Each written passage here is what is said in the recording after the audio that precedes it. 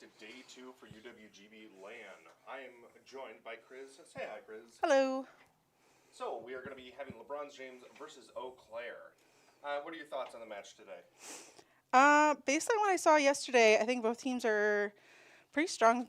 I mean, it's looking at masteries, they're pretty high across the board. We saw some really great plays from both teams yesterday, so I'm looking forward to seeing this match. Absolutely. We're already just getting into it. So LeBron James really just wanting to get out some of these dive champs. Really not wanting to see that Zinzao, Mbessa, and J4. Yeah, like Eau Claire had a lot of champs that just forced certain positioning. I saw one game with Maokai, Malphite, and Yone. Where it's like, oh my you goodness. have to have perfect positioning, or otherwise you are in a tough world of hurt, to be honest. Right. But over on the Eau Claire side, they are trying to stop some of the dashes already. Fair point. So is any of that hurt? It was barely hurt. Sick. All right, but we're going to be getting into the first pick. Oh, good. Melio band there, because Melio was played quite a lot yesterday. I personally wanted to play Million. My team's like, no.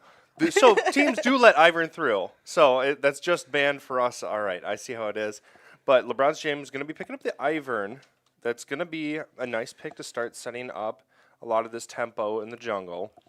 Yeah, and their jungler does have like 530,000 mastery on it, so it'll be nice to see some expert level play coming up. All right, I did not anticipate another Ivern player at this land. Oh my goodness, I'm wondering if we're going to see the repeat of the Zyra jungle from yesterday. Most likely. I mean, Zyra is super strong right now. It was nuts. Yeah. Ooh, but we are going to see Yone, one of my favorite champions. Why is that?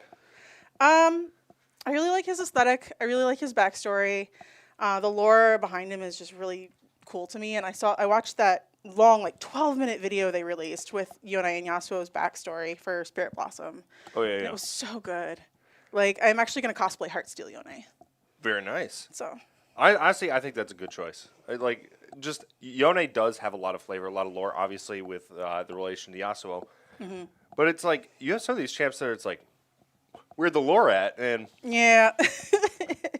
All right, so we're going to be seeing an Orianna pickup with the Ivern. You will have a ball delivery service with the Daisy. We're showing kind of a disgusting amount of CC. Also, Orianna's a really safe pick in the mid lane. Against Yone, bit tough at times, but that's going to be LeBron James wants to just make these picks and want to just continuously CC one person until they are dead. Mm-hmm. Yeah, it definitely looks like a CC team over here. I want to know what Zyra Yone, because like Zyra obviously can be a force in herself, but then you have a dive champ so far. You have a champ that wants to like disengage. I mean, can absolutely follow up as a control mage, but I'm really excited to see what they pick on this third one. Oh, Varus. So Okay, yeah. The Varus. There we go. So both teams just really wanting to pick people off, and getting rid of that Milio with like that Varus pick, very smart. Because if you can get rid of the Chains of Corruption immediately, you're in a really good spot. Mm-hmm. Looks like they are going to be in the Seraphine on the side of Eau Claire, which is something that the support on LeBron James has been playing a lot in ranked recently. So it's probably a good say get rid of that. Yeah. Right now, LeBron James is going to be outscaled with the current picks compared to Eau Claire. I mean, Varus just goes harder longer. Plus, with Zyra, if they are going to be going Zyra jungle, can output a lot more work than Ivern. Not to say that like Ivern's bad or anything, but you have to be really, really on top of your stuff because you are buying support items, so they do have lesser value in nature. You will get to your power spikes earlier, but if this game goes along, we could see just a slow, gradual progression towards the Eau Claire winning. Yeah, it looks like we're going to see bans on the Quinn and the Lulu. So I think it's good. I mean, we're just getting supports taken down left and right. So I think this all but confirms that Zyra is very much the jungle. And I think you're correct. Yeah, it'll be fun to see because it was pretty gross. Yeah. Yep, and it looks like the Maokai, probably Maokai on support then again. Yes. That's what was played yesterday as well, was Zyra jungle Maokai support. So I think it'll be a good combo. We'll see some wombos. Yeah, and we also just like Eau Claire's gonna force good positioning out of LeBron's James. You have Maokai throwing it in the saplings, into brushes. You have Zyro with the plants. You have to be able to play the vision game. If you cannot, you will get caught out. And there's so much. Like, everyone on that team has hard CC. Well, not like point-and-click CC, but then they all have hard CC. So you better make it worth your while. But Leo pick with the Ashe, they want kills in this early game. Yeah, they're definitely looking to stop the slow increase of power from Eau Claire. You know, wow. Okay, Right. LeBron's James just going all in on this aggro. I'm gonna be excited. There's gonna be blood in the water this game, Yeah. and I'm all here for it. Yeah, it's probably gonna be a big bloodbath. It'll be fun. Let's see. We're looking on the last pick here on the side of Eau Claire. Who will Malphite they is pick open. up? They've been just kind of sticking it in a lot of these games. Mm-hmm. And I mean, Yone, Maokai, Malphite with the control mage Ooh, follow. Ornn. Yeah, okay. Oh, very nice Yep. pickup. That is a nasty team fight. That will pump out damage. I mean, you just have, I'm forgetting the name of the Ornn ultimate, but then you have the Twisty Embrace following that up into whatever you want. This is just Eau Claire saying that we are going to ball out, and Renekton, Leona, best of luck trying to dive us. You might have some Ivern shields. You might have a ball delivery service, but good luck. Yeah, I think it's gonna be a bloodbath of a game for sure. So, for the particular objectives of this game, I think that you will need LeBron's James to kind of pick up some of these dragons just in order to help them get the incremental scaling throughout this game. But, I mean, they do also have the potential of just keeping the Renekton in the side lane and trying to pick up maybe some of these grubs. It's going to be hard to just get past the Ornn once you kind of get to that past, like, Bramble Warden Mail stage. But I'm going to be excited to see how that goes. But we will be back soon on the Rift. We will see you soon.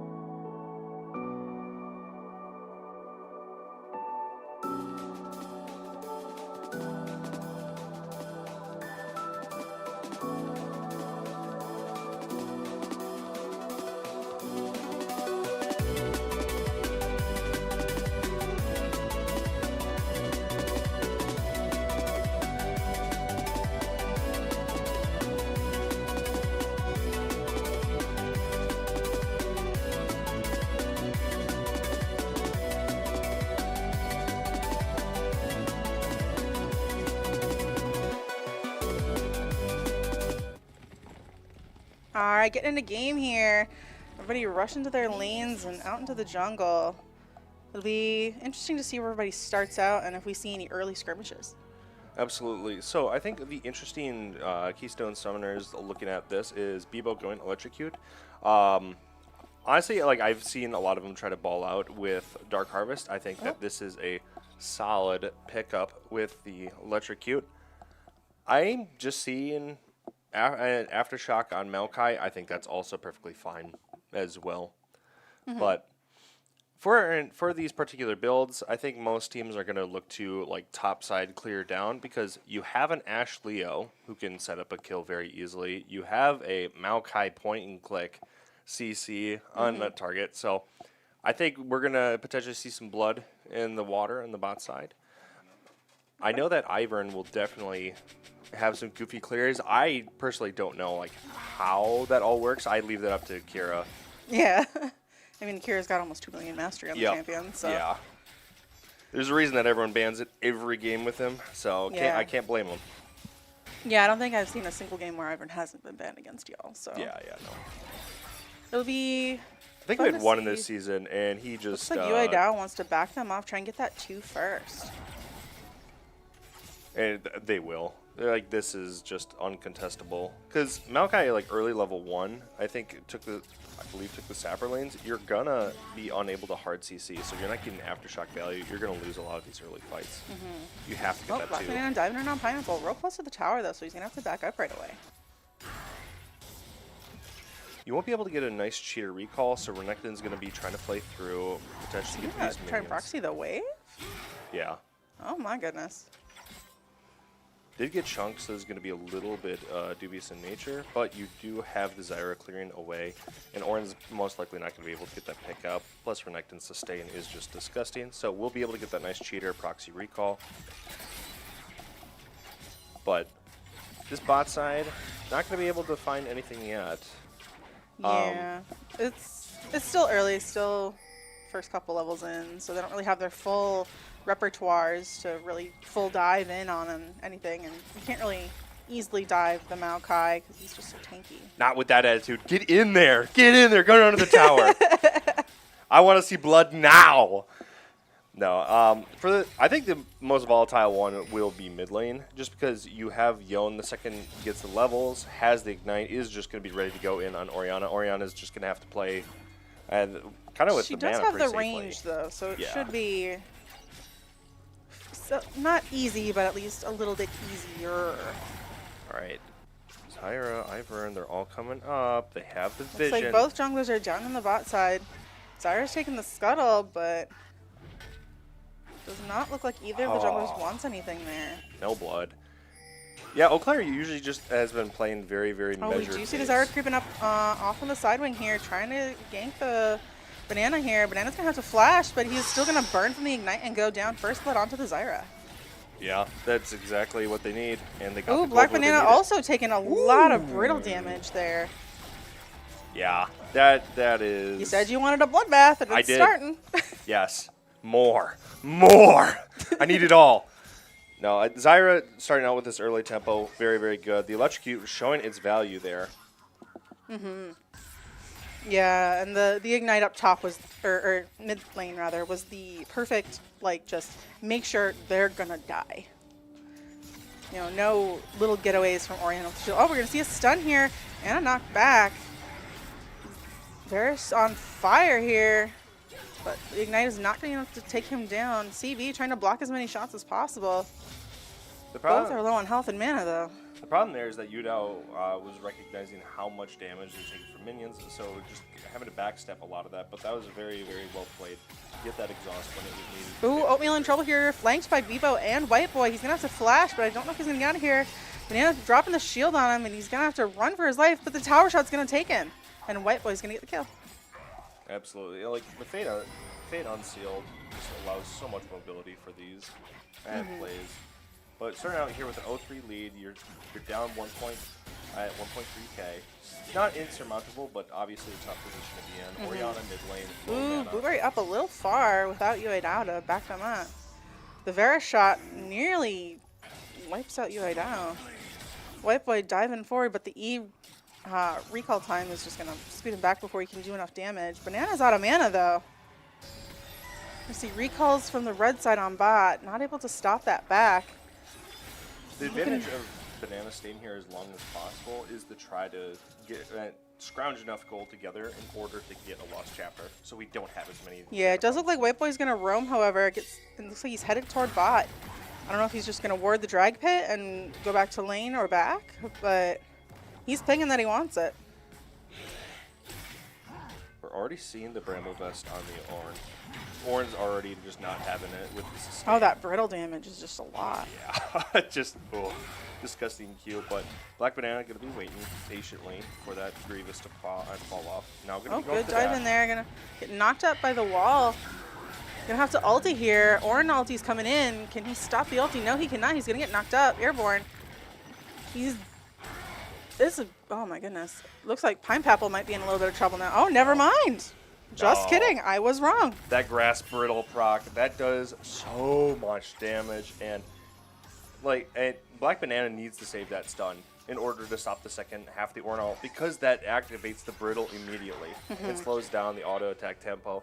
So right now, you have Black Banana in a terrible spot, to be honest. Like, that's pretty rough. Yeah, and it does free up Pinepapple to back and buy some more items. Upgrade to, what is that, Warden's Mail? Yep. Yeah. Now you have the Bramble Vest and the Warden's Mail. And now we're not Oh my getting god, locked in. Banana laying down some damage with the ulti onto White Boy. White Boy's going to have to try and back off because the Iron is in the side here waiting to help, but it looks like Daisy might be on the board. Yep, Or Giant available, at Daisy least. is going to be up on the map, which honestly I think is one of my favorite summons within this game. I do miss some of the old Mordekai's or ultimate like dragon grabs, but I still love Daisy. It's just kind of like that whole aesthetic with it too. Ivern is like Treesus. He wants to be friends with everybody. You know what? I like that. That is a great way to look at that. Lots of trading down bot, trying to see if anyone can get to the tower. Pinepapple looking almost full health, healing up fairly quickly. More than I would have expected. Black Banana forced to use a pot. White Boy looking real low, but Bebo's on the side here, coming in. Banana's going to have to try and run. Banana's getting rooted, and Banana is popped. And that kill's going to go on to Bebo with the Zyra.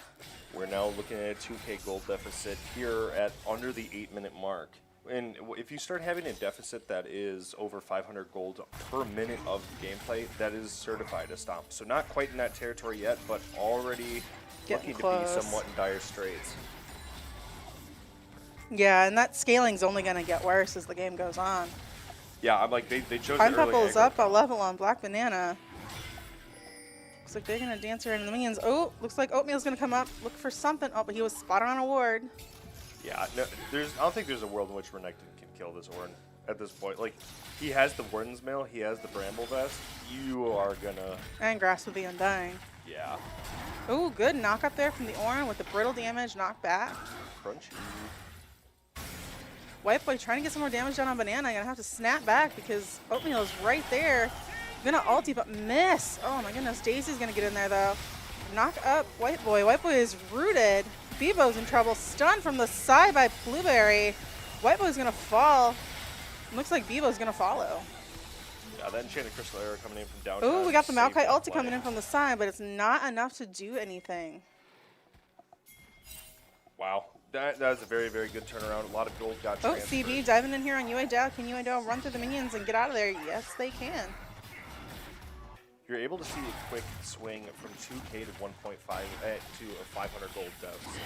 So it's a very, very quick turnaround. Oh, Blueberry's up top now. Looks like, oh my god, Pinepapple might be actually be in some serious trouble here. Gonna try and get out of there, but stunned. Gonna have to flash to get under tower where it's safe. Yeah. Bebo is there though for some backup, so I don't think Black Banana can safely dive, even with having the ally there, but the ally just recalled, so. And now you have the chain vest on. Oh my gosh. At this point, Orin can just do whatever he wants. If you're ganking Renekton, I don't think you have a good case to kill it until you have Black Cleaver. to It really does look shred like your Renekton stuff. is up a little bit on farm, not for long though. Yeah, it looks like it's been evened out already. You are starting to see a CS gap really just kind of grow in the mid lane. I mean, White Boy's been doing a lot of fighting. And it looks like they're going to fight again. Ori ult is going to go down. Stop White Boy from gauging. Blueberry's in the side here. White Boy's going to have to use the Yone dash to get out of there before getting stunned. that was a very good command shockwave. And White Boy is going to be trying to accelerate, get in there, and that command shockwave pulling him back off of Banana. That was very well timed. Pinepapple going to back off and let Black Banana have the wave. CB's in the side, warding up, wants something, but there's nobody there to really help him yet. Does look like Bebo on the Zyra is going to try and sneak in, but there is a ward there, so if they do try and go through to gank UA they will be seen. CB going to try and start something here, but have to back off. Blueberry just saying, no, get out of here. That is going to be the Ashe ulti missing everyone.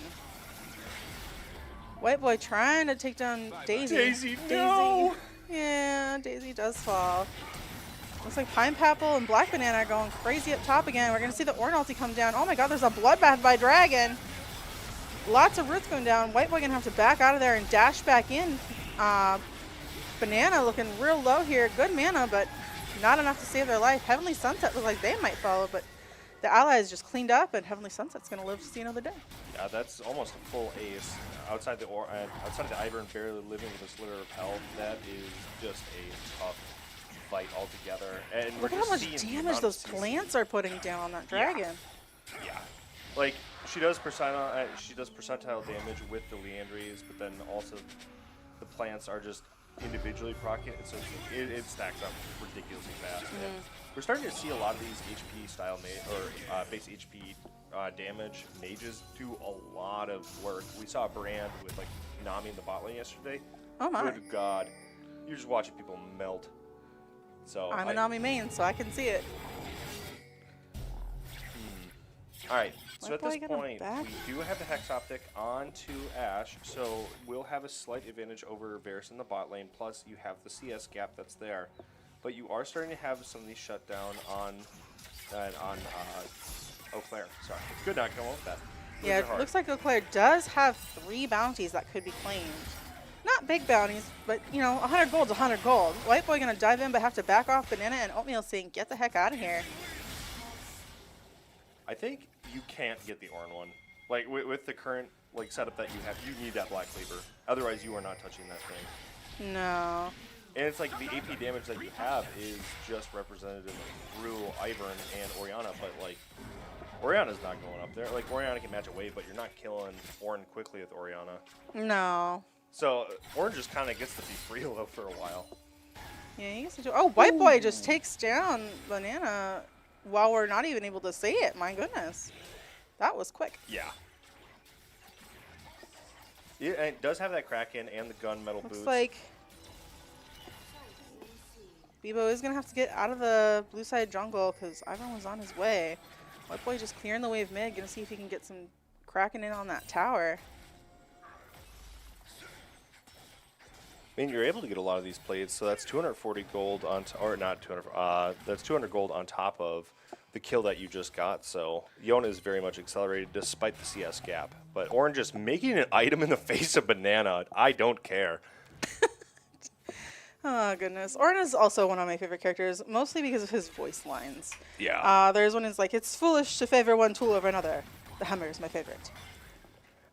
There are just like some characters that just have those like deep, like rumbling voices. I do like Ornn's. I do like Nautilus. We're just, it just, it just, wave.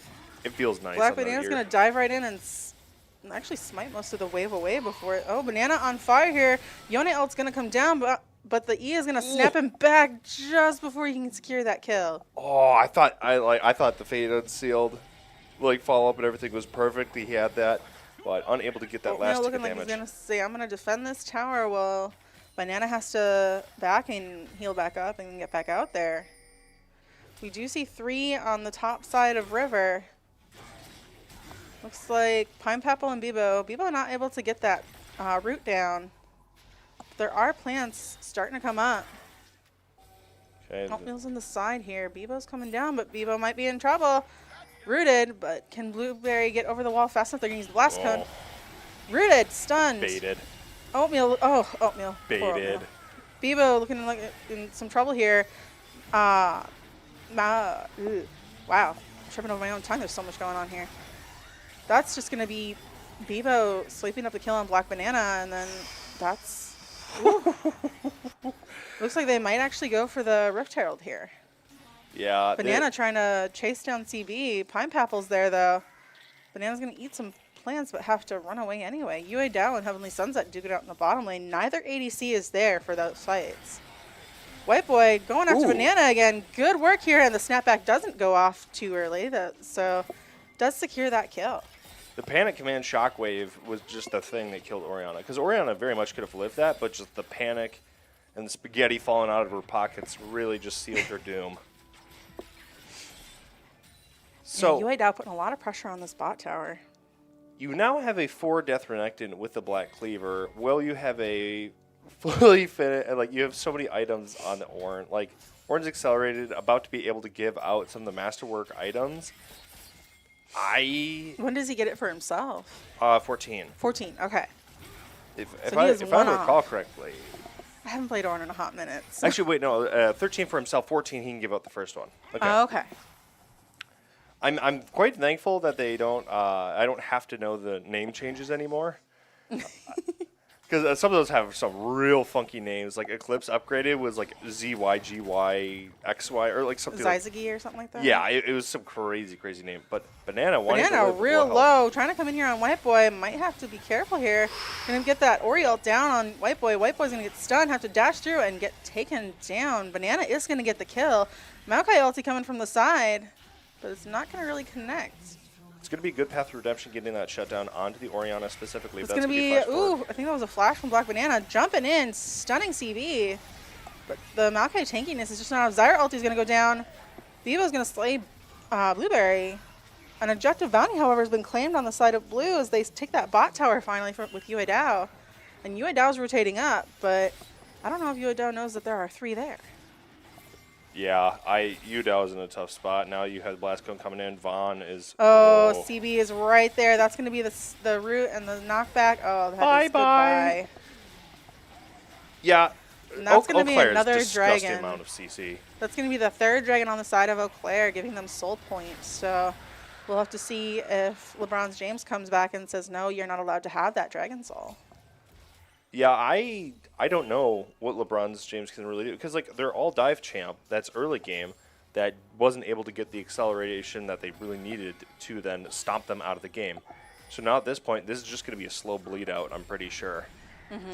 But we are looking Red team did get the Herald though and pop it bot right away. We are going to be looking at a 6K gold deficit. Oh my goodness. Yep, that's going to be a bot tower in the favor of red side. Evo and White Boy just saying, that's ours with the Herald. Can the Herald get another one? Blue is... Oh, Yue Dao is there. Yue Dao trying to do something, but Rift Herald is going to connect with that turret. Oh my goodness. Oh. Ooh. I'm sorry, Heavenly Sunset. Oh, and that shutdown goes to Leo. That's so tragic. Tough. That's tragic. Then it looks like it's going to be a second turret down bot for Bebo and White Boy.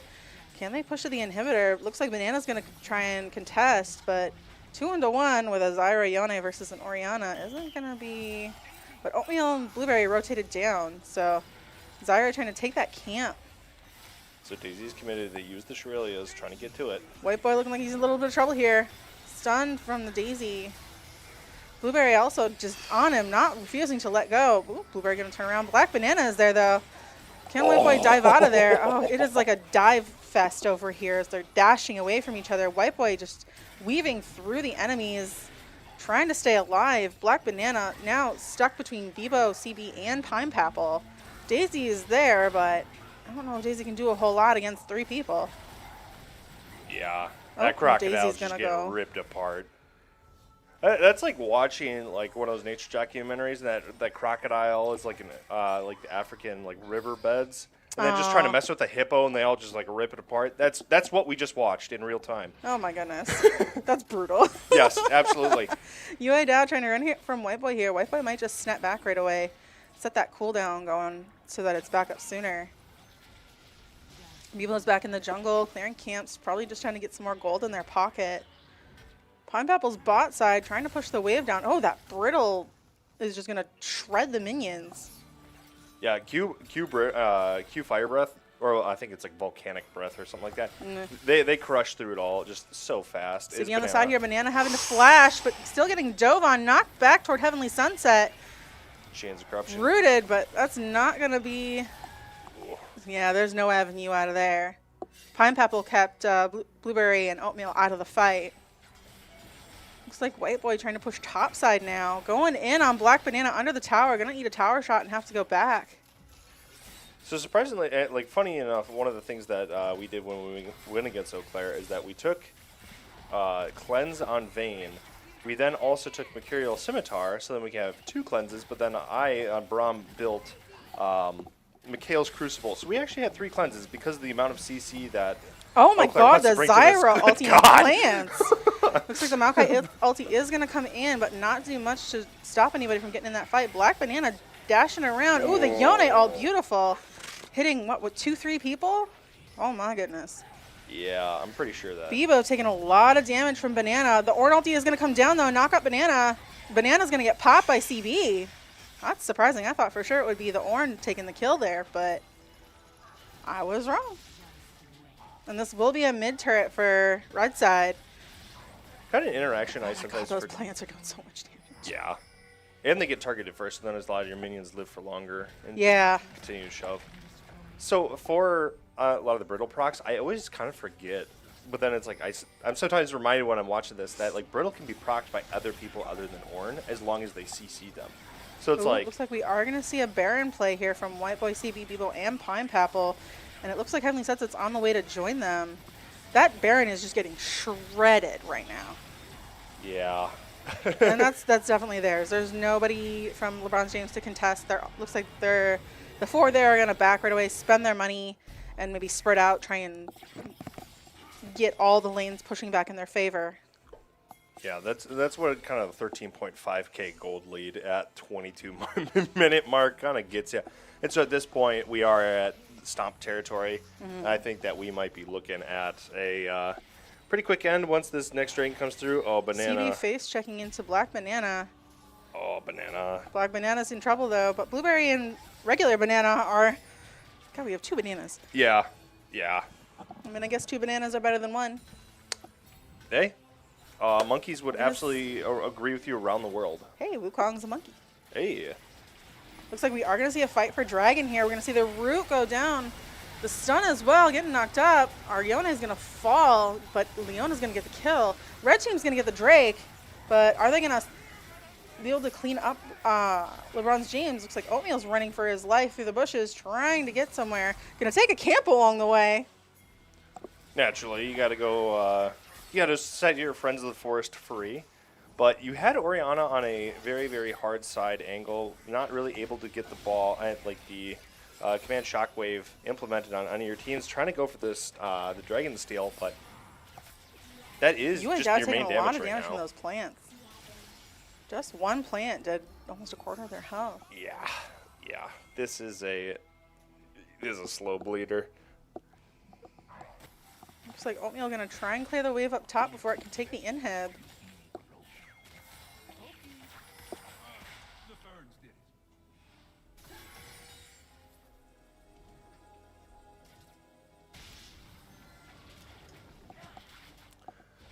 So now that we have kind of the Baron, we have all this kind of stuff, we have level 16 on 2 of our players. I don't think there's really much that you have to do. You could put Ornn in a side lane. I think you could just all 5 mid.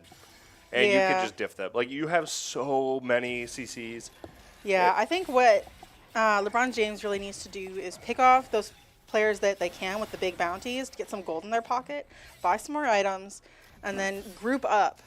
But group up strategically, position well, so that they're not going to all get nailed by a Maokai ulti. Yeah, Or all bounced up by the Ornn ulti. they need the Zyra to go down, but she's 4 items at 24 minutes. So this is just... this is... You don't want to White be Boy too doom and chasing around gloom. Banana under the turret, getting tower shots. Going to have to snap back, but Ash ulti is going to connect. He's going to get stunned and knocked back. Stunned again, knocked up again by Daisy. Looks like we're going to see Banana fall, though. Yue Dao's going to follow, then Blueberry. Oatmeal's just barely alive here. Black Banana trying to stop them from killing Oatmeal, but going to fall instead. That's going to be a double kill onto White Boy.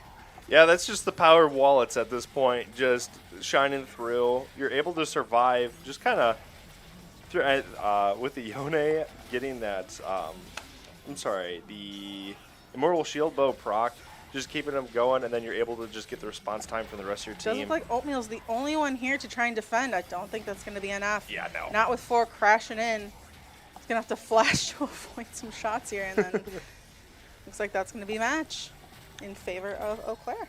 Yeah, no, that was just Eau Claire masterclass, just throwing out CC after CC after CC, forcing good positioning, and hey, LeBron James wasn't able to keep up with just that amount of lockdown. That's such a hard, like steep climb, just trying to get out of all that. And the scaling against them did not help either. Yeah, no. That was just going to keep getting worse. So, an absolutely great job by Eau Claire, yeah. and we will see you in the next round. We're coming for you.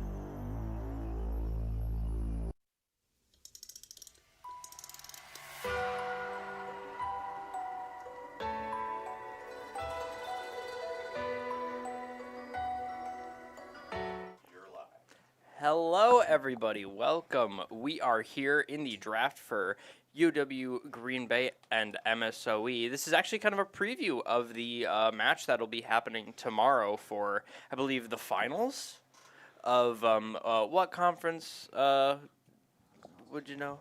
The Wisconsin Esports Conference, and it'll be, kind of a little match to see, like, who is a little bit more prepared for it. But I see with these bans, we are prepared, of course, taking away the Hue and the Ivern. No surprise. We're going to see the Twitch next. Probably. We're going to see the Twitch next. As we know, Valeco on the side of GB has a Twitch that is very high rated. I believe he even semi-bragged about having a top 10 in Masters Twitch NA. He is legitimately top 10 Twitch NA, which is really cool. And of course, we're going to see the ribbon on the bat for bans on the side of UW Green Bay. Uh-oh. That 2.5 million mastery. No. Are we going to no. get to see the first match that we actually get Twitch? Come on, please. I would love to see the Val Echo Twitch. And to see not only... Oh, no. There it goes. You know what? They're going to hover it. Spoke too soon. Oh, no. Are they going to take away the Renekton? Spoke too late. They are going to take away the Renekton. That so does now, free up the Twitch. Do you think we're going to snap pick a Twitch? Because what happens if GB doesn't pick a Twitch here, and then MSOE picks a Twitch? All I'm saying is that we could see that happen. Does look like they are going to hover the J4, though, instead.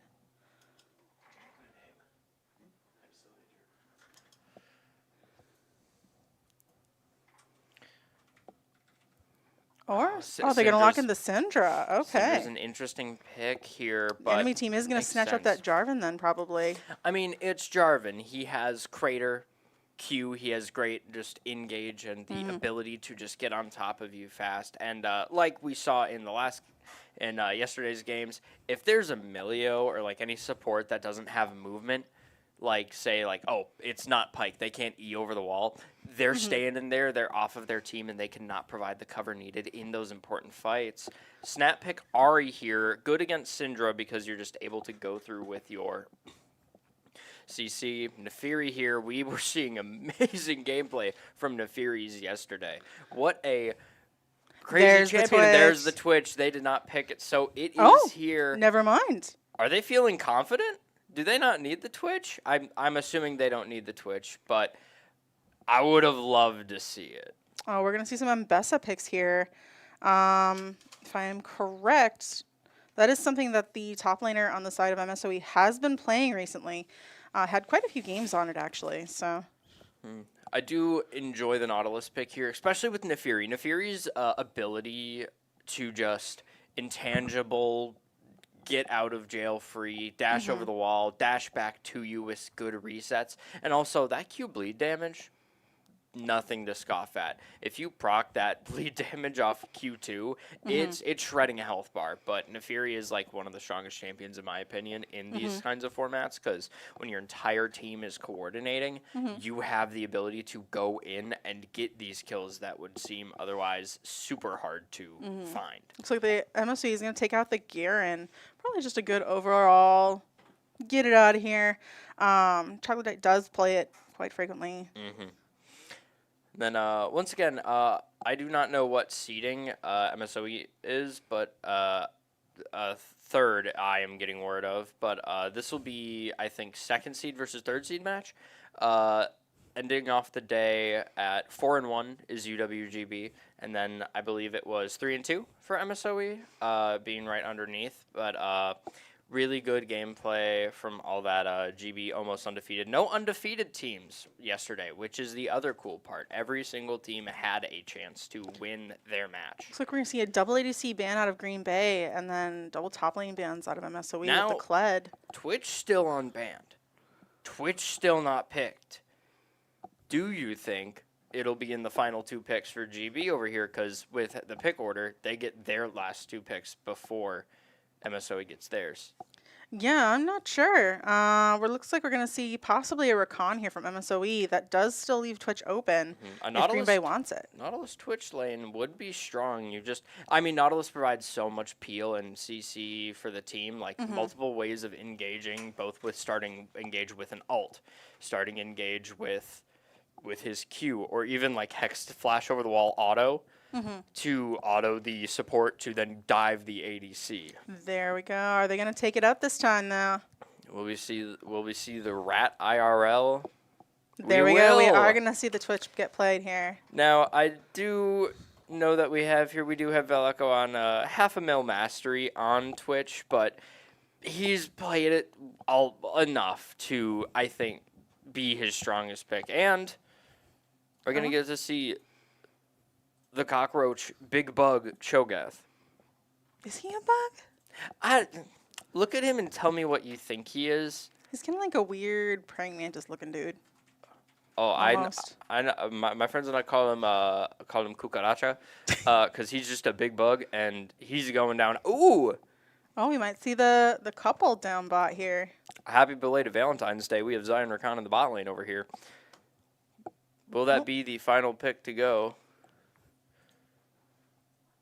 Waiting for it. I was going to say, Zaya is strong because also, I think, personally, people might have the same sentiment as me. Zaya ult's like one of the best in the game.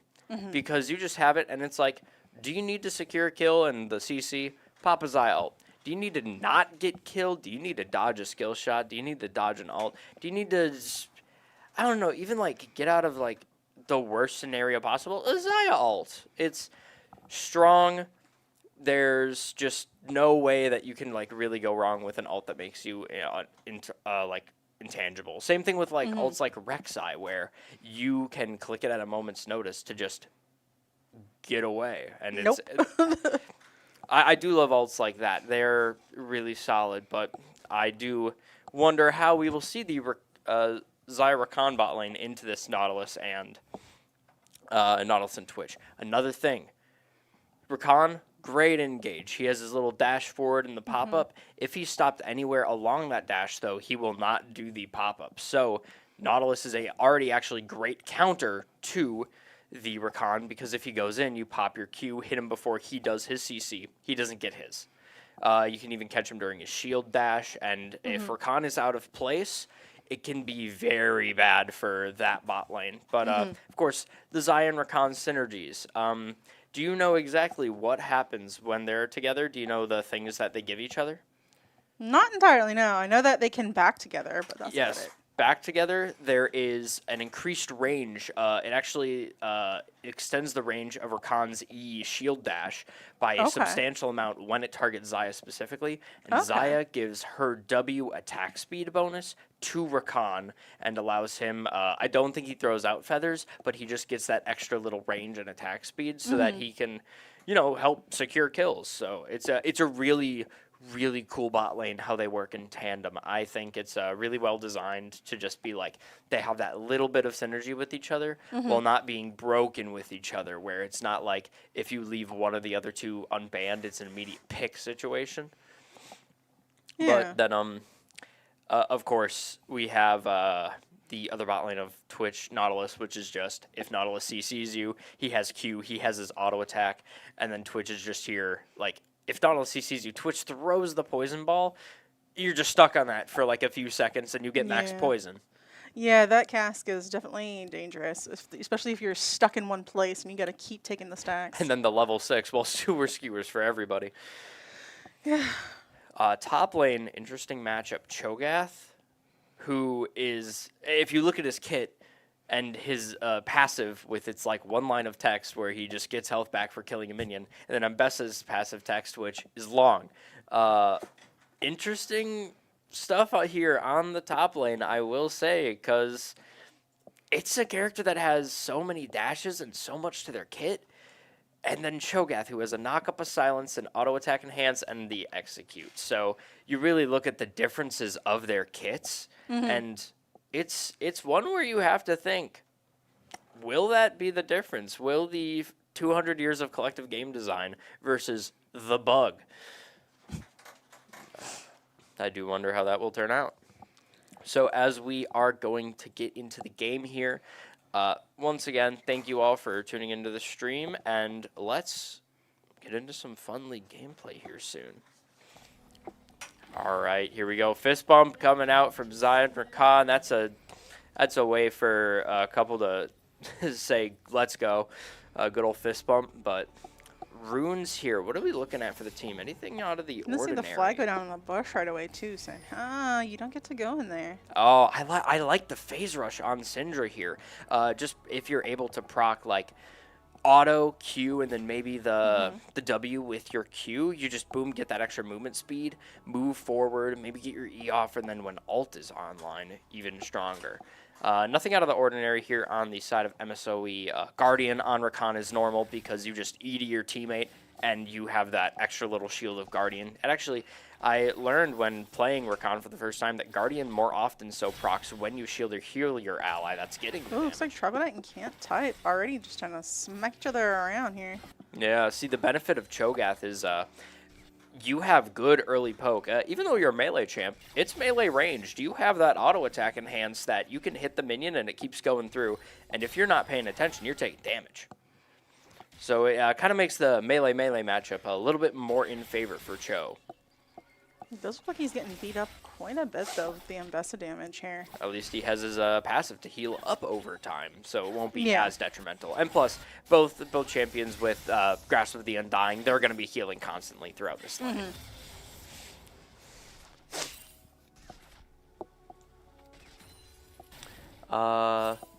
As we see here, also the level 2 in Cage going big here. Yeah, both down by about a quarter to a third of their health bar. It is the way of the top lane. You farm, you hit your opponent a little bit, you laugh about it, and you go back to farming. Yeah, pretty standard. Yeah, of course. CS here, a little bit hard for Cho'Gath to find that early CS just because of Mbessa's, like, the cleave. Like, even though it is still the melee matchup, the range on Mbessa's moves are far and few between whatever Cho'Gath has, and then also the ability to just dash forward to the opponent and go through.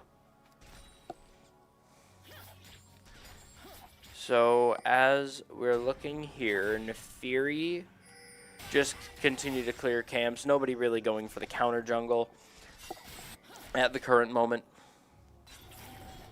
But there is a slight level lead, I believe, on top lane. Yeah, level 4 going in, so that, of course, if they go with an Emax, they're just going to be dealing that more damage There's in gonna be lane. that cask JMG taking a lot of poison stacks I mean, right off the bat. look Pack at it that. too. Both of them 3 poison stacks, just whittling away at the Oh, health. KM trying to throw some damage out on Toe, but Super Ultra Ray is there to defend.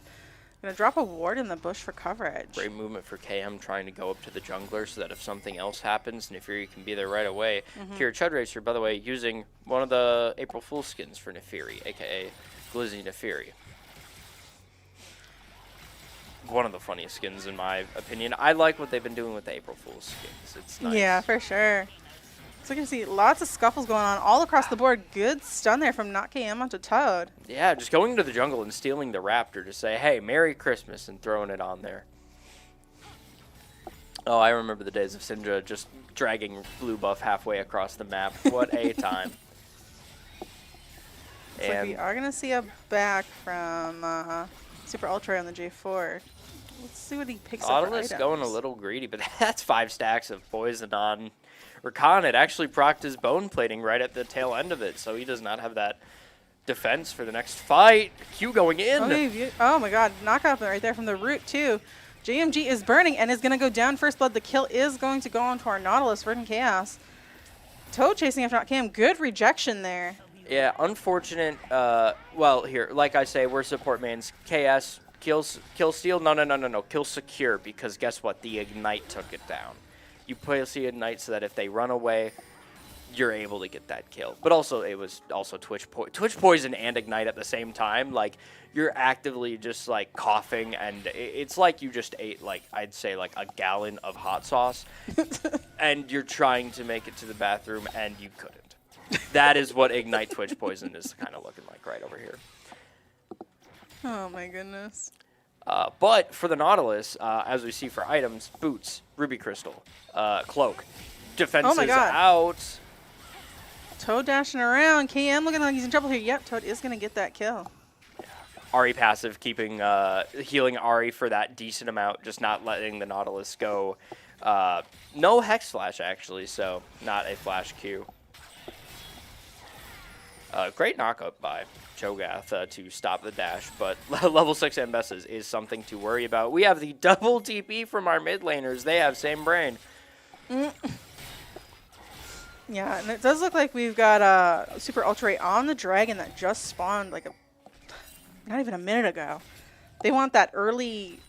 Oh, can he not take Early it? agency for the Oh, dragon. looks like the bot side is going to rotate up. Can't type in Troglodyte, duking it out up top. Both at about half health. Looks like red side is going to take this dragon completely uncontested. I don't even know if they know they're on it. Hey, Cloud Drake for a team when it's an early Cloud Drake is very strong. I mean, you get that little extra movement speed for your entire team. Characters like Xayah can run in faster, get their kills. Great dragon. Oh, gonna get that. Oh my God, couldn't even flash out of that. And but now we have a scuffle Toad mid. looking. Oh my God. They didn't like what they did to the GB side top laner, so here we go. We have Akira and KM just going in and saying, "You're gonna kill our teammate. We're gonna kill you for that." Yeah. I will say, I did Ambessa ult at that low HP, kind of insane, but you don't want to let Cho'Gath eat you. No. There's a worry of, a max health execute, so before he can even go like E, silence, knock up, you take care of your problem right away. Looking here on the map, CS, no real deficit. The only one is like KM being down by 13, but even then, not KM, sorry, Toad being down by 10, but a kill up on the opposing laner. So there's not really much of like a change. Yeah, and there's not too terribly much of a gold disparity here, so. I like the triple longsword tech from Ambessa. That's strong. Hey, that's a lot of AD. I don't blame anyone for taking the triple longsword.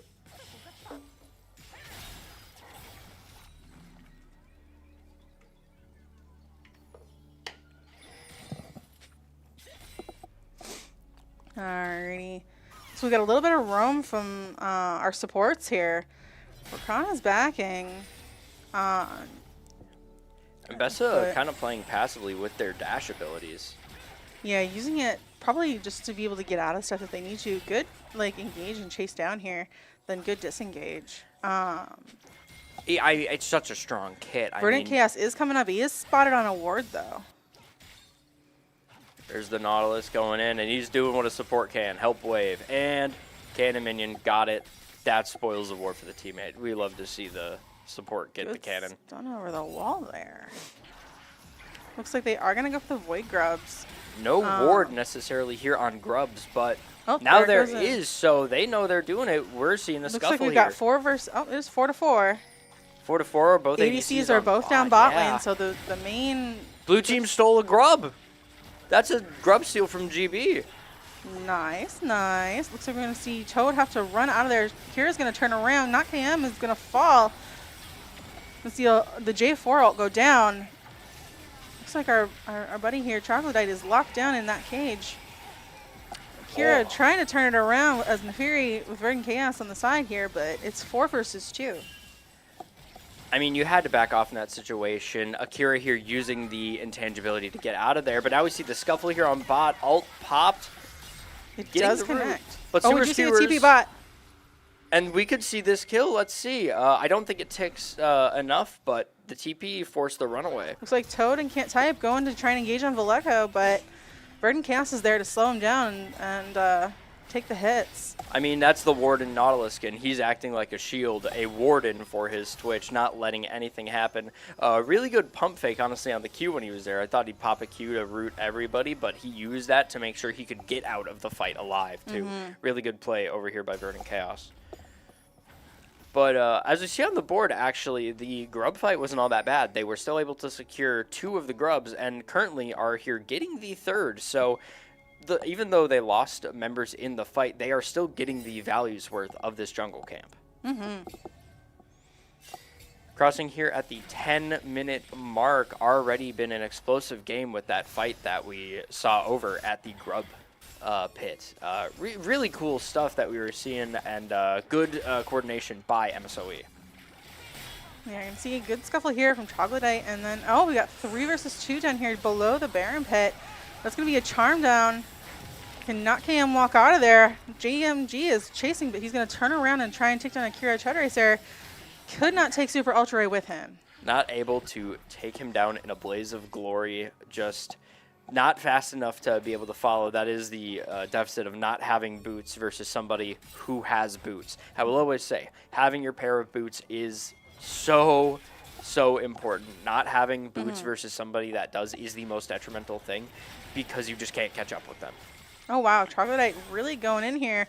Can't Type Force to dash back outward. This is Gonna close to being in alt range and the level up. We could see the flash. Oh, there we go. Oh, my goodness. Alt for defense, but going in, and Nom did not take the kill, and they're Can't dying Type's for going to that. survive. Packet running here, taking a couple twitch shots. They were like, I think 10 HP away from that alt killing. That was a close. It must have been that moment where it says it executes, but literally Then they passive heal. healing from their kit just allows them to survive. Always Which feels bad when that happens as Pike. don't remind me. Every time it hurts to see that. Oh, missing the Q, but alt hitting Mark. Looks like JMG and Super Ultra are going to dive in here. Verdant Chaos trying to block as many shots as possible. He is on fire, and he's going to get ulted by the J4.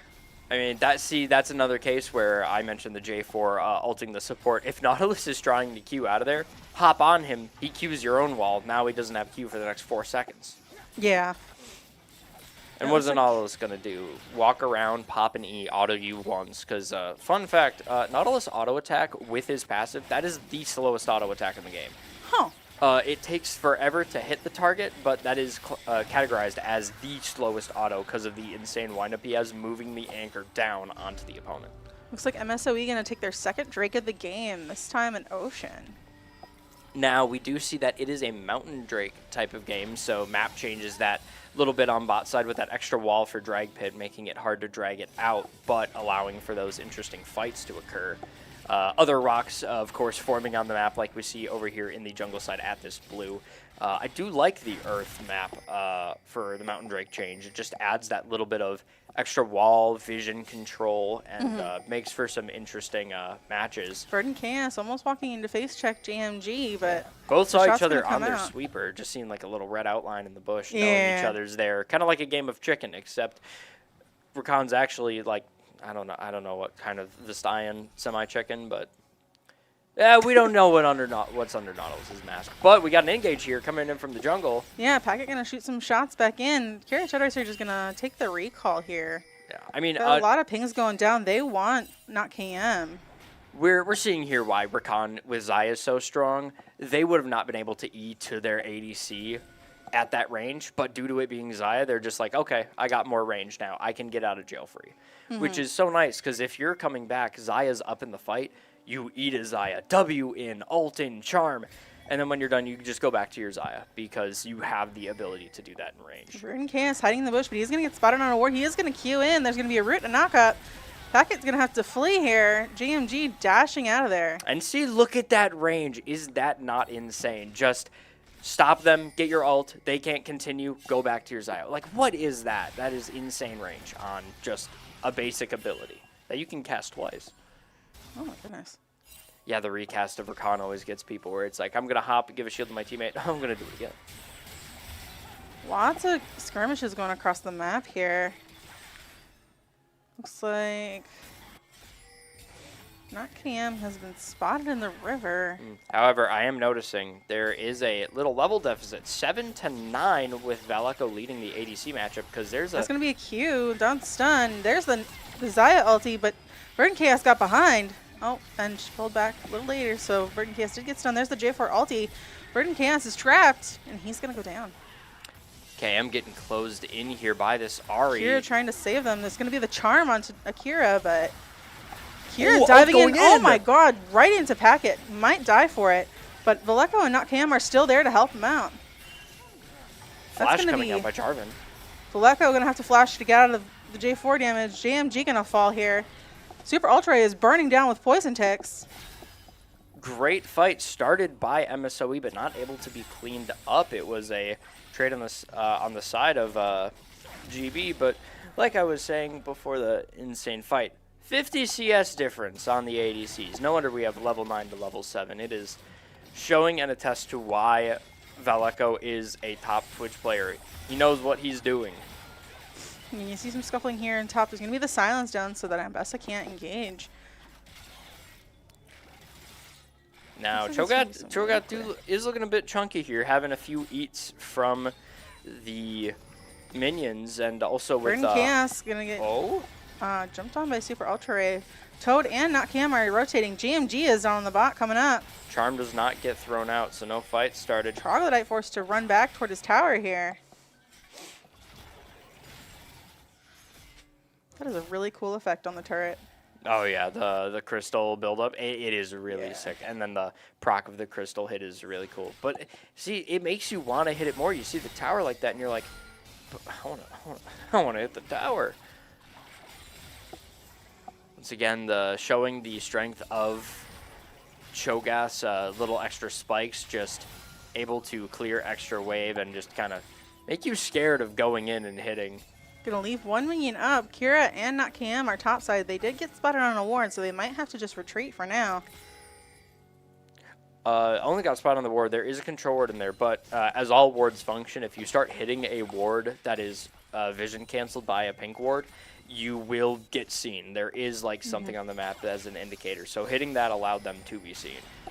Queuing in, Alright. and the in out. Yep.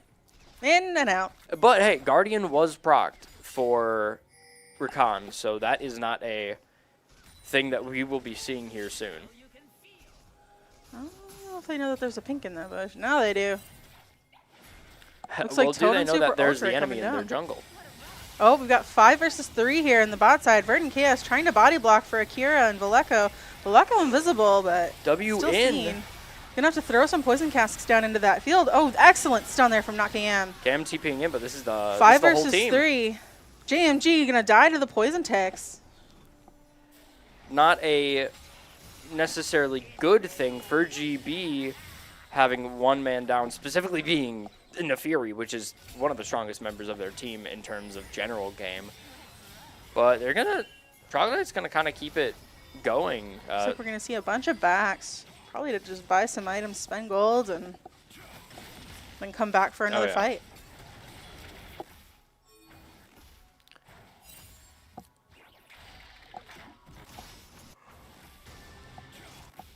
Not a whole lot going on now with all the backs. All right, with Dragon up, this is the time for GB to start making their comeback. Just even having that one Mountain Drake is going to allow them to live these fights more and make Cho'Gath more of a threat later on into this game.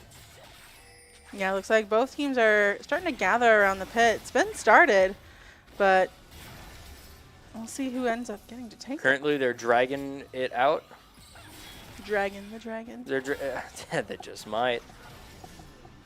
But it makes sense to start it right now. They want to force the entirety of GB to take the fight, and they are. Burden Chaos pulling Toad in. Toad is airborne. Blue team is going to get that Mountain Drake steal. Now Fury over the wall. Over the wall, can they get The a charm takedown is down here? on NotCam. NotCam taking a whole lot of damage here from Toad. Toad's going to take them down. Vallejo's going to follow for a double kill onto the Ambessa. That's some dangerous news here. Yeah, and if you're able to get out of the fight, though, kind of keeping at arm's length, but They're do we not- see the Demacian standard into knock-up? We do! Akira forced to flash here, but is going to get jumped on by the J4 ult was already back up. My goodness. Wait, is this a double kill for the Big Gath? Come on. Yep, that is going to be a double kill. Can he take down Super Ultra Ray on the J4? And it does not look like they're going to be able to chase each other down. Wait, Oh, the Troglodyte knockup really though. showing... There we go. Going to come around. J4 running a little fast though, and there's a wave of minions, so I don't think he's going to be able to kill that, secure that kill. Troglodyte showing that he is from a different era, not Mesozoic, not Cretaceous. He is a whole different breed of person, trying to get the double kill too here on Cho'Gath. And he got his 2 kills in that little scenario. Hollow Radiance also, honestly, I'll be so real. Hollow Radiance was doing so much there. I do believe that's the item. There's 2 tank, purplish, and blue items, and I might always get them confused. I did get them confused. This is Unyielding Despair, or whatever that's called. But its ability is essentially when you're in combat for a while, you'll deal a burst of magic damage around you, and you'll hero for like 250% of the damage dealt. Very and it nice. scales off your health.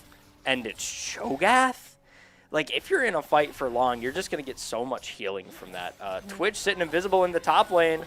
Ooh, gets on a lot of poison ticks down onto Cantype. Cantype taking a lot of damage from that Oh, poison. great Verdant ward. Chaos dropped in the side here. The ward does spot him, but can Verdant Chaos get out there? They're going to take the turret, though. Ult down. Oh, Vallejo. Oh, poor man. Not KM, forced to try and flee here. There is going to be the flash. Gonna have to dodge the charm from Ari, but gonna get jumped on by the Super Ultra on the J4. I mean, And like it I looks say, the Invest is just gonna clean up the Nautilus. in the back. J4 ult, it's so good. The gold deficit did get a little bit stronger here at about 3K. Top and jungle on the side of MSOE not having any death. Jarvan having a very interesting kill to assist ratio. And 700 gold bounty. Kira Tread Racer looking to try and steal this Baron. Super Ultra is going to dash out and kind of spin him off a little bit. You saw the dragon steal. Do you think this can happen? I mean, He's got to dive in there real fast, but there's just too many CCs down. He is not going to be able to move. you weren't able to give this dog a bone. Yeah, I mean, he got patty whacked. Yeah. Super Ultra almost falling to the Baron there. Looks like Verdant Chaos going to jump in, not KM in the side, shooting some balls around, but Was this a worth Baron? I don't think so if they're going to have their team die like this, but they all coalesced they're all over dashing it, out though. of there. Yeah, I mean, you just have the blast going, go with your team, and you say, let's bounce, and then you head on out of there. So, hey, still getting one kill. Verdant Chaos found Super Ultra Ray, though. I don't blame them for wanting to even get one pick off of the Baron. I mean, ADC without Baron is now going to mean that Vallejo is going to have such an easier time in that matchup, laning, CSing, and going up against our ADC counterpart. But once again, I mean, we see Mbessa here, 2 items, Spear of Shojin, Eclipse. Like, that just means you have dive potential, survivability, and slows. And a 650 gold bounty. That helps a little bit.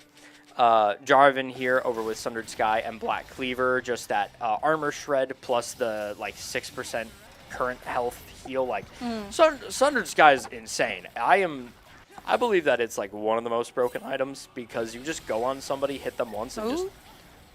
Not KM taking a whole lot of damage from Toad there. Sorry, that was how much of their health off one engage from Ari? About 2/3 of it, a little more. Does that seem a little bit too much to you? Let's see what Ari's got for items, though. I mean, Shadow Flame Malignance, and Tier 3 boots, and a 10-step. They're kind of fed. yeah, it's a little scary. They're kind of a little broken right now, I'd say. Hey, upgrade that into Medjais, and we're looking good on their stacks. I mean, why stop at 10? Go up to 25 on that Soul Stealer. Charlotte taking a lot of damage here from Can't Type. Not able to put enough back onto them. Starting to look a little tanky. Yeah, the Spear of Shojin is really going to show its worth over the course of the fights, just increasing your ability damage with every ability you use. Extra ability haste to make sure you always have that off of cooldown. And then don't get me started on like the amount of damage that an Eclipse can deal like immediately. On Looks the like side. we got a whole bunch of folks heading toward mid side. Syndra going for a more movement speed and kind of like survivable focused build with KM's Cosmic Drive and Blackfire Torch. You, in a big team fight, if you're able to hit that on people, you get all the AP bonus from Blackfire Torch, and then Cosmic Drive gives you that extra movement speed. So you're seeing, of course, with Phase Rush and Cosmic Drive and Tier 3 boots, you're planning to just survive any. This does look like a third Drake for Red Team. This time the Mountain. So they are at Soul Point. We'll have to see. Ari trying to ult in. It does get stunned by Syndra, so that is a waste of an ult that we might see affect a later fight in this game. Kira trying to get away from Can't Type. Can't Type not able to jump the wall. Dashing Super over Ultra the just going to wall, let him but go out. Verdant is Chaos in Verdant trouble Chaos here. He's going to just get out? lifted up. There's the knockout 3 times in a row, and he's Yeah. going to fall to Super Ultra Ray. I mean, you're a little out of position if you're away from your team, and at that little point in this wall right here, if you don't have Flash, Hex Slash, or any way to really get over the wall, you're not going to be able to survive. But it did get an ult out, and speaking of an Kira- ult, Oh, there's going to be the Zonias, though. There's going to be the cast drop down where she's standing, though. So Toad's going to take a lot of poison damage, and that's going to be a kill down for the Twitch. does get the reset for Nefiri's ult, so they did have that if anybody went by. Tower taken gonna for, be a turret for taken. Blues. Tower, unfortunate fall for their top side, but Nefiri and Twitch just able to get some headway going. So there's been good plays on all sides of the map, really. Yeah, for sure. Agencies came That's going to over be here a turret taken tower. back in the favor of GB. Okay, now this match is starting to ramp up, but here's where it might ramp up soon. We got Baron in 2 minutes, Dragon in 3.5. So they're going to have to either say, let's take this Baron now, or if both objectives are up, I'd say, like, maybe it's even worth to forfeit the Baron to get Soul Point. Like, what do you think? Yeah, I think that for MSOE, their goal has got to be get that 4th dragon, get the soul, and GB has got to try and stop him from getting that, because soul is just too dangerous to have on MSOE with how much they've already scaled up, their gold lead, their kill lead. I mean, Mountain Soul Shield is just like... Yeah, that too. That's that extra damage you already have to work through. Not knowing they're in the bush here. Will they move back? No, it looks like Troglodyte and Can't Type going to start fighting. Troglodyte trying to walk away. See, right there, that 110, small heal from their Unyielding Despair. It's not much, but if you're in a fight with, like, 4 people, they're all around you, you're going to heal all that deal enough. It was a smart take by Troglodyte, Cho'Gath, just because, I mean, in any fight, you're going to love to have that small burst healing that the opposing laner just Looks like it's won't going to be a expect. repeat here. Can't Type hiding in the bush, dashing out. We got, oh my goodness, several knockups here onto Akira. Akira going to try and do something with Chud, but getting charmed and locked on with the J4 ulti. Had to flash out of there. Verdant Chaos trying to body block. Akira is still forced flash to run, but I auto. don't know if he's going to be able to make it out there. He doesn't have flash. That was a max range REQ. That hit the peak of it. So perfect play by the side of both Toad and Super Ultra, especially with the Kiwi flash. I do know what they wanted, though. I think they wanted the flash to be part of the knock-up, too, so that they could get that little extra range. Sewer Skewers. Toad getting popped here. I mean, that's that is the strength of rapid fire bolts on Twitch. You get that extra crit damage and crit chance on your next 3 autos. But later in the game, how that item worked is if you're at max crit chance, instead of getting more crit chance, the attacks actually just deal 10% more true damage.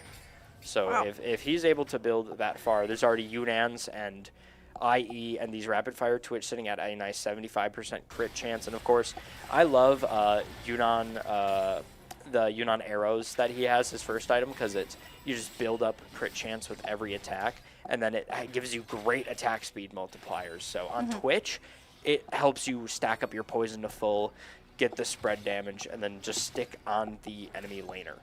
Right. Troglodyte clearing the ward in front of Baron. They've got the scuttle about to wear off. Ooh, Looks we like have they a are very heading towards defensive bot build. side because Drag is up in 40 seconds. Kira in a little bit of a dangerous place here. Super Ultra driving toward him, but not able to do much there. There's the charm going on to Verdant Chaos. Can Verdant Chaos get out of there? No, he cannot. Pocket's going to take him down. That's going to be a 4v5. Super Ultra trying to dash back in, but the Syndra is just going to say, get out of here. Super Ultra can be a bit more aggressive in this fight. There is a GA on Super Ultra right now, going in on the Huge knock Tro. up there onto Troglodyte. Troglodyte's going to jump the wall, but still get ulted by the J4. UWGB is going to have to flee here. JMG going deep in there, getting to get popped, unfortunately. Vallejo getting jumped on by Can't Type, though. Able to follow through. Does take 1 tower shot. And the Ignite was nowhere near enough to finish off Can't Type, so... 3 for 2 MSOE coming out of it with 1 less person on the gray screen, but also Mbessa has a defensive build. That's Death Stance. They're taking no damage over the course of a long fight. Yeah, Kira and Verdant Chaos trying to take down Can't Type here. Kira might have to try and dash for the wall if he wants to steal that dragon, but it's too late. That's going to be soul point for red team. Ooh, nice pick from Nautilus, but I mean, and Just an not 8-level enough. difference, you might as well just say you're going to heal the Mbessa. You're dealing negative damage. Yeah, unfortunately. I mean, that is the tale of underfed support versus overfed top laner. We've all been there before. And I've got to look at Mbessa. I mean, the farm is even, but Mbessa is 707 with a 700 gold bounty. If they can take down Mbessa, that's a lot of money in their pockets. Yeah, Same with Jarvan. J4. I do believe, though, that is also why Jarvan took a GA. If Oh you're my able goodness. to, have that GA, you die, but your team is able to pick up a kill and you really don't die, you don't give up that bounty, and then by the time you take the next fight, you have GA back up. Oh, it does block the bounty if they've got GA. Yep, because you don't Interesting. die. It's as if you had zillion ults or Zonias to keep you alive. So this Okay. Jarvan's playing for his team, not wanting to give that shutdown bounty.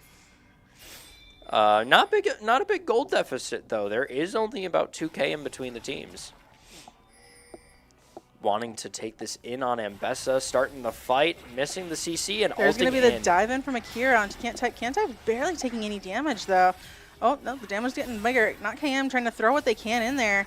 Going to be a stun, but not enough. Ambessa's going to keep dashing out. Is going to get a lot of Oh, there's going to be the lockup, though. Rooted, can't you keep dashing around? Nope. Yeah. Syndra's going to say, finally, this is my kill. 700 gold bounty onto the Syndra, going to be big for their But they did item commit a gain. lot of people to that fight, and now they're going to lose Baron for it. And that's, I mean, losing Soul Point, losing Baron, it's going to be hard to bring it back. But what I'm seeing here is that also allowed Syndra to go grab, Noxus, Bloom, whatever the flower is, because I do not take it, but I know its effect. So know that they're taking this fight. Akira Oh, Chud Zonia's jumping out the of wall. Toad. It's going to be Super Ultra ulting, but missing. Ooh, that's the first time we haven't seen an ult from Super Ultra make headway in a fight. Oh my goodness. Bellico's Who's stealing that little kill. Yeah, getting that little kill on Packet there. Super Ultra kind of trying to run here. They've got Baron, so they don't want to lose it, but they want to turn this around. Troglodyte providing pressure with their knockup to just stop the team of MSOE from really moving. And I will say, Akira Chud Racer, amazing Nefiri gameplay. Flashed the intangible over the wall, and then when Jarvan came to them, they just jumped over their wall. They were saved every single ability to do the correct defensive option every time. Yeah, excellent play there. I mean, once again, taking the Baron off of Xayah, they do not have access to that buff, to that extra adaptive force, and will be not as strong in a lane with minions. So they might have to stick by, well, I mean, I say stick by Rakan, but it's Xayah and Rakan. They're going to stick by each other. It's literally bad to not stick by that. You get more range, of course, and that extra attack speed. Also that bonus back, like, why not? Looks like both junglers going to sit in the jungle, get a little bit of farm. I mean, probably the best option right now while there's nothing major going. Vallejo going to try and take on two. Going to get charmed by Toad and just blown up. But he will take Packet. Packet got the kill. TPing in here from both J4 Ambessa does and grab Cho'Gath. two. It's going to be knockups onto the J4 though. Super Ultra going to have to do something creative here to get out of there. J4's taking no damage whatsoever. Look at the size of that shield. Yeah, Akira doing what they can on the side, taking a lot of damage here from Can't Type and Super Ultra Ray. Gonna have to jump the wall. J4 is gonna follow with the flag though. J4 with no ult, only smite to their name. Bird and Chaos gonna use the wall to try and get a clear, but Troglodyte's Oh, they're taking going them in, trying to too. get their ult off. We got, oh my god. Looks They- like Troglodyte does take one with him. Yeah, specifically with the ult, so like Austin Powers, get in my belly. If anybody knows that reference, you're a real one. Also, we're seeing why top lane. I'm still in opinion that top lane has the most broken lane roll, because that's a level 19 Ambessa. When you go to level 20, all your skills that rely on your own level to scale just get that little bit better, and we see that in full force with level 20 characters. You get that extra bonus in your stats, and on a top laner, that's AD or AP, or in this case, also your defenses, which, as we see, Ambessa takes like no damage with the Death Stance. That one little scuffle bot where they died, it took a while because they're And just three storing people. they're storing like 30% of that damage over time, but Nefiri's able to blast through it. True damage from Twitch is able to blast through it, but that's really all you have. And then Jarvan's taking like no damage, which I am very shocked about, because there's like not really any defensive item on him. He just has health. Does look like we're gonna see a TP from Toad over into bot lane, looking to try and get Akira and not Cam. I don't know if they know Akira's there. Now they do, but it's too late. Gonna have to Zonias. Can't type dive in there to try and save Toad. Toad is gonna be able to get out of there, but only with half health. Verdant trying to look for a Q, but they're such low level where a Q for them is just them forfeiting their life to try to get a kill. Yeah. And if you look at the wards too, you know, MSW's got a lot of very offensively placed wards, you know, objective placed wards, whereas UWGB has a lot of defensive wards in their own jungle to stop the invades. Shout out Rakan, 152 vision score at 35 minutes. That is insanely goated to have quadruple the time and worth in vision score. I respect it fully. Like, vision is such a key part in this game, and when you're able to get a vision score and know you're doing something worth for your team, it feels so good. Yeah, well, and League is an information-based game. Oh, yeah. So the more information, aka more vision you have to see the map, you know, it's great for you. I mean, look at all the shields they have from Mountain Drake. You have to whittle through that before you even touch your opponent's health bar. How does GB even do this? I mean, the Grievous Wounds is definitely a good way to help with the having it both on Cho'Gath and Syndra. Both teams wanting to fight here. Defensive ult from the Nautilus. Troglodyte taking a whole lot of damage. All 5 are on him. He is going to heal, but still fall. And then, oh my god. Sewer Skewer's not able to take it down. Not him, Fury. unable to stop the resurrection on that J4. That Guardian Angel coming in real It's down for clutch. 300 seconds, so that we may see Jarvan take their first death sometime here soon. Elder Dragon being up. Oh This my is God. where GB Kira's needs got to to be careful lock here. He's getting in. jumped on. He's going to have to run for his life. Even if he wants that Elder Dragon steal, there's no way he can get in there safely. No. Elder Dragon here at 10,000 HP going to get taken down, and I think this might be wraps. I mean, an Elder Dragon with this team comp where you can deal this burst damage in an instant. Like, even Azaya popping ult and then bringing back the feathers, that can just sign your death certificate. Oh, Baron is up here soon. Are we going to see the fabled Elder Baron buff? Verdant Chaos walking over a ward. Doesn't know it's there. But gonna have to walk out anyway because the enemy has been seen. Looks like we've got 3 coming down toward that Baron. Toad, Packet, and JMG looking like they want to start this fight. Super Ultra taking almost no damage here. Through those shields. There's the J4 ulti. It's gonna go down real fast though. Bessa going in under tower as well. That turret's real low though, so they could crack that in a couple hits. Zaya could take that and just Oh yeah. done. Elder took out Verdant Chaos. I mean, I always feel like the supports are the first ones to die to an Elder buff because, like, yeah. You know how it goes. I don't think I need to like explain anything else other than yeah. Can't type pushing the turret. Does take it. Oh, Not that getting is Vallejo. ult pop from Vallejo, but that's the Elder Baron buff. Yeah. A little bit of the drag. What was it? A little bit of the Drake, a little bit of the Baron, a whole lot of the push it down mid. Yeah, it looks like we're gonna see that now. 4-2 right now. Looks like Verdant Chaos is trying to come up, but still only Mid. level 11. I don't know what he's gonna be able to do. Mid tower gone. We're pushed up to Inhib 2 of the turret. inhib turrets. Here we go. Looks like they are gonna And rotate Bessa trying top. to go in. Half of their health, taking an immense amount of damage from the Twitch poison. 2 stuns. KM trying to keep it down with the CC. And honestly, you're just trying to outlast the Elder buff because that's... And look at those 2 super minions. They're just blasting the turret away. They're not even taking Oh, any damage right now no, because they're- they can't get close enough to them to kill them. That's the best part about Baron buff. When you have Baron buff, your That's 3 now. cannon minions just get that extra range and sit outside of tower. Inhibitor going down just like that. Troglodyte Cho'Gath. trying to keep Can't Type out of the fight, but cannot do it any longer. Has to, you know, be with his Ult allies. from the Rakan, charm in. Yep, there's gonna be the charm, and then Troglodyte's gonna fall here. It's up to the other 4 to try and do something. Oh, and Vallejo Bessa getting ulting in. Stunned here. There's the knock up on 3, but it's not enough. Can't Type is gonna finally fall here. There is 2 deaths on the side of MSOE. This is very plausible to GB Kira trying to do something defending. here. Not KM. Unfortunately, 1 Nexus turret is gonna fall here. Ulting in! There's gonna be another beautiful. But there's the Airborne knockup. stopped. Oh my god. Takedown, that does mean I believe Akira Chud Racer has a reset That's of going to be ult. the other Nexus turret. I don't know if they can stop Super Ultra until from taking this Nexus.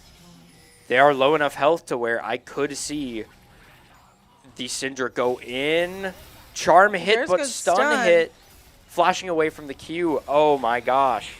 It was almost a complete bloodbath. We almost saw a potential ace for both teams here.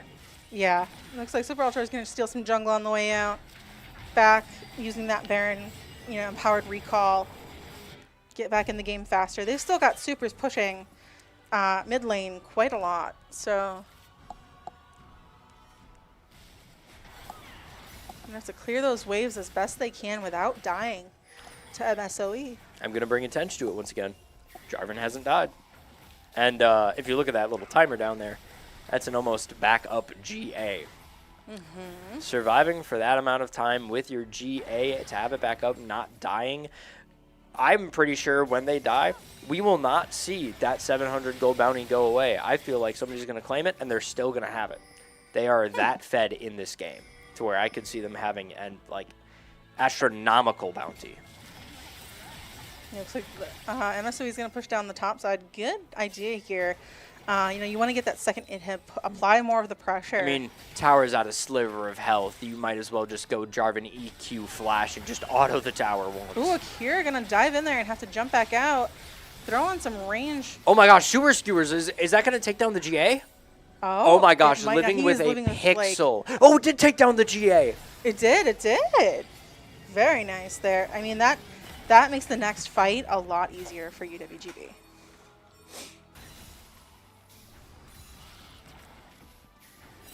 Looks like they're going to keep clearing waves. They need to rotate their Jarvan forces taking mid it again. back, trying to get that health back. You're going to walk face first into that ward that was just placed by JMG. They've got supers to clear.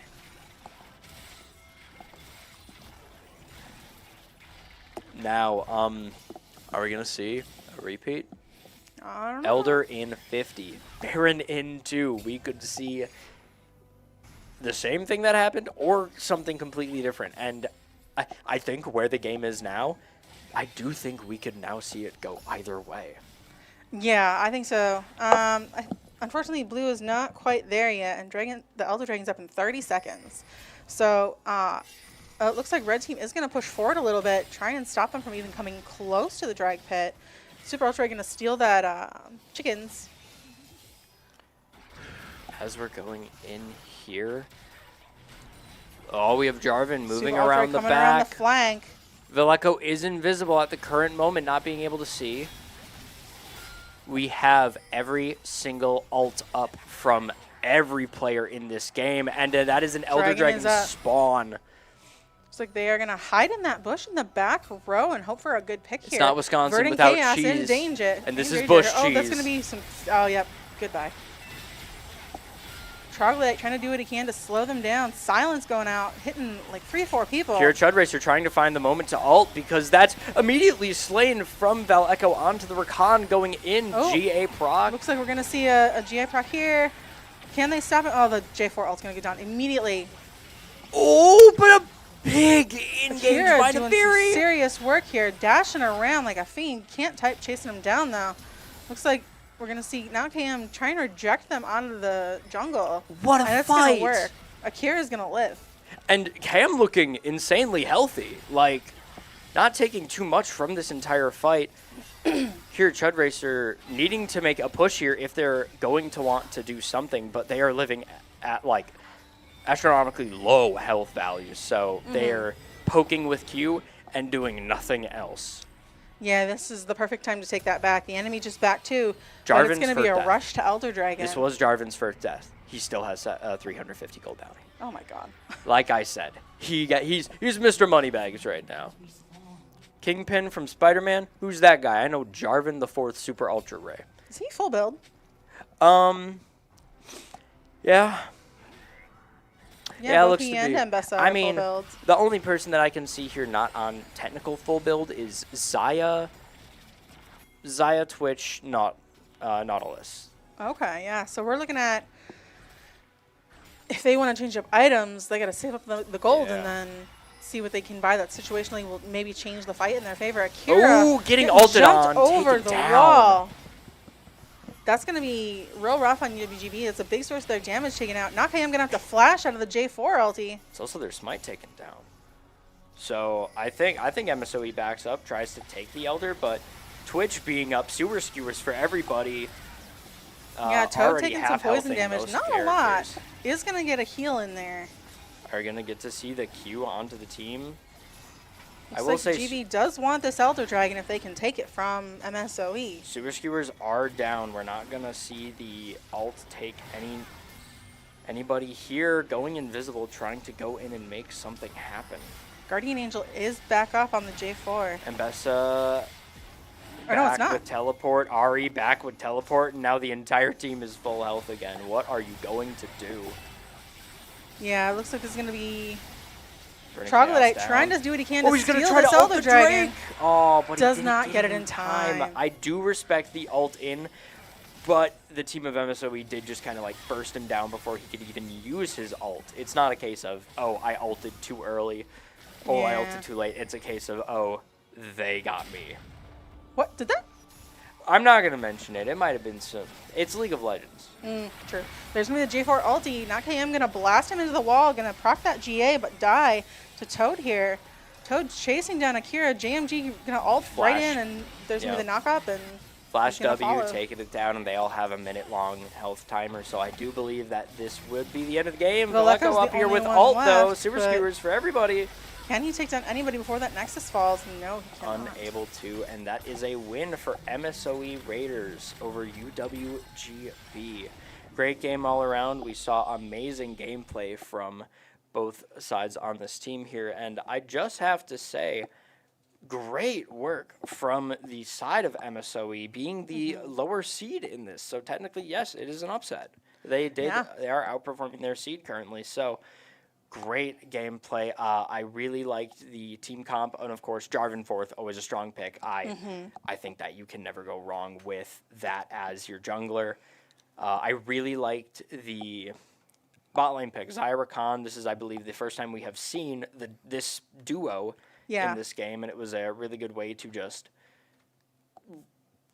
get that bot lane going. Even though you were losing in terms of CS and losing in terms of your gold production, Zyra Khan just across the map. Like, Rakan had impeccable ult into Ws to guarantee kills, especially with Elder at the end of the game there. Yeah. And Mbessa,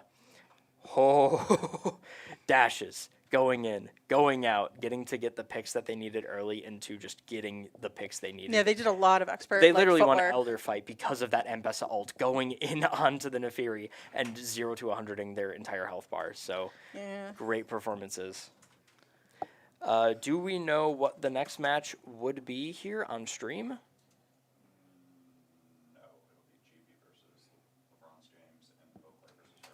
So next match is GB versus LeBron's James and River Falls versus who? River Falls versus Eau Claire are going to be some of our next matches into this tournament. Really good gameplay already. A strong, solid 2 games we've seen on stream. Many more to come. And we will be with you back in a moment here as we get the players resituated for our next matches. We're going to head to break, and we'll see you again.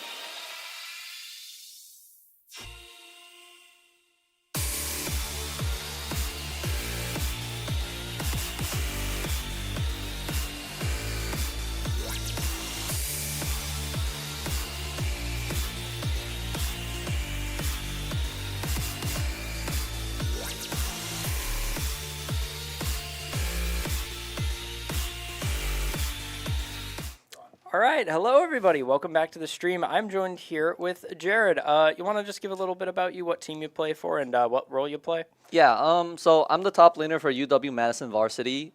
We just won a game and we got some free time, so I'm just here to come over and cast. Well, hey, glad to have you here. So, here we got the bans going on, and are you surprised to see a Twitch ban for GB with Valeco? No, because I'm pretty close with the UW-Madison second team, and they literally just asked me what we banned last time, and I just told them what we banned because we've played against Green Bay multiple times, so we're kind of familiar with what they play. Familiar and enough to ban. yeah, Ivern we're as familiar well. enough to ban these. We've lost to these champs before. That's why we're banning them here. So, Not Kim's already picking Hui. I'm not surprised. He's picked that into us multiple times. He plays a lot of like control mages and stuff. So I was the one to suggest yesterday. They were like, man, I don't want to play Hui all this much. I want to click less buttons, and I was just like, pick Lux. Just pick he's Lux. always banned. I was like, you love Lux, pick Lux, but now it's like Lux is banned. So Oh, he's picking Ornn top. strong. We've Interesting. seen Ornn already strong today. I mean, Brittle proc is like you're on top lane. You go, all right, boom, pillar, knock up, Brittle proc, Grass of the Undying stack. You're down half your health in the blink of an eye, and it's Ornn. You don't I mean, expect that. I always ban the champ and top lane when I'm He's playing solo crazy. queue. I don't like him. I just don't like the fact that also like your team's just up 5k gold once he hits level 17 Exactly, from the like- item builds. It's kind of cringe. And he's already at like level 13. He gets so much. Oh, Interesting. Nunu Okay. Willump. Wait. So what's interesting is that this UW Madison team, they've told us many times that they think their comp always lacks damage, and they are picking a comp that lacks a lot of damage. I was right gonna now. So say. I'm interested in what ADC and mid will pick. Are you telling me that full AP Nunu Willump lacks damage? Have you seen Kesha EUW play this champ? I don't We think win those. I don't think that's being pulled off in this match. I'm not gonna lie. What, you're not gonna think we're gonna hear a "We win those" loud from like the other room over there? But Mordekaiser pick to go up against the Ornn. I mean, wait, Well, I guess Nunu has to go AP now if they're picking I mean, Trundle. 2 stat stealers. I Yeah. think. Well, against Nunu Willump and Ornn, I think 2 stat stealers of Morda and Trundle are like the correct picks here. Yeah. Katarina. Ooh, wait, we're seeing some new champs here that we haven't seen on the main All stream. AP team right now. So They can build AD. I have hope. But also for bans, as we see here on the side of GB, there's Nami. We've seen that as like a very picked, very much so picked support over the course of these games with like Lucian and other ADCs like that. Even with like a brand, Ari going because that's also just a solid champ. Rek'Sai, we've also been seeing a lot in the jungle. Strong jungle pick, but Nautilus on the side of LeBron James as a ban just because it's Nautilus. I'm a support main through and through. I play so many Nautiluses in my top 5. What a champ. Because I mean that lockdown, 3 forms of CC, it's insane when you're able to get going.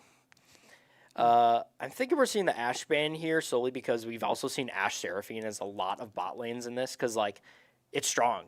Ashe hits any of their abilities or auto attacks on a champion, and Seraphine is like, okay, I got a root now. I got CC online no matter what. I'm surprised Green Bay actually banned it from their side because when LeBron James was asking me like what to ban, I told them that we normally ban ADCs in the second part of the ban phase because they've picked Ashe Seraphine into us multiple times at Green Bay, so I'm surprised they're taking it away from themselves. I'm the pretty Bard. interested in what ADCs are going to be picked. I think Yuedao, which is the ADC from LeBron James, is going to pick Lucian. That's my guess. Especially with Ashe being gone, he plays a lot of Lucian. Regardless of Nami being banned, Lucian is still like one of the strongest ADCs for Yeah. potential to both get in and get out of the fights. And with honestly both Nautilus and Bard gone to remove that hard CC from his kit to stop ult, like you're kind of looking nice. I mean, Lucian has a lot. Lucian can go well with a lot of supports. Like Melio's still open, and like a lot of like hard engaged I love supports are also Melio. really good. Melio's a favorite support. I line. hate He's so Melio. fun. I hate his little ball, bro. Dude, it's so fun. It pisses me off. I Vayne. do like. I like where it's sometimes like, oh, you hit a minion, auto target enemy champ. I'm gonna slow them down just because I can. Like what? Vayne's a strong pick. I believe we saw Vayne from this team in another game, and it was shredding. Varus pick.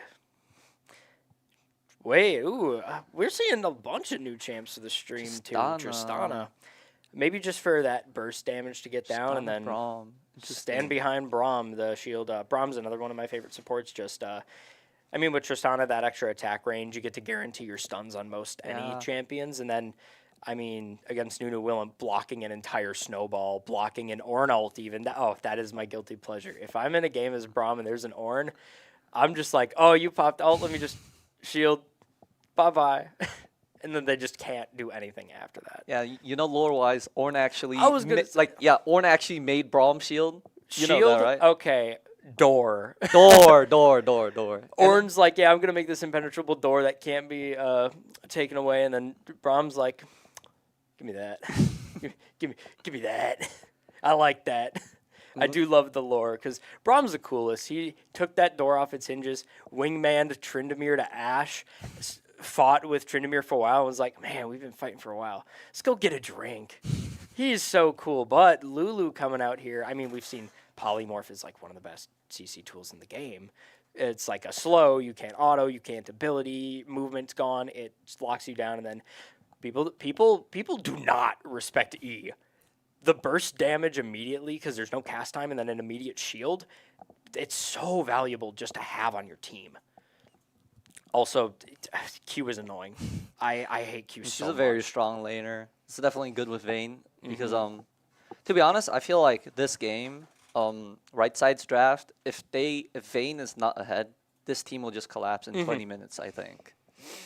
I think the strongest part of the team here is going to be Trundle Mordekaiser, like Yeah, the ability to just steal their stats. I think like the Ornn on the right side is actually like subbing. He's a mid laner, so he's Really? off roll. Yeah, and I just think like with Ornn and with Mordekaiser and with Trundle, it's gonna be very hard for him to actually be able to do much this game. I just think like with Trundle, a tank is just not a tank. Yeah. Like they're just gonna get melted in team gonna fights. see- There's too much shred. We're going to see some perfect pillars? What do you think? Although, here's the question. Mord jungle or Trungle? What do you think? 'Cause I know that Green Bay's top laner plays Mord, and I also know that I've seen Akira play Trundle multiple times. I mean, not this year, but we've played against it last year. So I'm guessing it's more top and Trundle jungle. I could be wrong, but it's one of those where it's highly variable because both have the ability to be strong. Like Mordekaiser's a great jungler because his clear due to passive has just excelled, especially when they pushed him more into the jungle role with like a few seasons ago. Like I remember I was seeing him in the jungle way too much because I was scared about just level 6 walking and then boom, my supports, I'm the support gone. Like I'm a Soraka facing down the literal Iron is Immortal guy, and I'm like, hello, how's your day? I like literally go into chat and I type, how's your day? Hi, because I know as a Soraka against the board, I'm not making out of that. I'm gone. just get slammed and then I mean, just pack it up. isolated Q. Yeah, Like, ooh. bonk. Speaking of isolated Q, we also got isolated QW from Hui. So if that hits on the field, we've seen what KM can do with that, like cross map and just slaps down on the field. I love Hui as a champ, really cool design, but man, it feels so oppressive to just be in lane against that. Yeah, I mean, like, Katarina's a short-ranged assassin with something like Hui, who's gonna be able to just poke and shove waves.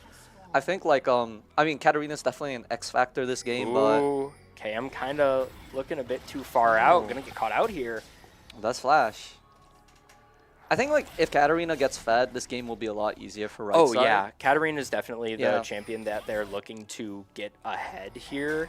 And Ornn is going to help. Like, I think Ornn's just going to Yeah. place item on Katarina at level 15 immediately. Yeah.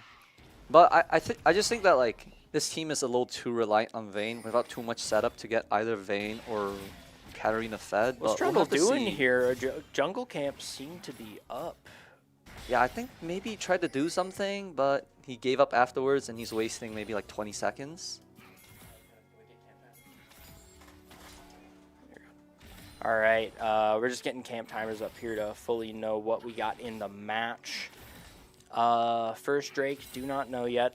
What do you think the best first dragon would be in this case? Like, what would the team? Because we've been seeing matches where like the first 2 dragons were like Mountain Chemtech, and then one team gets it, they're like already semi-unkillable because that's defense, slow resist, everything they could need, and then the other team just can't get that. The first important Drake by far is Ocean Drake Oh, yeah. because it's the laning Drake. It's pretty much useless in team fights, but like every 5 seconds you're popping like 10, 20 health. It's kind of like a half of a Thorn shield.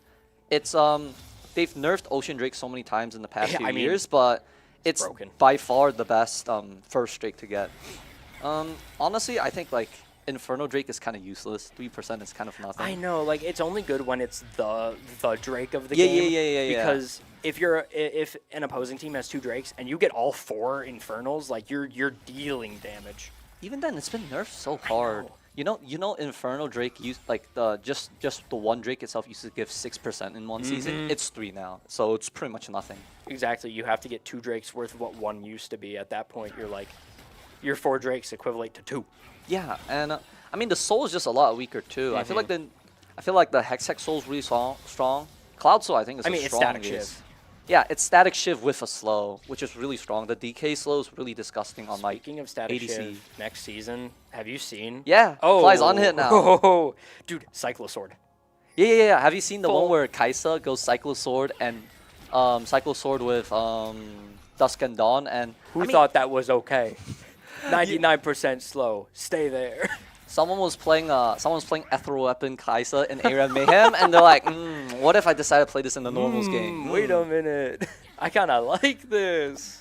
No, Cyclosword has been one of my favorite items since release because one of my favorite champs is Pike, so lethality item.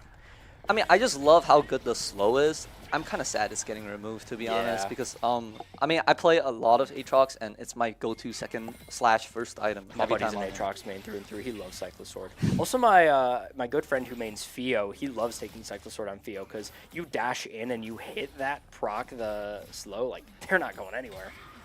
Yeah. Speaking of not going anywhere, we did see that Nunu gank going again for mid lane, but strong Braum pick to Okay. go off. Ignite going off. First blood. Okay, worse. Do First they blood live? on the Oh, they cat. live. Oh, wow. Amazing in by mid, but we're going to Tapas. have another gank here. What a pillar. Oh, Grabbing, that's sad, stopping that's the dash. sad. That's sad. That's sad. That's sad. Akira Chud Racer kind of going off with that pillar, though. I will say the pillar to stop the movement into the grab from Mordekaiser, Yeah. I think it was perfect, because if that pillar was a second too late, Ornn was out of there. I don't know. I just that pillar. That Morty legit clipped him by the hairs, bro. Oh, yeah. Yeah. Unfortunate. I mean, he was laning pretty well just now, so. You But, know, I mean, one it's kill a on the board shame. for each team from the jungler. Although the kill on to Trundle is not going to be as impactful as the kill on Katarina. Because already we're seeing that's a... I mean, she went Dark Seal start, and she's getting a kill. Like, she's the X factor this game. If she Darkseal gets start fed, with a kill, like I think we know who's confident. yeah. I mean, I just think that if Katarina can get this game going, they're cooked. Oh yeah, They're cooked. I will say I do like the bot lane pick of Vayne and Lulu. It's a very sink or swim kind of bot lane. 'Cause Yeah. if they get ahead, they get ahead. But a Vayne Lulu behind, especially when there's a Braum. Honestly, I'm kind of surprised how well the lane is going for the Vayne. Because, like, Tristana's traditionally an early lane bully. Oh, damn. Okay, Katarina is Katarina's 2 kills. Katarina. So remember when you said if Katarina gets a little bit fed, this game might be rough for GB. I mean, Katarina is right now is up CS. Katarina's up 2 kills, 4 stacks and Dark Seal. But is that the stun here? A full proc of the mine. So we have jump online, flash ignite, but the other flash Oh, by they're Braum and lives on a Oh, he pixel of lives HP. on 1 tick of HP. Okay. Oh, wait, if Nunu could come over and clean up maybe? Oh no, because I don't think Braum's shield is up currently. Yeah, I'm not sure. Do they don't have some? Oh, wait, they do have sums? Tank That's it still for 1 your kill. ADC. That's still 1 You kill. gotta- That's still 1 kill. That's You got to tank it for your ADC. So I do appreciate Braum doing that because if you've ever played support, you've been there. You're low HP, your ADC is low HP. But listen, there's one person that needs to get fed, and that's not you. Go to Unstoppable by the Ornn just to say no grab. yeah. Honestly, I think Madison's laning really well here. I like the Ornn matchup in against of these CC champs because that Unstoppable. Yeah, there's a lot of counter. counterplay. Okay, sidestep. Interesting. Oh, I didn't even realize that the Mordekaiser brought Ghost. Can Yeah. Ornn get out? Oh, bringing think- him to the Death Realm. Yeah, it's sad that we can't see. Oh Yeah. yeah, we can't really see the outline of how far the Yeah, I mean, mortar I is, but assuming yeah. starting it over near where the bush is, that means like you're Yeah, just out of yeah. that tower range to not go fully under it. So great play by Troglodyte Mordekaiser. I mean, one thing is that at least Madison didn't completely lose. Mm-hmm. They got some plates mid, and mid's now up like a sizable amount of CS from that. Yeah, surprise Nunu Willemp, but going right past it. Move out the way. I do like the Nunu's constant ganks. Yeah, Oatmeal's doing a great job at just applying that pressure down. Okay, Katarina's going up. Doing Yeah, some good did you poke. think you'd see this kind of lane pressure from Katarina No, against because Hui? I have a good friend that mains Katarina. He's always talking about how weak Katarina's laning phase is. And truthfully be told, she is one of the worst laners in mid. But she can snowball really well. And with a Dark Seal start, having 4 Dark Seal, being up good CS. And a Hextech Alternator. That Yeah. extra little proc of damage every 40 seconds is going to be the Yeah. make or break in most of these fights. He's genuinely doing a lot of poke damage right now. I mean, like we just saw with the Electrocute proc yeah. from the Q, like KM's like down half health. Is this going to be... Nah, not a full pop of the Not a full mine. pop. As you Dude, go in, there's going to be this a orange gank is here on getting top. camped. I guess they know that he's off roll, so they're Yeah. just camping this black banana guy. Oh, that is you saw what he's sad. trying to do. He's trying to get that little crystal proc on the tower, get a plating before he went. I respect it because, like my co-caster last game was saying, the crystals look so pretty. You just want to hit it. The crystals are actually very deceiving. Yeah, Yeah. Sometimes it looks like there's a lot of crystals, and it only does like maybe I've been like trying to 50% learn, like- more than normal. I've been trying to learn what the visuals are for that because sometimes I feel like the crystals are built up, but I don't even get a full plate off it. From what I've heard and from what I've tested, right, just my experience playing top, I feel like you could just proc the crystals as soon as they appear, because even a small crystal proc's like maybe like half the damage Yeah. of the max proc, and the max proc takes a while. Oh my gosh, it's like early game like Demolish with old Hull Breaker. Like it's Yeah. that level of tower damage. I will say though, I do like the crystals and the change to how tower Oh. platings work. Nunu's coming in. Okay. Good with a shield from with a Braum. Braum shield, there's not much that can be done. I I feel. love Braum Shield.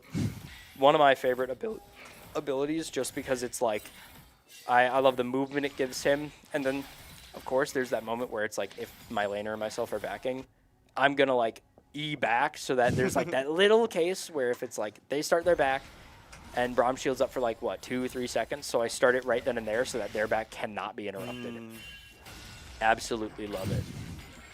I'm still so surprised about how this mid lane is going. I thought Katarina up against Yeah. Hui would be a lot more favored in Hui, but as we're seeing, the ticks of damage from, I mean, Magic Pen Boots, Proct Alternator, Yeah. 1Q did that much health. I mean, Hui's squishy, but I mean, Bananas is actually pretty good at Katarina. He's just never picked it because it's not been that good in pro play. But hey, I was going to say LeBron's James, Katarina's at, 78-3 mastery, but yeah. it's showing when they Okay, hopped over the wall, he's- getting he's in to get the going- way. But that is also the armor shred from the Trundle here, and Oh, that's Trundle smite unfortunate. to Q, stealing This that. Trundle's really strong. Yeah, I mean, PTA Trundle, he gets 3 autos Okay. off on I mean, you. it was looking really good for Echo UW getting Madison one here, mine. but I thought the Katarina was like getting kills and stuff. But Stun. Ooh, missed ult. okay, let's see if Yuedao can make it out here. Yup, he's fine. I was just surprised because there were 3 men on the I Trundle. know. I mean, I get that it's a Nunu and a Lulu who doesn't contribute as much to Yeah. damage. But I was just figuring that, it's 3v1 and the Katarina's fed. I really thought they'd Although, they do more there. Hugify on the Katarina, more health for Trundle ult. That could also be the case. Maybe the extra health let him survive that. Yeah. I do love a Trundle ult. I love the... I hate it because I play top lane. Okay, yeah. But I like the Dark Main video where he went full AP. Yeah. It's literally just like, oh, boom, ignite, I have a ult, friend, sit back. It's so funny. I have a friend who plays Air Mayhem, and whenever he picks Trundle, he just goes AP Trundle, and he'll do like 8k damage It's by so the end of funny. the game. It's so funny. But it's funny. Dude, I'll give him especially if that. you get like one of the ult ones, like Final Form, where if you pop your ult, Oh you yeah, get Omni yeah, Bam. yeah. Or if you get like some good like CDR augments, and you get something like vulnerability, so the have- R dot can crit. I have gotten bread and butter, bread and cheese, bread and jam before on Darius. I was unstoppable because also like 250 alt haste. Yeah. Doesn't matter if I got do you the know? reset Do you or know not. what it's called if you get all of the different breads? Bread sandwich? Yeah, it's a bread sandwich. It's like an Easter I've egg. gotten it once before, and it is so fun, especially on Darius. I had my queue up like every 2 seconds. Well, I feel like you're doing all of that just to get 1 Eureka, though. 3 augments You're for right. 1 Eureka. You're right. But it's funny. You get bread sandwich. Oh, exactly. I want them to make a ranked quote-unquote mode for Mayhem like they did Arena, where it's like, I'd be Challenger if that mode was released. dude, same. I'd be playing that nonstop. I But am playing ARAM Mayhem I play non-stop already. I play card games. Aaron Mayhem's already like a card game because like you either get what you want or you don't. Gamble. You gamble. Exactly. It's funny.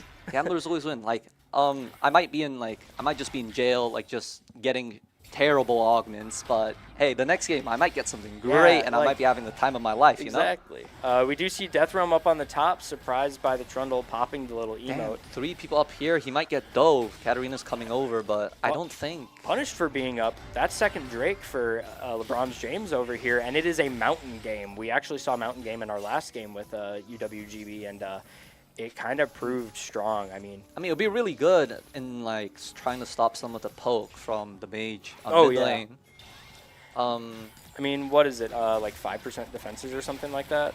It's like I think it's 5% resist, and you also like once you get soul, you get a really nice base shield. Oh, which is- great! Braum ult Okay. going under tower, going to Okay, die nice. due to it. Hugeify to knock up, but I mean, under Oh, tower, I you mean, can yeah, only just do under so pillar. much. There's only so much you can do under tower. Katarina's behind. Katarina might be getting pincered here. Stellar ult from Tristana. We might see the kill on the Lulu on the side. Banana going down, and there is the kill Oh, on the that's- Lulu. Yup, that's It's a lot of gold it's a going to 4K. Green Bay. Triple kill for the Tristana too. That's a I mean, that's yeah. a 5-0. Tristana's 5-0. Like that's Now here that's we a see sizable gold lead. now we see the fall of Katarina. That is a no stack Dark Seal. Yeah, it was going well, and then they Yeah. tried to make some proactive plays, and it didn't work out.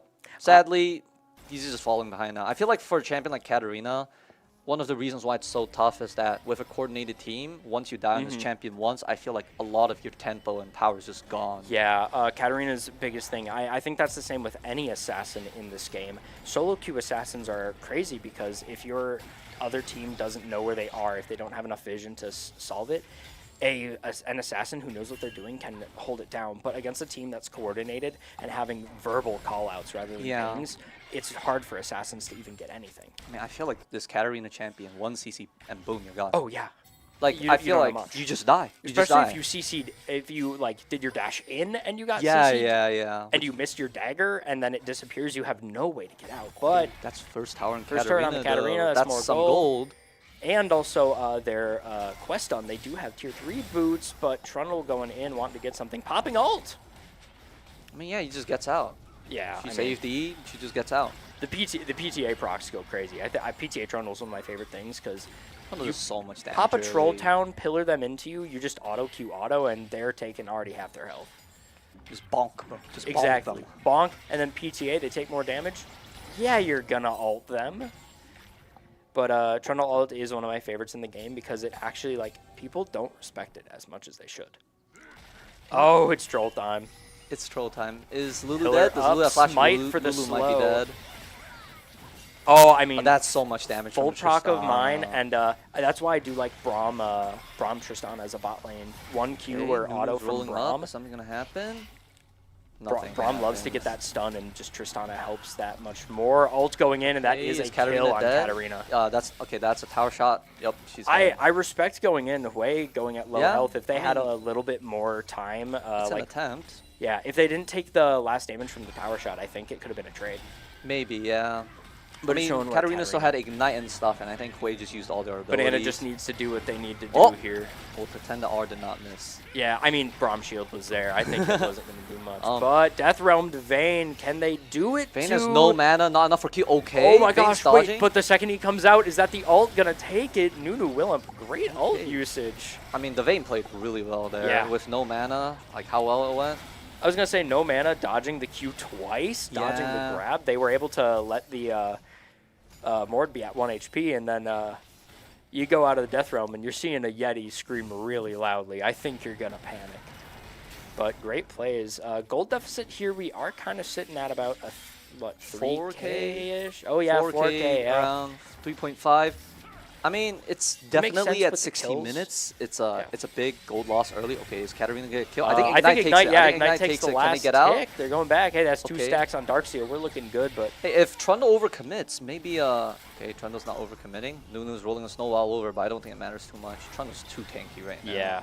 But, I mean, I think it was what Lulu needed to do, Hugify, to CC the Trundle, because the knock-up on Hugify, there are moments where I'm Lulu, where we need to engage a fight. I flash in and Hugify myself onto 3 people. You know how strong that is? Yeah, But that's the some good slow, knockup. Oh, the yup. slow onto the Vayne is doing so much. Vayne is just gone. It's just an 808. I mean, you're talking- It's kind of rough. Talking about a snowball champ, I think we got to talk about Tristana. Like, we know the horrors of a fully fed Tristana just jumping out of the scary. bush, boom, boom, boom, jumping back into the bush. I mean, because she's they got the really kill strong reset. late as well, you know? Oh, yeah. She's strong early because of her E and like the attack speed steroid, but late game with all of the range buffs she gets Yeah. from her passive, I was gonna she's say- not weak late. You do not doubt how strong that passive is. Attack range is one of the most useful tools in this game. It is. Why do you think a full stack Senna is so broken? You're attacking out Yeah. of tower range. I mean, like I was playing Air Mayhem the other day. I had like 1+K attack range on Senna, and it's just so disgusting. is Other true. than the fact that sometimes I have more range than vision. I did get all 3 scopy weapons on a Senna. I was feeling legitimately unkillable. Nice catch on the flash by the Yeah. Ornalt. That's nice. Braum going in we'll see if as a something happens retort, here. but that's a full team here. Are we mean- going to see play Trundle coming up behind? But I mean, is that an 18-minute second tower from the Mordon? yeah, top they lane? are sacrificing this. They are sacrificing the top tower for this third Drake. I'm But just like, wondering. Soul Point. Yeah, That it's could, Soul Point. I'd say it's worth, but Oh, I mean, I Mountain think Drake it's, Soul, they're going to yeah. need that little bit of survivability they're gonna here need late game. that this game for sure. But I'm just wondering, like with the gold lead being like expanded to almost 6K now, Mhm. I'm just wondering like if they're even gonna be able to contest the next Drake. If Mordekaiser getting this extra gold, like you know, Tristana solo being XP, so strong. gold, I think and by just- next Dragon, Tristana might get her 3rd item. Looks like she's going attack speed. She might be going Navoris. You can tell wild arrows are one of the craziest Yeah. ones where it's like you just buy it because it's so cheap because it doesn't come with the crit chance. So you don't need to spend the money on the crit chance. You just need to auto attack, and on Tristana, you're going to be auto attacking. And I mean, this item, if you back and you have 1,300 buy a BF sword, it is Exactly. such a good buy. It is It's- such a good buy. It is one of my favorite items as a first take on most ADCs because it just allows you to do that. Death Realm coming out. We're going to Brazil.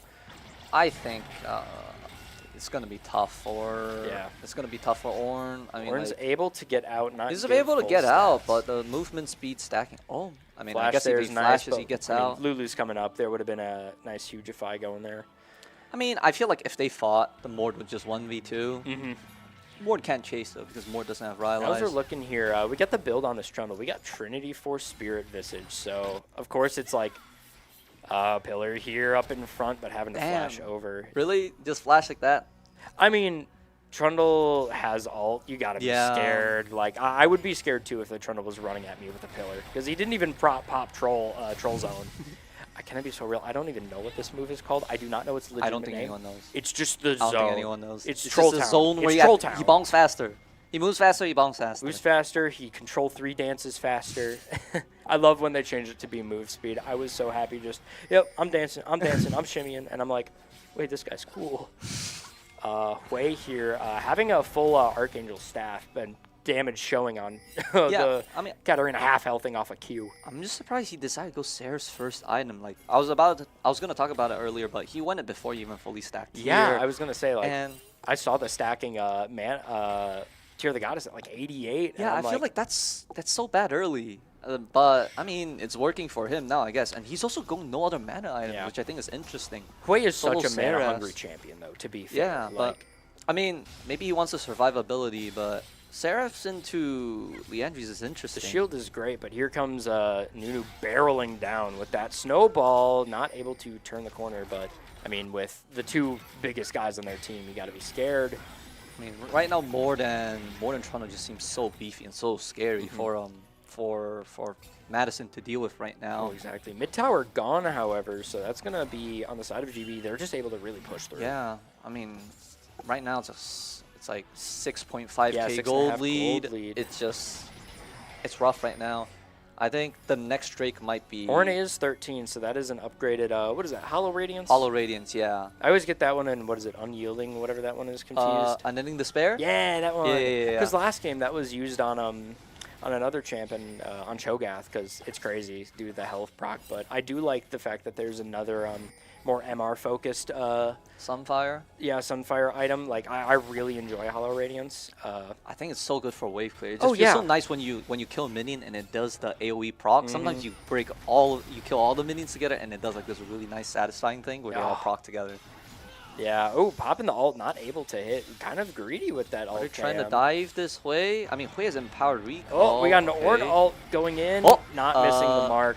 But Missing a still little getting bit, the but, knock up. I mean, and it's that's, 4 people trying to dive. I think he's just dead. I mean, like, I don't think you live that, but don't Vayne think that's under livable. Vayne under Okay. tower, going Okay. invisible. Oh, Vayne went back for an auto attack. Wait, the Vayne lived. I guess the Vayne had barrier. They pop barrier. Oh, popped I didn't even see barrier. they had it up. Wait, they might know something that I don't. That was a great barrier, actually. That was a nice I'm not even barrier. I joking. mean, I just thought he was dead with how fed the Tristana Yeah, was. I thought you go in for that extra auto, but I think they were faking out the Tristana because if you walk away there, I feel like the Tristana's like, oh, they're gonna die, and then exactly. like, he But just the, lets but it the happen. barrier pop was a very good just survive tactic. As we're seeing here, though, Vayne's coming back with a little bit of a vengeance. They're kind of grouping up because this trying this to group dragon's up up for in this 15. drag. They really I want mean, this. Ornn doesn't have R. Listen, the quicker Vayne they doesn't get have drag, R, Lulu the more doesn't they have don't R. need to worry about getting soul. Like, Yeah, I don't know. it feels so bad if you're if the opposing team would always like get your Dragon Soul. Shout out Trundle Pillar. Trundle stopping Pillar that. just stopping that. Okay, it's, Three-person okay, it's ult looking here. rough. Hui ult hitting the Nunu Willem. They're looking worse for wear. Yeah, not looking good for Madison. This might be an ace from their end. Like they try to make Oh, a good. Nunu picking up the kill on the Tristana. That might I be did the not expect course of this that. match. Hui is Okay, looking. that's. I mean, Hui is No 1 HP. HP. Hui's okay. I don't think anyone here can do the damage to try to kill Hui. Yeah, their front line of Braum, Mordekaiser, and Trundle is just way too chunky to Yeah. even go through. So I do like this team comp. I do want to say, even in pick, I was looking at like Braum as your front line along with like a Trundle or a Mord, and then Hui and Tristana, who are like one of the most range-focused characters in this game. It's a strong team comp. Yeah, I mean, left side just looks like a very solid team comp. I didn't like the right side team comp for being good, but I thought the right side team comp was interesting, and I want to see how they do into this much more solid team comp. They had a good run early, but the 10K is yeah. coming to a gold. Like, the gold lead's coming to 10K. They have very strong champions when it's early in the game, but if you don't have that game, like, it's hard to go. But I don't know, maybe that shutdown on the Katarina can help them get, because I mean, I know Katarina players were loving when Hextech Gunblade came back, because like that's their baby right there. That's on a champion that uses AP and AD for a lot of their moves, they're loving that. Plus, Interesting. like the extra slow proc, it's just Yeah. like you love to have it. The Katarina is going Nash's 2-second item. That's really interesting after going Hextech Gunblade. I didn't really expect that build. Trying to stop that tower take, but that's a 25-minute inhib. Yeah. Well, inhib tower, but they're I not mean, stopping that Trundle, bro. Who's No. stopping him? I mean, he's up the top in 2 levels, even with the top quest. Are you gonna stop that Trundle? Like, if you saw that Trundle going there on inhib, are you stopping that? But Okay, wait, that's a Baron. rejected bounty, I mean, Baron. I guess that's what happens. Ooh. Oh, nice pick on Wait, the that's way. really worth from Madison's side. It was a nice pick on from Hui onto the Yeah. Lulu, but I mean, their most fed, ADC just died. the most fed player on their team. Because like, even though Trundle's 4-0 with the bounty, I do think Tristana at 8-1 Tristana's was like the much most stronger. fed character. I mean, just with the ADC bot quest, the Tristana's on 3.5k. they got Navori's I mean, too. she's on 3.5 items right now. She's just so strong. Like, Navori's auto. Yep, okay, my E and my jump is back up. Oh, I mean- I killed you with my mind. Okay, jumps back up. Oh, I gotta take jumps back. Like, jumping around at the speed of sound The might be Tristana Sonic. changed her Vampiric Scepter for what looks like Maw. She might be trying to go Maw Maw to try to stop. Mortius, yeah. Because everyone other than the Vayne does magic damage, and half of Vayne's damage is true damage anyways. I mean, what are you so- gonna do? Block it? No. It's true damage. But I will say, Ornn here almost hitting that level 15 spike to Yeah. give Katarina. Oh no, I mean, they did give Katarina it the starts buff. at 13. That's Ornn right. gives himself one at 13, and every level since then, he gives someone else another Yeah. upgrade. I thought it think was those are Vayne 14 on next. to 18. There is one on Katarina, Hextech Gunblade. Getting Yeah, its upgrade, and once he hits 15, he can give one to Vayne. To be honest, I feel like giving one to I feel like giving one to Nunu and Yeah. Lulu doesn't make a very big difference in this the outcome No, of this game. although like maybe it's like on Michael's Crucible because like that's just that little bit of extra. Because what it's like MR2 on that thing, it gives a few defenses. There's like one of the support items that give MR. Don't remember. Support items are like far and few in between with their things because most of them gives heal and shield power and then like 20 to a stat. Katarina just getting out of there, not wanting to take whatever the Braum has because like. I mean, Braum and Tristan is such an impressive lane because you just get hit by one Q or auto by the Braum and you're most likely stunned. Most likely like the E's just gonna proc. Like it's a stun with the bomb. Against that bot lane and I get hit, I will never flash out because I know I'm just gonna get followed by a jump. It's not worth. Yeah, it resets the W, so Oh like my the gosh. Tristana gets 2 W jumps. That's just so much room for aggression on Tristana's end. I mean, look at that attack speed now. That that Navori quick plate is making light work, and Braum making sure Defense of the Knight's Vow being like one of my favorite support items because it just lets your laner survive. Hui did get noticed due to the Phaelite, but I don't think it's much when they're holding this pressure. They're really just pushing forward. Yeah, Trundle's level 16 right now. I just feel like with them pushing, like there's really not much that can be done. I feel like this Yeah. Trundle's not dying this game. Oh, I'm gonna be no, honest. He is not dying. He's going full for it. I mean, look at his items. He's living. He has Bork for heal, the Spirit Visage for the heal on his like ult, and then his Q, just any minion dying. Any unit dying around him, he just gets buffs. Just But heals. Ornalt going in, down, hitting the 2 back line. That could make pressure for Katarina's the doing way. some damage.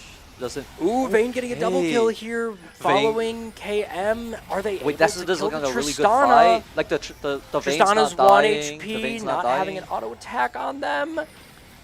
Oh wow, the Tristana's. Oh doing my a gosh, they're lot still of alive. They're still damage. alive, and they get the kill. Okay, I think that might be game. Yep. Yeah, that might be That game. might be game. Everyone from Madison is dead here. They just weren't able to get the pressure. And I will say, I think it was also Hui's doing. Hui has shielding in his they were kit. doing So much like, damage and so much shielding. Like the Tristana really just lived on 1 health. Yeah. I really thought the fight was going so well for Vayne Madison. was just and then kept it just off. suddenly, it just turned around. what a quick match. I think coming off of their loss to a lower seed. They were GB here, 2nd seed, and they lost to a 3rd seed team of MSOE. So getting knocked into losers, they really want to run it back and not have that upset. But I mean, great plays from them. I think their team looked solid through and through. They had the early game, they had the mid game, they had the late game, if we can even call it late game, because I think Tristana entered late game and mid game, and Trundle didn't die. Can we get a little recap on the thing? Did Trundle die at all? He died once at the very end. Ah. That's why I thought like the tide might have turned because the fight was going Yeah. so well, and Vayne got like 1K on the Trundle. You know, like Tristana's Trundle died, survivability, and then though. like Tristana was looking so low. I thought Vayne would clean up everyone. She but got sadly- hit by auto on Vayne, one more, and that was gone. Barrier had to disappeared. pop to protect, and then I think the Hui came in with their their WW to get that little shield A little zone. bit of shield got the Hui can follows do through, anything. and I mean, Vayne that's just just a died. test. Vayne just died. I mean, even Hui putting like WE onto something that's like you essentially have a Nami. Like, what are we talking about? Another reason to show that I think the laning and laning just matters, and when you have a strong team comp like Tristana Braum over something like Lulu Vayne, it's all about that that sort of synergy. Because I'm always a proponent for Braum Tristana because of how Braum passive works. It's with Tristana's extra range and attack speed, you really have actionable CC bot lane. It's super hard to get Braum CC off in most lanes. Yeah. Because you might have to get into the fight and get into your minions. But with Tristana, you just auto attack from Yeah. afar, and you kind of have that going down. But once again, thank you so much for Yeah. joining us here Yep, and no giving your own problem. insight. I was As happy to cast. I mean, these yeah. two teams, like like one is like pretty much our rivals, like Exactly, pretty much yeah. like who we're looking for in finals, and the other team was like has a lot of my friends on them. So Mhm. I was happy to cast. I think it was a valiant effort from Madison. I think they really chose the champs they wanted to play. Mhm. They tried to make they lost standing. Yeah. Let's just say that they made an effort. I do think it's also an attest because, as I said, KM was like really, they were playing Hui a lot of yesterday. Yeah. But they were just getting so tired of the constant Hui games. But I mean, when you need to step up, you step up. Throw And you on Hui duty, bro. you gotta throw you on. Just it. play I the mean, Hui low, bro. I mean, against Katarina, why not? Like a first pick Hui is solid, but I think the Katarina lane, I understand the choice. It was really good early, but when you're against a team that has like Trundle and Mordekaiser that can kind of just stick on you, really difficult to do. Yeah, I mean, I think Green Bay has like a really good front to back comps in a lot of games, which is something something our team actually struggles to deal with. But yeah, like they play front to back really well, and it's just if an unconventional team can take them by surprise, which is what we often pick, maybe we can break through that. But I don't know. Madison tried. They made a good effort, and they had a good early game. But I guess Green Bay just played more stable, and then they Yeah. played front to back, and they started winning. I will say I do think like you're saying, team goes into a lot of it. It's that insane team comp of you have your big guys up front. You have Trundle and Mord who are just able to provide that pressure. Pillar and the zone from Trundle. It's just he can run anyone down.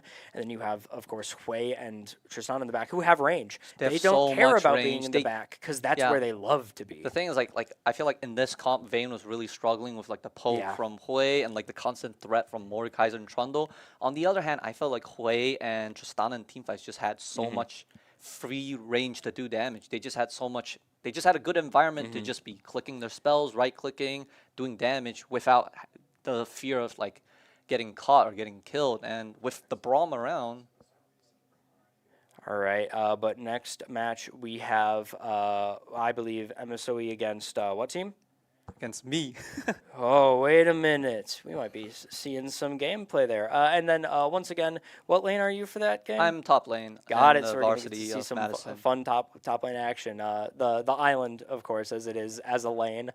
I even have a joke where one of my friends, who plays top, I said, "Oh no, just turn off your mini map. You don't need that. What are you gonna do?" But no, top lane is gonna be it's always a fun lane to watch because of how it is. But we're gonna head off to break and get that game going there. Once again, Yep. thank you so much for Yep, joining us. That was a pleasure. Of course. Bye bye.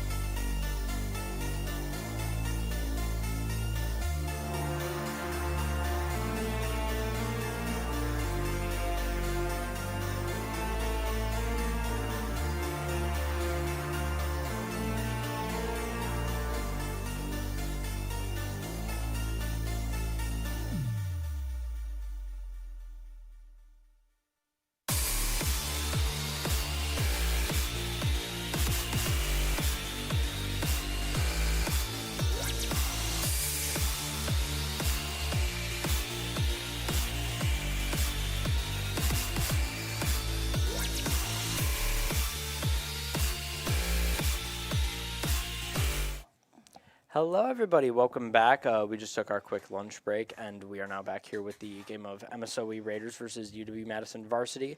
Of course, last match being GB versus, I believe it was LeBron's James. Oh, no, did you tune in that match and see what I did happened? not. It was GB with a very astounding win. Their team comp was insane. It was Mordekaiser Trundle, Tristana, Hui, and Braum. So just I missed a Hui game. heavy front line, great back line. It was a very nice win. And, of course, Trundle, Mordekaiser, stat stealers. They were kind of going in. But I believe we have draft starting. If we could swap over to that to kind of get an insight. So, once again, early bans, of course. Riven, tried and true. We haven't really seen that any time except on a side stream one time. And the Akali ban for an assassin. I am of the personal belief that assassins are a little bit difficult to play in a more structured format just because the strength of assassins is they come out of the shadows, take a kill, go back. But when everybody has vision and can verbally say, hey, stuff is happening here and there and all around, really just kind of like reduces the effect. Bans on the side of MSOE, Draven, Aatrox, Xerath, strong carries, especially like Xerath having, as we've seen in these past matches, potential on the map. But Xin Zhao, a pick we are used to seeing here, but strong nonetheless. And Looks like you and Madison's going to pick up the Hui possibly missed this a time. Hui game. No, you didn't. We got Hui games all the time. This one is going to be a fun match to watch. Hui, of course, strong with their ability to have many abilities, especially everything in their Q kit being insane damage rates, and then, of course, their E kit being great for the team. We're getting to see the Nefiri here, too. Once again, another strong pick we've been seeing. It's a great kind of... It is an assassin, but also, like, at the same time, they're kind of a fighter. If they get in the fight and they're able to get their health regen off with their abilities, they can be a problem. Yeah, I think you're pretty scrappy. Oh, yeah. Anivia, we didn't mention seeing this on a team. This is, which one? MSOE. Looking through the notes. For mid lane, yeah, Anivia, one of their higher played champions, would not be surprised to see it come in, of course, while on Anivia being one of their best tools to stave off from teammates coming in to help. Like, you're in mid, you just wall off the side of the river, and what are they going to do? Help you? Through the river? No, there's a wall there. But Anivia also, their Q tacks on that slow, the stun, along with ult and, of course, E, where we all see after they're hit with the cold, that E chunks away like a good amount of health, more so with even at 2 items. So we might see yet another Renekton. Of course, it was a strong laner. He has some of the best early games when it comes to just trying to dive. I mean, E, Q are his best tools. You go into a full minion wave, E it, Q it, E back out if you just want to take the wave and start pushing your lane in, and also late game when he's able to pop ult. He's just always a strong early game pick. Falls off a little bit into the late unless he's able to scale. But Darius here, I mean, I think everybody knows the strength of Darius with his W applying a slow, E getting you in close to him, and of course E giving passive armor penetration, of course. Get donked. Yeah. All right, so here we go for, I think, these are both bot lane bans, so Corki, one we haven't seen, but I do understand that Corki is a little bit crazy in the fact of his armor shred that he has applied when he ever has a minigun out. Glask being one, I do like a Renata Glask. Just like kind of like a free pop of allowing you to live every time, solid CC, ult, one of the most unique forms of CC in this game aside from like polymorph and sleep, because it's like taunt, but you're taunted towards your allies and you can hit your allies, and it's very niche. But on a team with like Nefiri, because also the dogs end up targeting allies, and Darius, if he pops a W or even applies bleed, like bleed can kill a teammate. But Oh, so I want to see my fish too. I mean, it's such a good support. Can you blame it? Like anytime you pop a Nami E onto a teammate, they're just dealing like an immense amount of damage for the next 3 abilities. And with Nefiri, that can be their ult or their like 2 Qs to enhance the bleed damage, but I think Nami is still like also one of the, if not strongest support currently. Also the most picked one. It's been a very picked ban, but once again, one that we've been seeing. It's a fish in the sea, but you know who else is in the sea? The diver of the depths, Nautilus himself. And good matchup against Nami, just because if no CC is up, goes in, but see, Nautilus is a little bit rough because, I mean, the Fury Dogs block the Q. You go to them, but, like, that's not going to be enough if enough dogs are able to get you. But Jinx, we have been seeing some of these games. We know the power of a Fishbones going long range and, you know, no set this time to keep him down. I mean, of course, Fishbones being, like, one of the best tools to outrange. And I think Get Excited is such a niche ability because, yeah, you can build full crit, full attack speed, and Get Excited gets you over that, like, ledge even more. But, I mean, like, if you just go full lethality and get 1 kill, you got 100% attack speed. Not have a traditional ADC on this side? I think I think we gotta take the D in ADC, flip it upside down, flip it around, and we might have an APC on our hands. And Brand, I think we saw one game before where it was Brand Nami. Whoa, I remember seeing that game be a little bit different, especially when you put Nami E on a Brand. You go like WQE, click on all of your things, just end up going on, and you get that amount of damage to where I think the enemy team would just perish, honestly. Of course, it's Brand with his passive, his burn items, everything he takes to where it just gets like that. But as we see here in the bracket, in our few matches, currently still in this, we have Madison, MSOE, Eau Claire, and Green Bay here. Nice matches, and I believe, I don't know if we know the specific seeding on this. I do know that UWGB is the 2nd seed of today, Madison being the 1st. MSOE, I believe, was 3rd seed because it was the upset between GB and MSOE in the last match. And then WEC, I think, is somewhere around like seed 5 or something. I do not remember the seed. Seed 4. So what do we have? We have 1, 2, 3, 4 in the top 4 slots. Okay, so it looks like everybody's performing their seed today. So now I guess we just got to see, does that hold up true? Will it be UWGB and Madison heading on more so that they can face in the finals so that they perform their seed? But I think what I am excited to see definitely is this team. The team comp here on the side of Madison. The fact that they have all of this really good, like they have AP out the wazoo right now. They got Brand Nami bot lane, they have that Hui mid, and then they have that really strong just core of 3 AP champs. And of course, Darius and Neferi to back it up AD. They don't really have a traditional tank. They really just have the bruiser. So you think that's going to aid or hurt them in their survivability? It may hurt them, but if they can position correctly and just get enough damage built up, I think they'll be able to peel right through the Renekton, right through the Nautilus. So we are seeing a more electrocute build on this Anivia. Normally, I do believe that they go into some more, say, like Arcane Comet builds so that they get the poke off. Speaking of poke off, missing the Q. But it is Glacial Augment on this Nautilus. We've really only seen the, the Aftershock in most cases, but does this mean I think Hex Flash is on board? One of my favorite runes, just because having that extra slow charge flash over a wall for a surprise CC is some of the greatest things I've ever done. Yeah, closest I've ever gotten to using Hex Flash was on my set support. Looks like we're Yeah, gonna see going some stuff like in. here.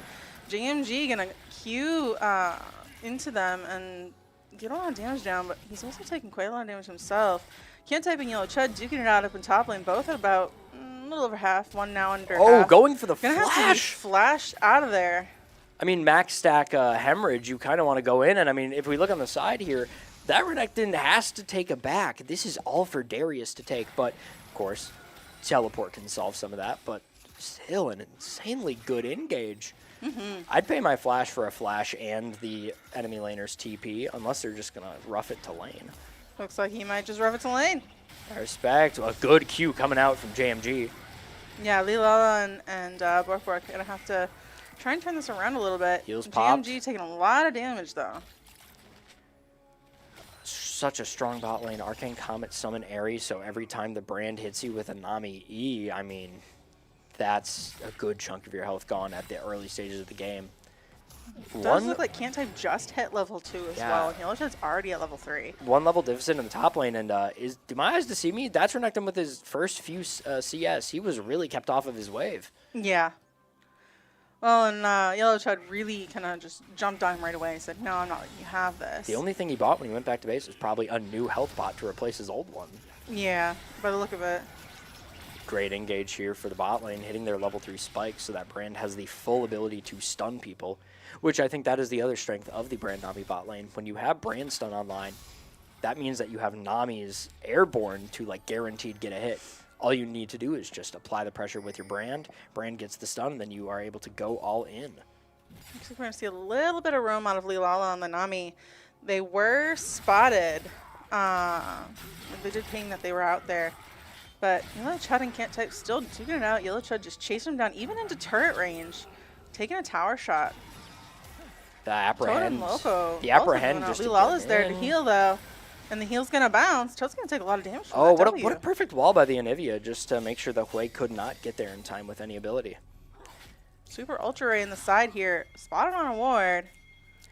Now, I'm looking at this bot lane. We got that Nefiri coming up here close, so we could be seeing a big gank potential here. Is there vision that they have? No, it looks like they're so pushed up that Ooh, Pack they're in going to need to trouble. path around. That's gonna be W the hits. brand. That's going to James burn. died. That's Yeah. going to be first blood onto Wow. Bork. GMG's got to run. He's going to have to flash to get out of there. Flashing away, I think, hey, giving the specifically brand not another kill, but Nefiri went all that way for no kill participation. So that's some lost CS that we can see affect the gold scores of this match. But already about a 1K 900 gold difference in the start of the match. CS, of course, going to be a big factor in that, but also the very early kill stolen here. Good first blood. I mean, getting both your bot lane, the kill and assist is Oh, we got a couple here. solid. Super Ultra Ray getting jumped on by Max Inventory and Loco. Toad's coming up, and the walls did enough to keep Loco out for a moment. Max Inventory's real low. He is going to get the kill on Super Ultra Ray, but looks like Toad is going to take down Inventory. An eye for for a an good eye, trade. and a dog for a Zinzao.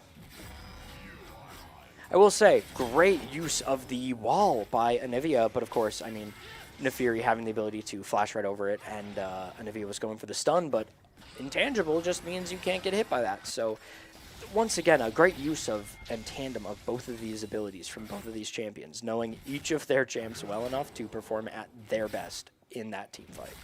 Yeah, for sure. Yellow Chud looking like he's going to have to back off a little bit here. Super Ultra Ray, full health, almost full mana. He's going to get knocked up and slain. And I don't know Looks if we like- noticed on the kill cam, Yeah. Hui has just fallen to the Anivia to get their second kill. Anivia with the first bounty of our match here. And And Type now going to have to it's, back here, too. it's looking a bit more in the favor of MSOE. Yeah, I think this is going to be a strong game of back and forth. Oh, 100%. But what's not back and forth is going to be this bot lane and the pressure that they can apply. I mean, we've already seen the numbers that they can put up on the board simply with a Yeah, they don't Nami even have to E. stick around for the wave. They can go right up to Dragon, help, Inventory, get that buff for the team. And now, as we were saying how one of the best early Drakes, of course, is an Ocean Drake, I do think that Mountain Drake is also within that same realm just due to the Lacking the defensive that it tank. gives. Yeah. I mean, especially on a team like we said, this team doesn't really have a necessary traditional tank. They just have a bruiser in the form of Darius, who is tanky in his own right, but not a tank.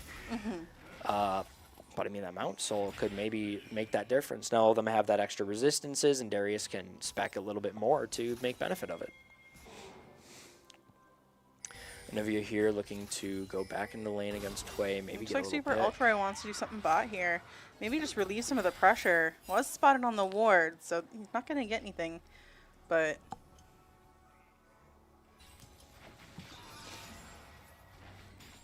Hui, of course, level 6, a very scary place for you to deal with as an enemy laner, but getting the ooh, the wall into the stun. CC off to just get that chunk of damage away from from the health of Wei. I mean, I would do the same. It's an easy stun into an easy E going under tower, Stunned forcing under to take tower. 2 tower shots. Oh my god. Yeah, I don't think he's getting out of this one. He did flash, so he might.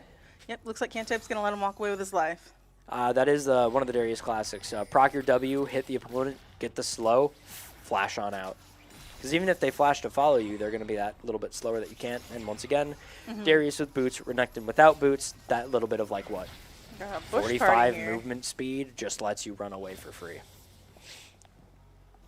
Level 6 onto the brand here. Of course, the scariest moment is when a brand is ulting you, because slow plus damage plus you're not getting out of that with any sliver of your life.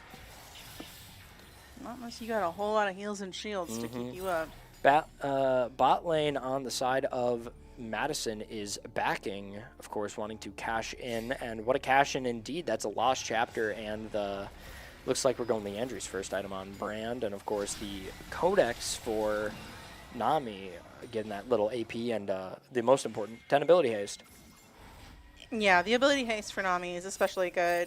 You know, the more times you can heal and buff your allies, the more potential you have to, get that kill in lane, especially early. Oh yeah.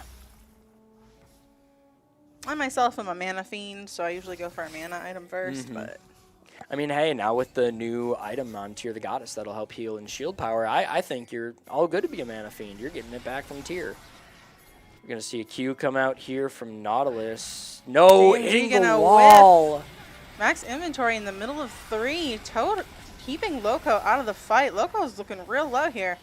Super Ultra and max inventory duking it out. Jungler versus jungler.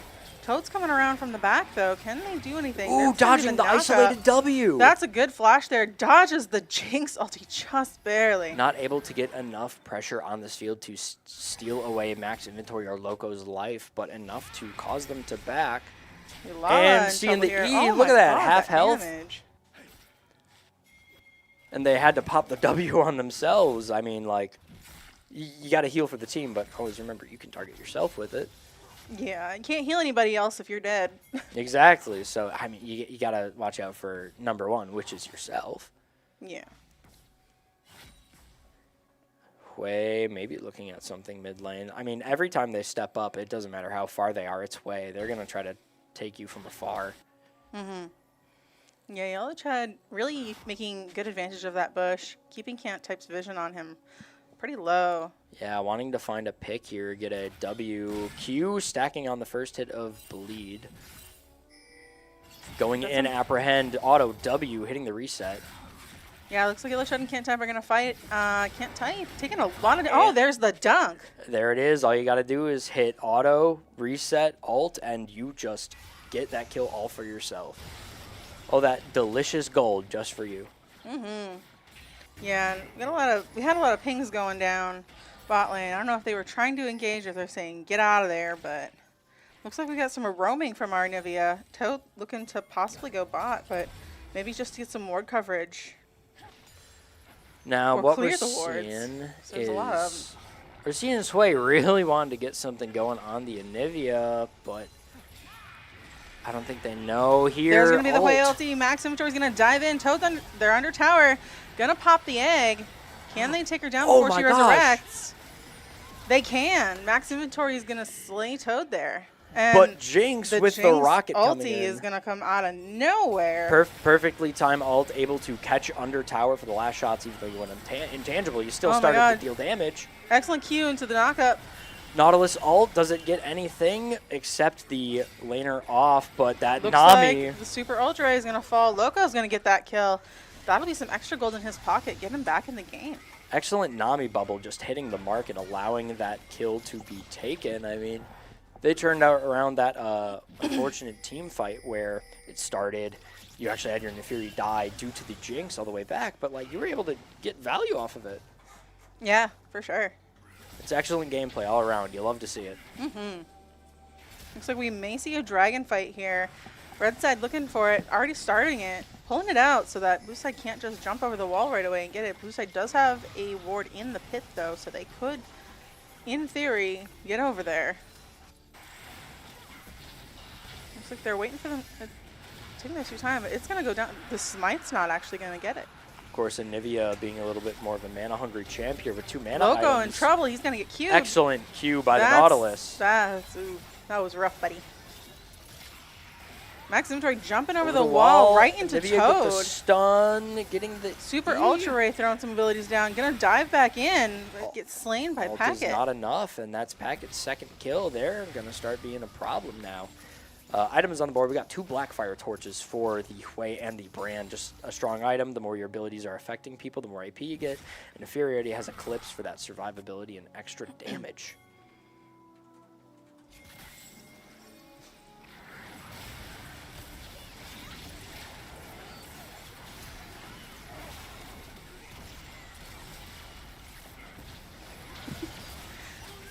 Super Ultra Ray going in. Bork gonna flash back out to take him down, but Packet might kill him. Yep, that's gonna be down. Are we going to be using And top side, Fishbones? we've got Aw. Yellow Chud and can't type in Toad.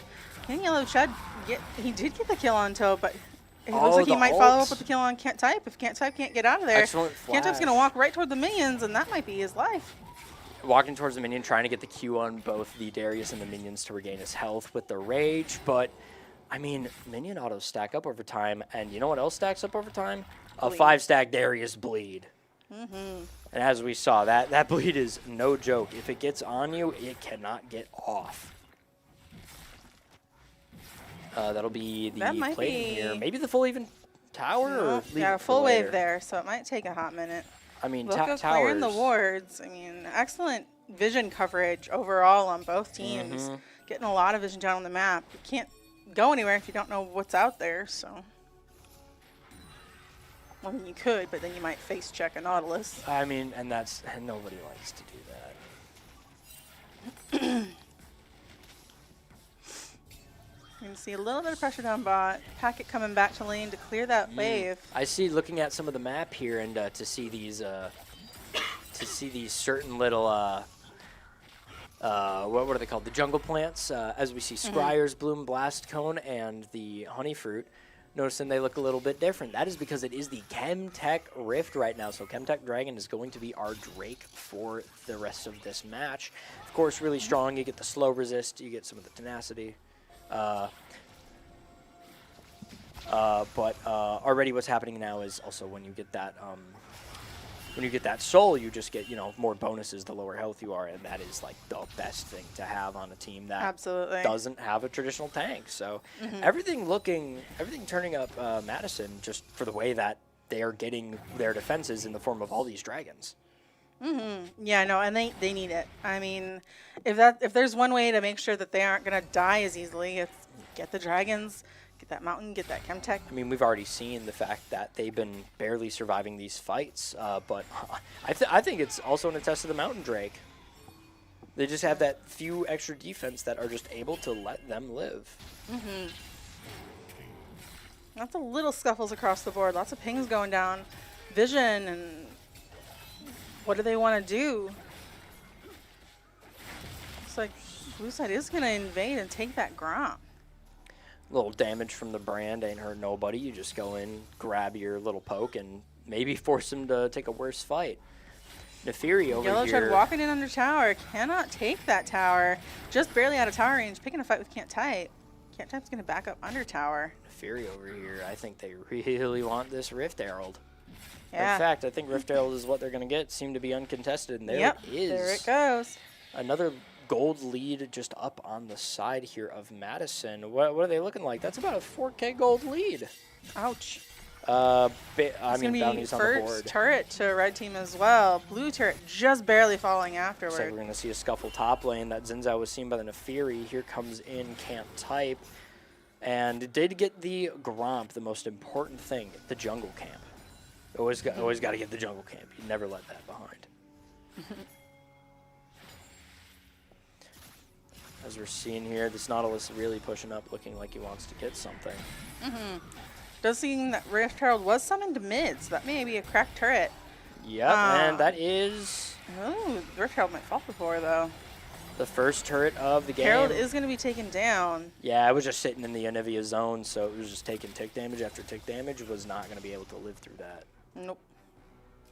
Gold on the map. Oh my gosh, look at that top lane differential. There is 3K gold of their entire gold deficit just given to that top lane, and we might see a little bit more of a gold deficit in this team fight. Flash smite into the going for E. Loco having to flash himself, but he's going to get knocked back in.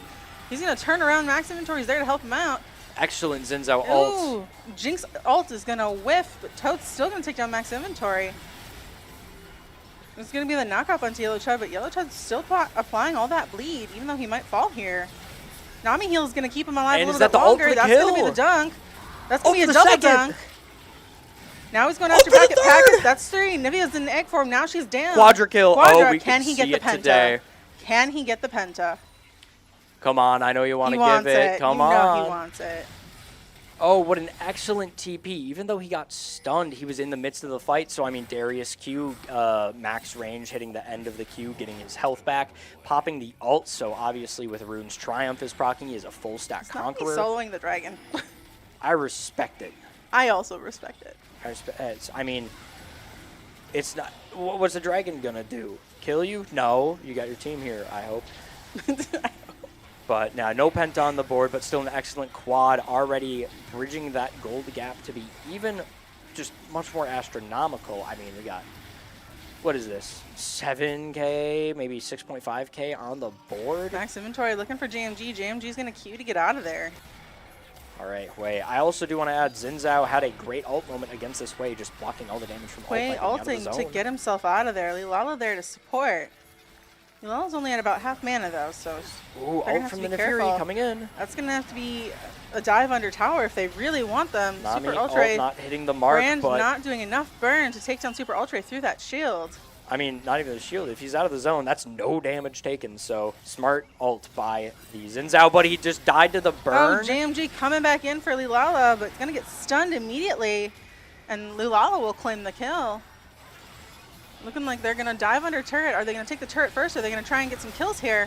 Going Max back, Inventory that's eating a kill on tower shots. Max. That's going to be Max down to the turret. Bork just barely living. Oh, never mind. Jinx Ooh. Rocket takes him out of the field. Are you going to see a QW? Are we going to see a QW on this Anivia from the Hui? We will, but it did not hit. Unfortunate to see for the Hui. Really wanted to hit that mark. Isolate damage even would have definitely taken it away, but just doesn't hit the mark. YellowChud zoning Packet off of the turret here.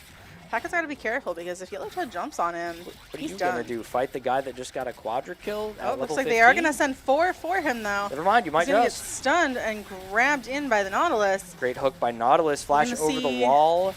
Oh my god, that health regen. Can't type, has to just hold down the fort until the team comes in. YellowChud's spinning around, just getting like a good chunk That's of his the health bar full back. team for Yellow He's Chud just here. still alive. He's alive? He's alive. He's Oh, alive. is he going to run back in queue for the team? He gets it Nope. and fails. And that was the entire team for one. For one? For one. I mean, Gotta say it 3 times. shut For down one. kill, it's important. Yeah, that was a But- sizable bounty, I'm sure. I mean, see, there was 1 kill, 3 assists So we got 2 onto him. versus 2 here. JMG gonna fling himself over the wall to get in there. They were upset about his Loco out quadra of kill. mana. Well, would you do that against that, Darius? You were upset about his quadra kill, so you get a quad to kill. Like, I think it makes sense. You only have to just return the favor. Oh, Except Nefiri it was ult. 5. That's gonna be the ulti into there. Super Ultra Ray's got to run here, but Can't Type is in the side wing coming up to help him. Looks like it's going to be some back and forth here. Max Inventory shooting out a lot of long-range poke here.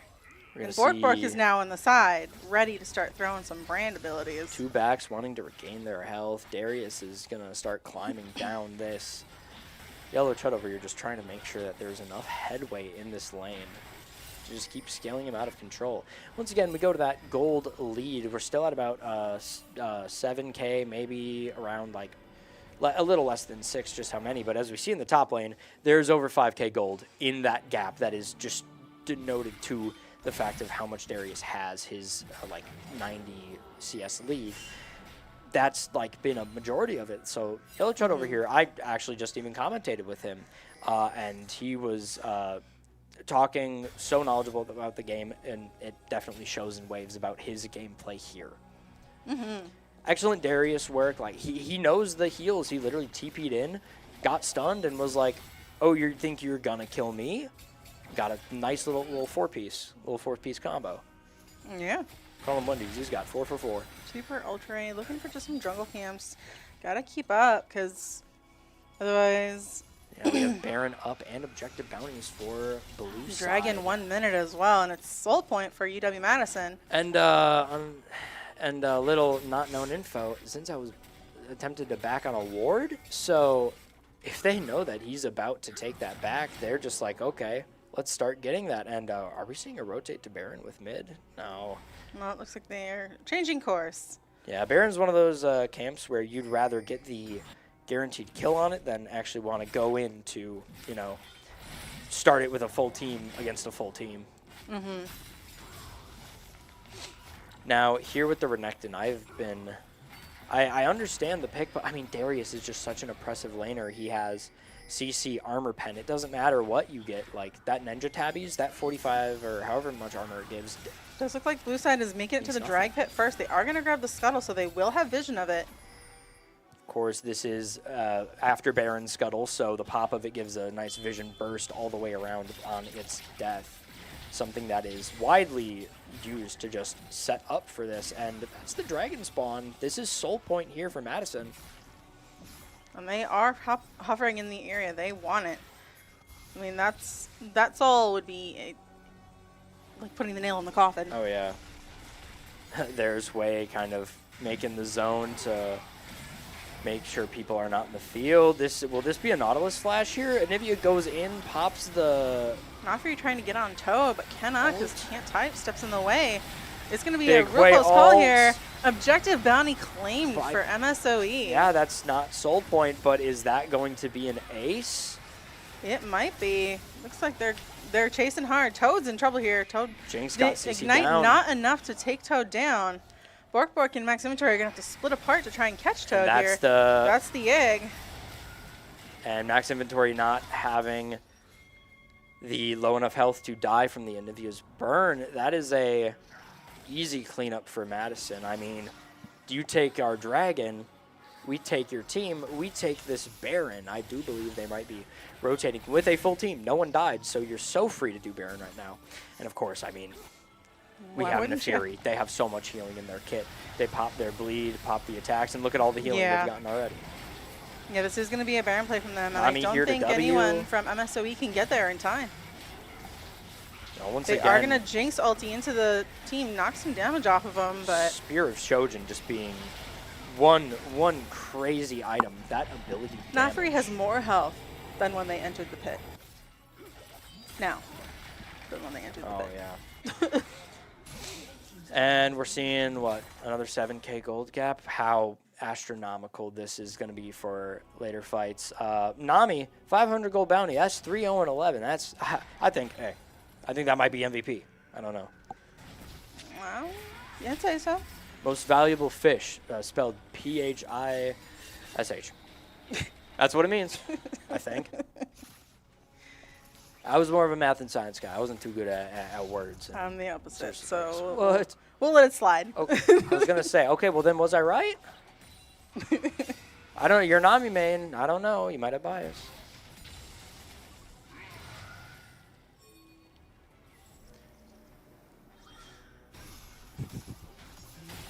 But as we see, Looks like blue turret is going to be taken off the field here. They're pushing down mid.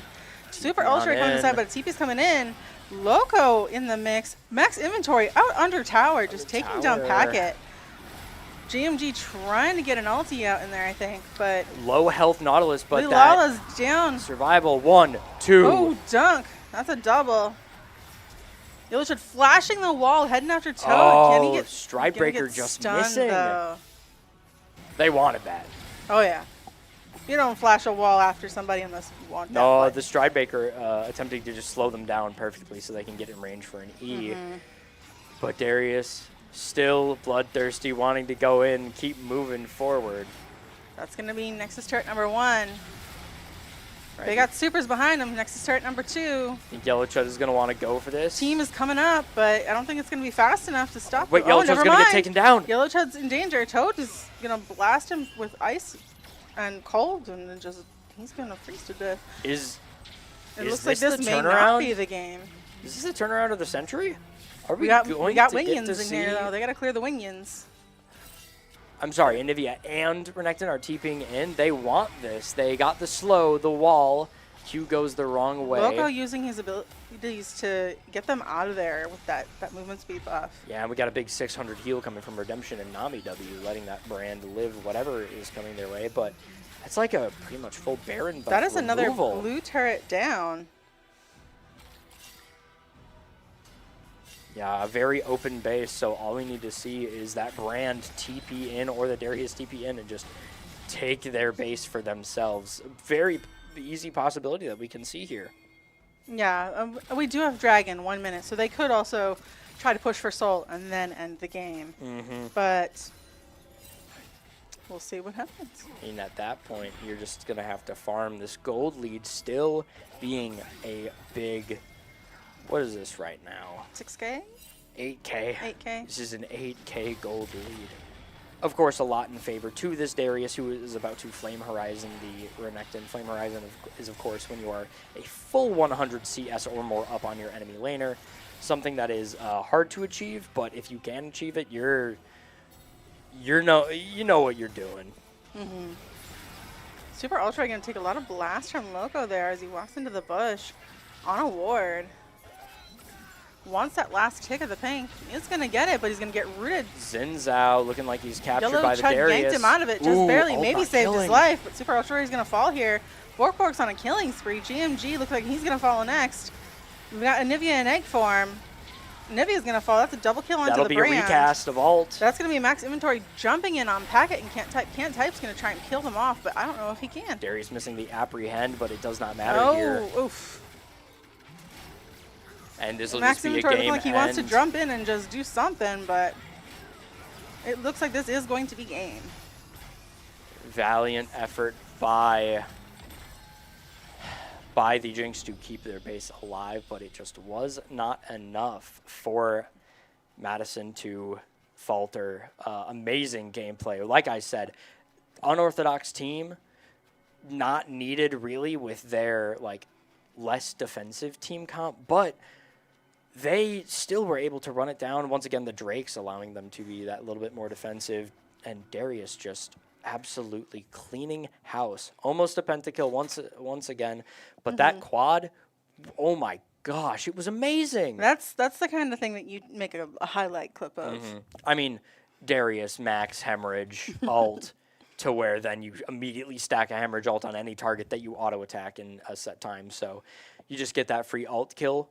You get like any movement speed rush from somewhere. Oh, I autoed you once, max hemorrhage. You're at low enough health, ult again. But amazing play here from YellowChud on that side. We've been seeing such great team synergy between Madison. They are really showing why they are the true team to beat.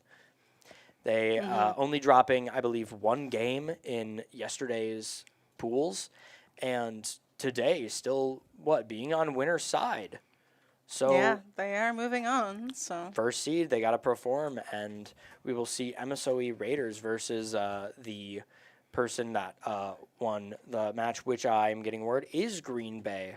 So they did well, it seems, on their match, but that'll be one of the matches we do see coming up.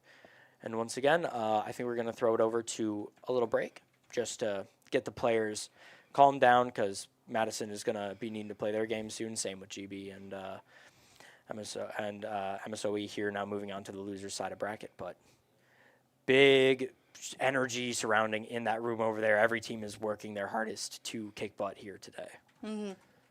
So we're going to throw it on over to break, get those players ready, and we'll see you in a bit.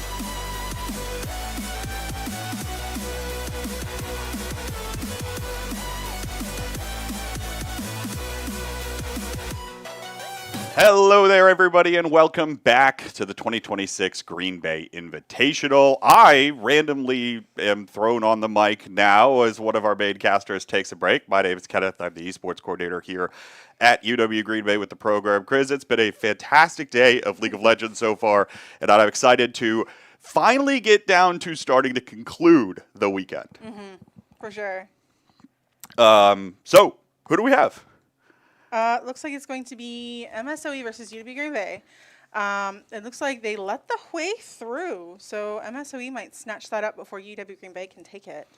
KM has been playing a lot of Hui this weekend, I think much to the dismay of most of the opponents, and in fact it will be picked away by MSOE up first. Plenty of other things KM can play. Now his counter pick and his hovering Ari has also been playing a little bit.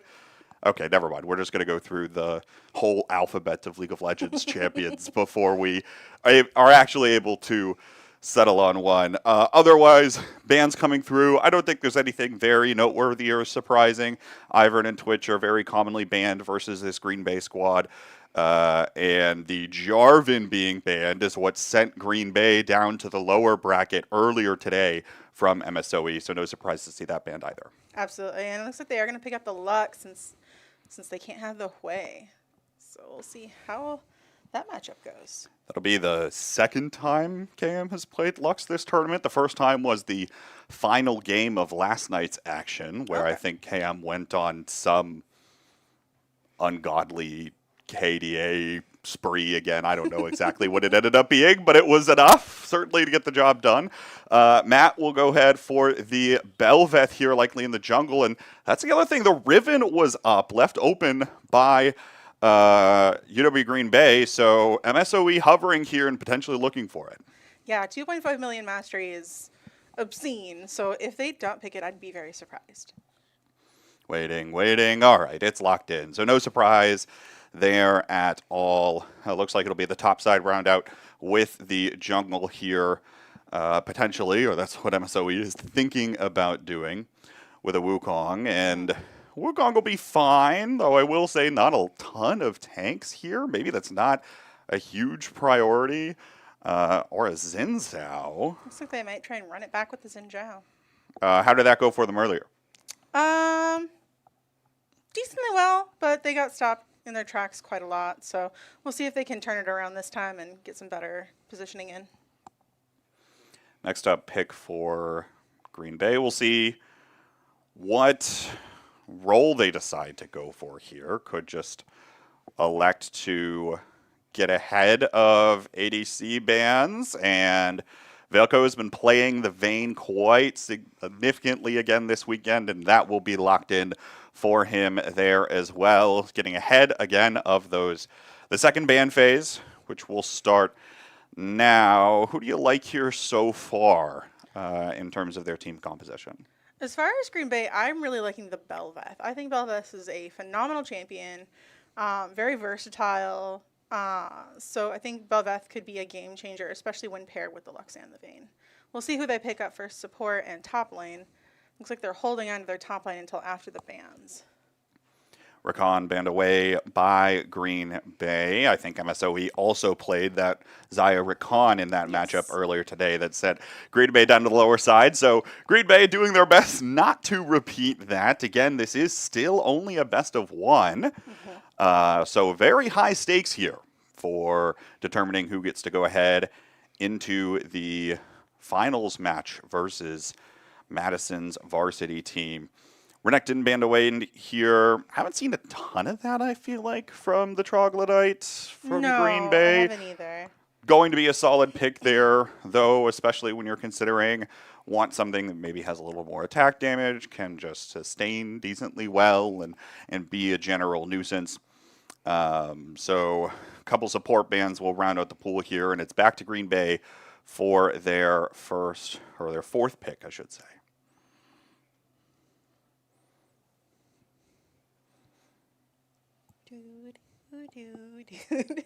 All right. Ooh.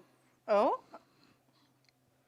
Ornn's one of my favorites, and so is Set. So I'm curious to see if they'll pick up. Oh, Zahen. I have not played against a Zahen yet.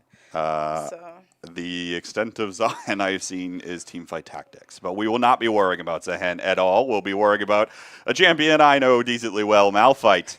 The Mountain up in the top lane for the Troglodyte, most likely. Still need to pick up a support for Verdant Chaos. Meanwhile, other side, we'll see what they've got here. Oh, it's another Ashe. Tanner's probably lucky he's not casting this one. Being very grateful that there is not a, air quotes, boring Ashe they have to worry about, but all good. yeah, I'm really curious to see how the Malphite Riven matchup will play out. I'm not super familiar with either champion, so I think it'll be kind of cool for me to see firsthand what they can both do. I have to imagine that Riven's going to do like the 20 million dashes, and then Malphite's just going to stand there and like, oh, you tickled me. Haha. You're very funny. Braum will be the pick to round out potentially here. So a Freljord bot lane for MSOE, picking it away from Verdant Chaos, who's played it earlier today. Ooh, And you now- might see the Renata Glask, though. Renata, okay. Or not. I was about to say, depending on what what champion comes through here, there's probably about half of the champions in the game that I have not casted over because I am not usually a League of Legends caster by trade. But nonetheless, here we are. It's Poppy in for Verdant Chaos there in the bottom lane. So double tank. I think this is pretty standard of composition for UW Green Bay. It's not exactly a lot of the same champions they would usually play. But I think it's a very similarly inspired style, right? It's high carry potential for both KM and Veilco. You've got the Troglodyte in the top lane playing some kind of tank. You've got Verdant Chaos support, this time playing more of that denial of the dash. But overall, I think pretty common draft there for Green Bay. And MSOE's got plenty of fireworks there, right? It's the Riven coming in from them, that staple of a pick. So it'll be exciting to see what they've got here. Yeah, for sure. And it was with Toad on the Hui, too. He's been playing that a lot in ranked, from what I saw. So definitely got some practice in on the champion. So not real surprising to see the pick away No. by any means, right? So It was either ban it or take it, is my guess. So they decided to take it. and if you're comfortable on it, I think it's especially when you pick blue side there early, it's a way that you get almost an extra ban if you're trying to have a pick denial away from one of the other teams. So it's a fair enough strategy where you basically get 6 bans and your opponent can't play what they might want to. Or actually, I don't know, maybe in talking with KM over the course of the day today, maybe he actually doesn't want to play as much Way. Yeah, so maybe the actual steal away pick is actually, oh, yay, I get to play something else other than being forced on the Way duty that he does so well. So we'll see what comes up. Again, reminder, the winner here will play the UW-Madison varsity team in a best of 3. So high stakes here for who is going to be able to take second place. And again, this is the matchup for the finals in the Wisconsin Esports Conference that'll happen right here on this YouTube page tomorrow night.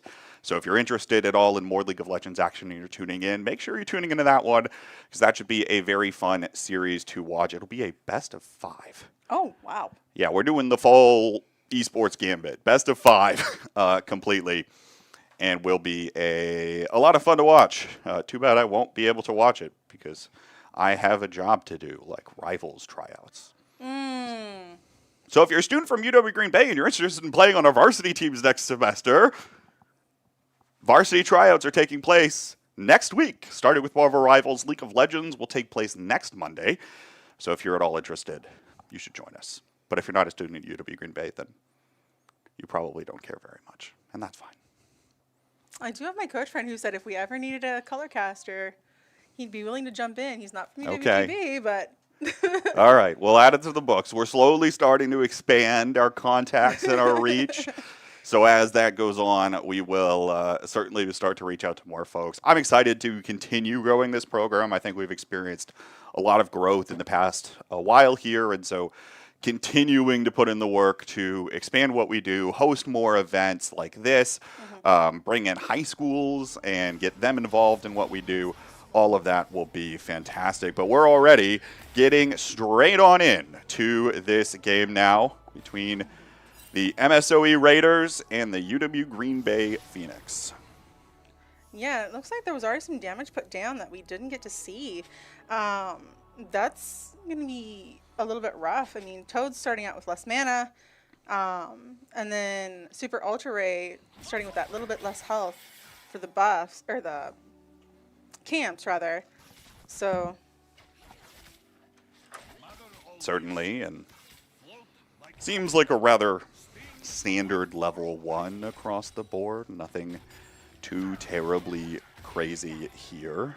A little bit of poking in the bot lane, and of course the director camera loves to poke at the bot lane where there's the most action happening because it's a 4v4 down there in comparison to any other lane. So pretty standard stuff across the board.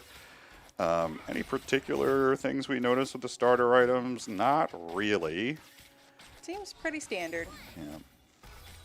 Looks like a lot of folks haven't used their pots yet, so that's a good sign. They're staying healthy. It does look like Blue Side got their 2 first. Velico and Verdant Chaos just hit 2, so we'll see what abilities they take and see if they can kind of push back out a little bit. Other thing that's probably worth noting, at this stage of the game, it's all about trying to find the first ounces of advantage you'll have. A flash burned early by Toad will be that kind of advantage. We talk so much about the gold economy, but your summoner spell economy for the team is just as important. That flash, instant teleport away to safety, is a 5-minute cooldown. So I would not be surprised to see more pressure applied towards the mid lane, trying to take Toad out of contention as the game continues to progress. Yeah, and trying to shut down the Hui early is probably pretty important. Don't let him get ahead, because otherwise he's just going to snowball. Anytime you can take one of those very high scaling champions and minimize the impact they have early, that's going to be very important. Although Can't Type already putting in the work here against the Troglodyte. On fire. Can he walk out of there with his life? Looks like he might just barely make it. Will just barely. An Ignite taken by Riven as a summoner spell is indicative of the goal, right? If just the same way that Hui might want to get ahead early, I think Riven is also going to want to try to get ahead early, especially in this lane.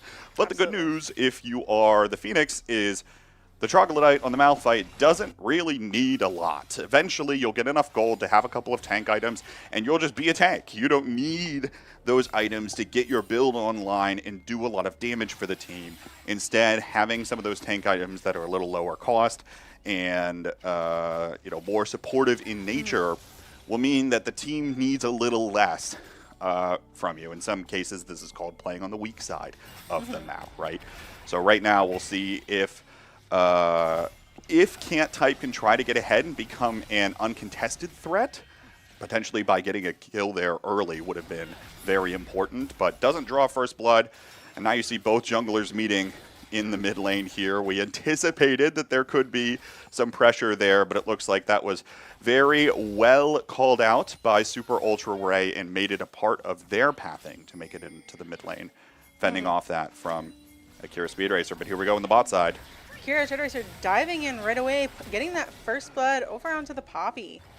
Verdant Chaos, first kill of the game. First blood again for the Verdant Chaos as the support player.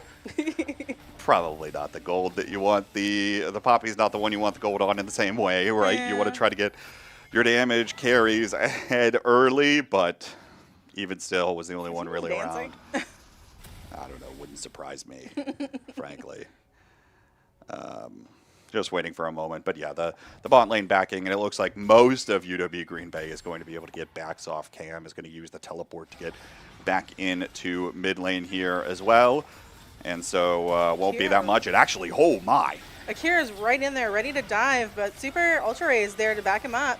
KM is going to slay Toad, but it looks like KM might lose his life for it as well.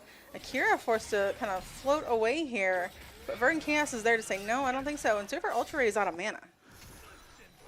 Real risky there on both sides. You know, it was a tough call. Of course, you have to imagine that Akira Speed Racer wants to try to get ahead, knows that there isn't flash up on Toad, and as a result wants to try to go in for that pick. But by the same time, Super Ultra Ray was still in the area, knew that the threat was potentially an option, especially as soon as that teleport was down there and being committed. It wasn't just for the farm.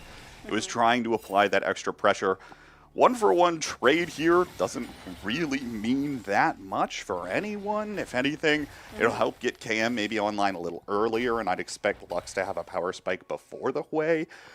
So if Green Bay can try to capitalize on that here early by getting some more of those trades and then try to find those small advantages to continue snowballing, they'll be pretty well set up for victory in this one. Yeah, and it looks like Cantype and Troglodyte are just kind of scuffling back and forth in the top lane. I mean, nothing major going on. Troglodyte's pretty low on mana, so he might have to take it back here soon. But there is a Belveth on the side, possibly looking for something after they take their camps. So We'll see. Maybe we'll just alleviate some of the pressure because, like we said, it's weak side. I doubt Akira Speed Racer is going to commit so many resources, but on the flip side, the Cloud Drake is up, and MSOE has made the rotation to come down into the bot lane, especially on the roam from Toad. Now, though, going back up to KM. KM has to run underneath the tower, might be able to get away. oh my god, that Lux ulti did half health.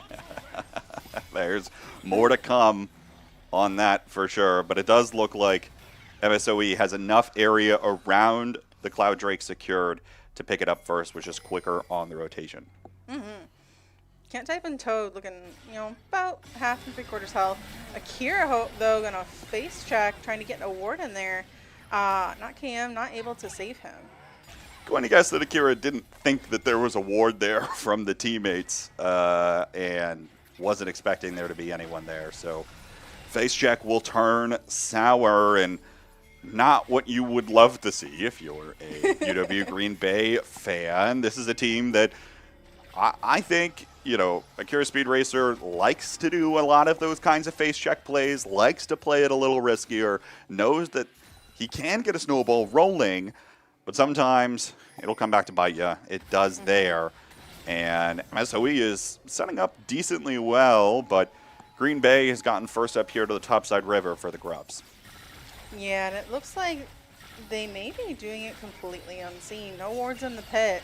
And there's not really a lot of rotation from MSOE. Like, they're going to go try and contest. So I don't think they even know they're on it. Doesn't quite seem like it. And all three will go to Green Bay. It will be Velko coming up.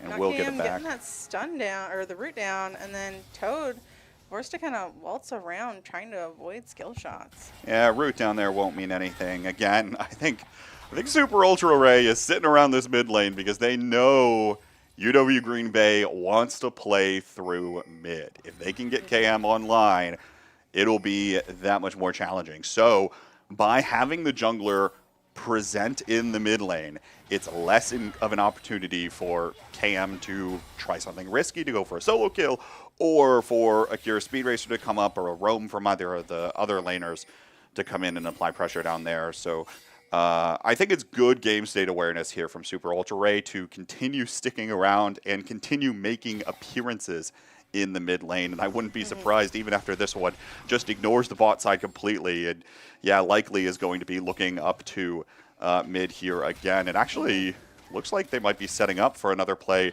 against KM with Can't Type coming down potentially. Oh, all right, never KM mind. might be back in, or not. Well, Can't Type or walked all the way down to the bottom, nearly the mid river, but was dissuaded. I think realized that there was a ward down and just walked away. They decided not to go for it.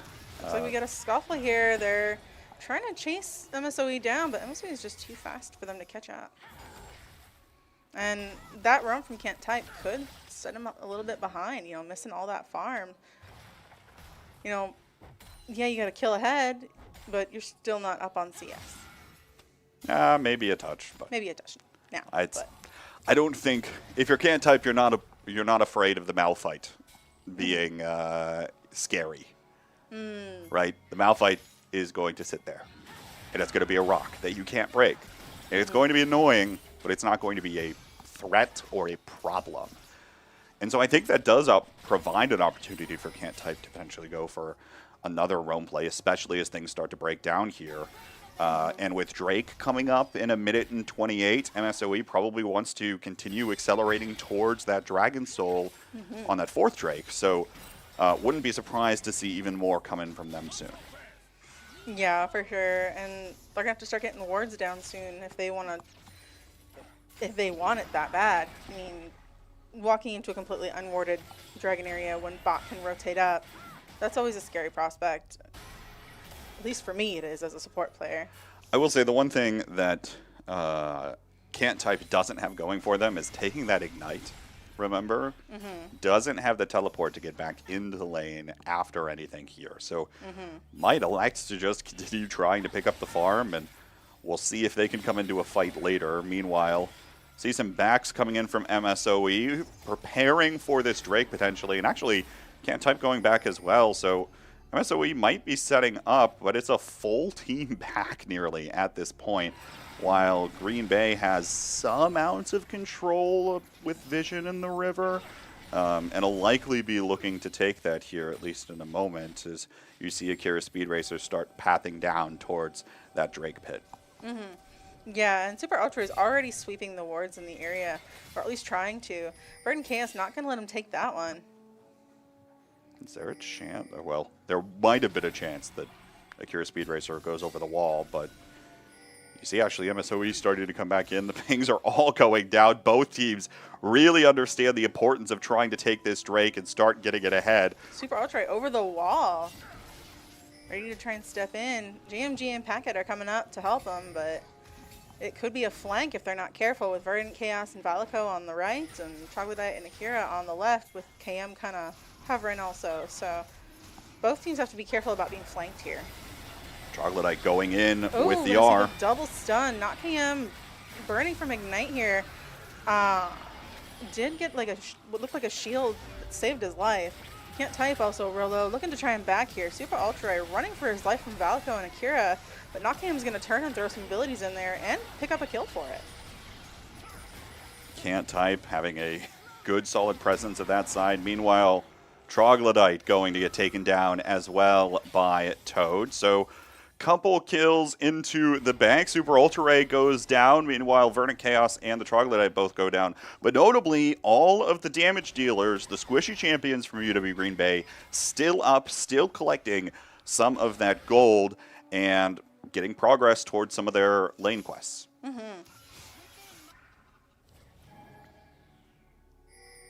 Yeah, looks like we saw some pings down in bot. I'm not sure what they want to do there.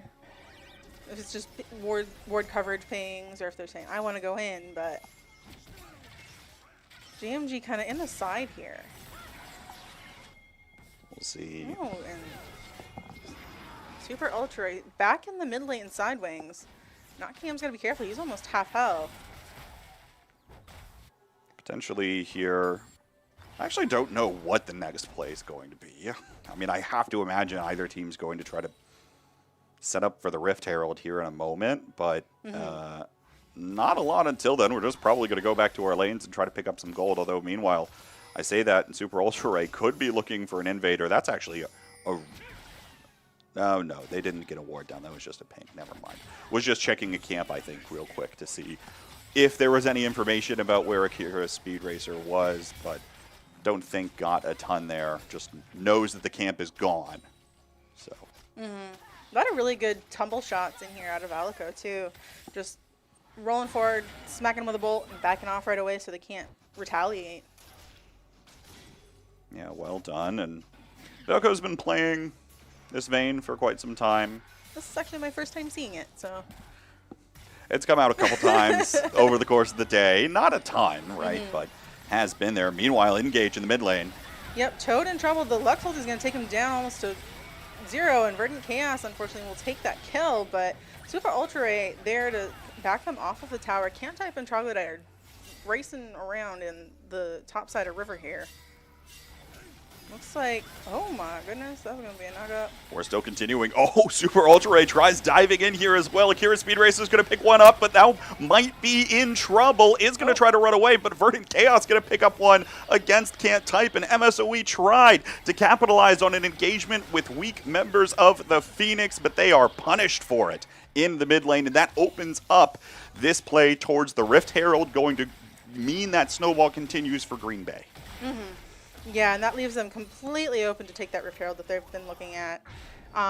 You know, they didn't even have to set up wards around it. Everybody's basically dead that they have to worry about. So that's going to be a nice pickup for them. They might be able to get some good lane pressure out of it once they have waves pushed up.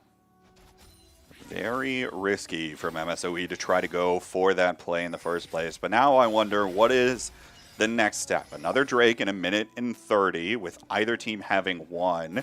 Seems like the longer that goes on, the less of a win condition it becomes. So we'll see who is actually able to get there first. It looks like potentially Green Bay once again is going to have control over the river. Meanwhile, though, Verdant Chaos face checking. Yikes. He's going to have to run. He's ignited, but the constant shots from Ash are doing a lot of damage. Akira there to try and provide some backup. Super Ultra Ray standing in the way, and JMG also prepared to throw up that shield if necessary. So. Oh, not KM. Very low. Oh my goodness. I don't know what he was taken down with earlier, but comes away, and the Hwei gets the shutdown gold, so that'll be some additional coins in the bank. Meanwhile, Rift Herald likely was about to expire, forced to just go down here at the bot side. It will get a charge off. I think it did. Yeah, okay, it did. But the tower still stands just barely. Oh, that thing could blow over. Feels bad. Oh gosh, Troglodyte keeping Can't Type off of that farm actually decently well now. A little bit, the Riven's a little bit behind now, so not by much. I mean, it could be easily cleared up in one wave, but still something that says, hey, I got a little bit more money than you, maybe. Maybe a little 5 seconds to Drake here. As you see the positioning once again, MSOE on their own side of the jungle means that this is open for Green Bay and will likely attempt to kite this dragon out into the river. As we got some conversion here in mid lane. Toad barely walking out of those skill shots. Kira's looking at half health, so he's going to have to be careful if they want to get in there and get that Drake, if, you know, to smite. Got to be careful. Looks like he is instead going to go after some jungle camps. While MSOE is on the dragon. Yeah, looks like Green Bay just elects not to go for this one. They must feel like they don't have a lot of damage online, and so in a full team fight, which looked to be what MSOE was trying to set up for, Green Bay might just not have everything they need, right? Vayne is like barely one item at this point. KM isn't really online unless you hit the final spark. Meanwhile, my Bye! Whee! That was funny. Oh my god. Just looked like he was in trouble, and then, okay, never mind.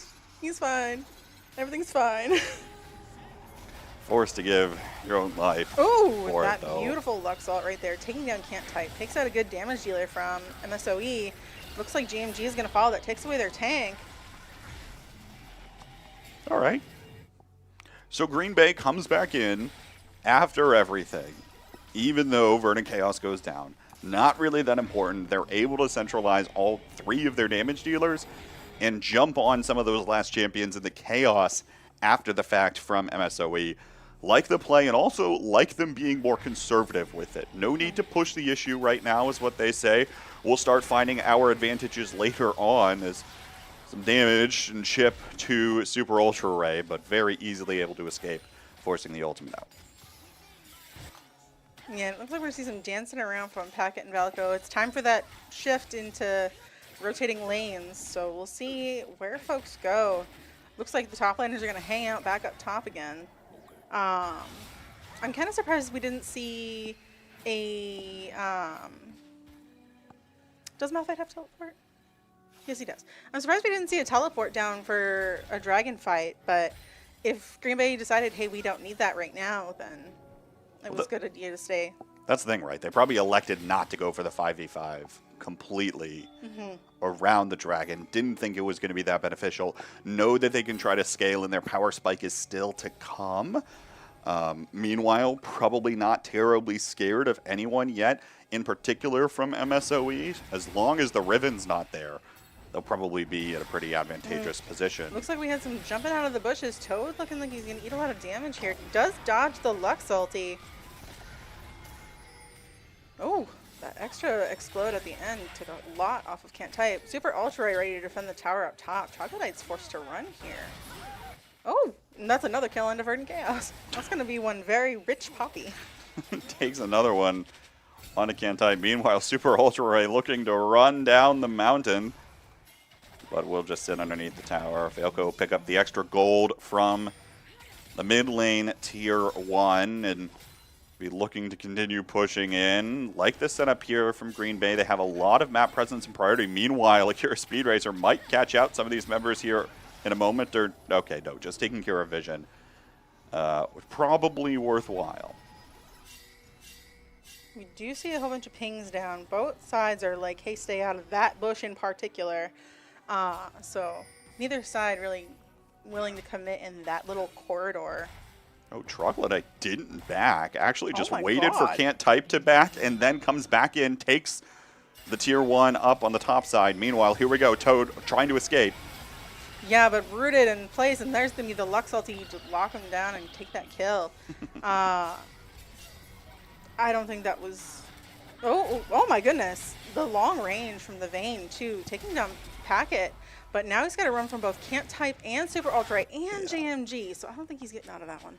1 for 1, or 2 for 1, I guess, trade across the board. I think MSOE very quickly realized with all 3-4 members of Green Bay down on the bottom side of the map, that meant Velko was very alone and pretty well pushed up, trying to get some damage onto that tier 2. Easy punish there, and maybe slightly calculated, but that might be giving Green Bay a little bit too much credit. I think he was just overzealous. Yeah, it's entirely possible, but without being out there in their brains going, what are you doing? You never know. Always room for post-game matches. I'm kind of glad we don't do like live mic checks because I don't want to listen to all that. No, me either. That's a recipe for disaster, needless to say. But nonetheless here, starting to set up for the next Drake. 20 seconds until that spawns. I've seen this position before. Green Bay has control of the river, and MSOE will be forced to come over the wall if they so choose. But we'll see whether or not Green Bay elects to go for the 5v5 this time. Most ultimates are online at this point, and with Flash, 2-3 flashes still being down from MSOE, this actually could be huge of a fight for Green Bay. Yeah, for sure. It looks like they're getting the scuttle right away, so they have that extra vision. JMG trying to slow down Verdant Chaos. Verdant Chaos taking a little bit of damage there, but it is the Poppy, so it is a little bit tankier. Looks like there's going to be the Ashe ulti down onto Verdant Chaos, but it's not enough to kill them. And it looks like UWGB did indeed get the Drake there. Troglodyte trying to tank some of this damage and get out of there. Let his allies... Oh my god, what an excellent turnaround. That beautiful ultimate. Right back in the team. He is going to fall, unfortunately, to Toad's burn. But Verdant Chaos living on life support over here. That was a crazy ultimate from the Troglodyte. Hold on, fight still continues. Yeah, NotBM now on a killing spree. Akira going crazy on to Super Ultra Ray here. Super Ultra Ray trying to dive back into NotBM, see if they can take down, but Akira is going to take them down instead. The Lux ulti does go down, applies a little bit of damage, but not enough to get any kills here. There's no turret to protect blue side, so it looks like both are going to fall here. And that's going to be a triple kill onto the Belbeth and an ace. It is an ace for UW Green Bay as they sit nicely in control of this game, but I want to go back to it. I think Troglodyte getting that 3-person knock-up in the ultimate, huge for the team if they were there to follow up. No one was expecting that play to come out from UW Green Bay. They were slightly out of range, but nonetheless, I think the team comes back together, and with MSOE still sticking around, they were able to pick off one target at a time to take care of business there, and they get a couple of towers in the aftermath here as well. So 2 Drakes apiece. This game could go on for another 40-minute banger or something, you know, at this point with how we are looking. As we take a look at some of the gold differentials here, I don't think there's anything that's really crazy. The only thing that sticks out to me, Akira Speed Racer. How about that? About 3,000 up? Yeah, roughly. Yeah. 3,000 up on the Belveth on the jungle. That triple coming in the last fight going to be beneficial. And oh yeah, That was a snipe. this is the power spike moment for UW Green Bay. They really want to try to have as much advantage as possible at this point. Not KM, probably with that kill, likely has enough for a Rabadons at this point. Or we're probably going to pick up a little bit of extra farm and just pick up that Rabadons outright. And so there'll be even more ability power, more damage for the Lux on that final Spark ultimate to secure some of those kills or potentially look towards objectives too. So a lot of good stuff here for UW Green Bay. If you're MSOE, it's hard to play a game of League of Legends when you're behind. You have to try to be as patient as you can, hope your opponent makes some kind of mistake that you can try to capitalize on, and try to play as passive as possible. I say that, though. It looks like JMG steps up a little too far, gets a little bit punished for it, not too much. But Super Ultra ready to dive into there. Verdant Chaos tanking all these hits from 4 people is going to knock back Super Ultra Ray across the map. Does take out, you know, a little bit of their fighting force and has to make them back off the fight a little bit. Super Ultra Ray already back though, ran straight for it, and is looking at not KM probably here, if they can see them in the world. Akira, meanwhile, taking on Can't Type, zipping around, just, oh my god. The team saves it from the solo kill, but Akira Speed Racer, you see what that Belveth does. More than enough damage, forces the flash out of Can't Type. Ooh, And Akira again, in a bad position here though. He's going to have to be really careful. Looks like Super Ultra Ray is going to get blasted though, so that does save Akira's life. what? How did he heal that much? Lux doesn't have healing. That's not a... I mean, it can be a supportive champion, but it's not a healing champion. don't know Somehow what those Akira items Speed are. Racer just picked up like another half of his health bar back again. I thought for sure the team was going to jump on him, but evidently not. So has Summon 8 healing in the kit, but is able to get away nonetheless and prevent that shutdown gold, which is another key component of this that MSOE really wants, like I said, capitalizing on those mistakes. The second that a play like that happens where Akira Speed Racer doesn't have some of those key cooldowns up or doesn't have a teammate in near vicinity, that's an extra 700 pennies in the pocket for MSOE. So they'll be looking to pick up some more of those as this goes along. Yeah, and I think they'll look at both, you know, the Belveth and the Lux, you know, 700 gold, 600 gold bounties waiting. Akira trying to poke around at JMG over the wall. Looks like we got some scuffling going on here. Drag is about to be up. It would be soul point for either team, so they may both be trying to prioritize this dragon. Can't Type really far up. Gonna dive in and get rejected. Verdant Chaos forced to back off and try and find his team, but looks like MSOE is gonna try and get in there, get on that dragon before anyone else can get in there. We do see the teleport coming in. Malphite could have ulti up. Troglodyte's in, looking for There it here. it There's the goes. knock up. 3 people in the air, and now they continue marching forward. Verdant Chaos very low, though, and Super Ultra Rays looking back the Troglodyte's other gonna way. follow. Troglodyte is going to get taken down, and the final spark has already come out. Veilco's going to pick my up damage. God, It's a Akira's bloodbath on healing both is sides. insane. There's another couple for this Belveth here, and a double for Veilco as well. It's another ace against MSOE.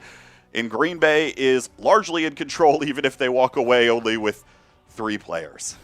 Yeah, that was an absolute bloodbath, and I'm blown away by the amount of healing on the Belveth. I mean, I thought for sure Akira was toast, and then they just turned around and nuked 2 people, so I was like, holy bejeebus. Yeah. Looks like Akira's soloing Baron over here. The Belveth can heal. That's Yeah, I No guess big deal. so. I mean, Ah, it's they're fine. doing all that work, and they'll be Half- completely fine. got at half health before Valka could show up, and not KM's now there, so that should be a quick pickup on their part. All 5 members are alive, so that'll be 5 Baron buffs they can use to split across the map if they want. Or just group up and push a lane hard, try and get an inhib maybe.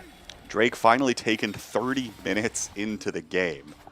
I will say the important part of the last fight, or one of the key considerations here for MSOE, is they were able to pick up their 3rd Drake, meaning they're 1 away from Soul, and this 3-minute and 30-second timer is going to be an important one for UW Green Bay to deny, right? They have to force a fight around this, especially to not only to capitalize on their lead because they know they're ahead at this point in the game, but also to prevent or delay another win condition coming in from MSOE. And now they might have a solo kill opportunity here on the top side. Oh that my is just God, that's just a nuke. Yeah, that's going to be extra gold in their pockets. And I mean, that leaves them free to shove top lane uncontested. You know, we've got the Hui down in bot lane, Toad trying to clear the wave and prevent, you know, bot lane from shoving in against Troglodyte. Troglodyte's just shoving it all in. So they're getting pressed on from all 3 sides, and they don't have enough bodies right now to protect all 3 lanes. that's the Oh my God, that speed. That's that nuts. is.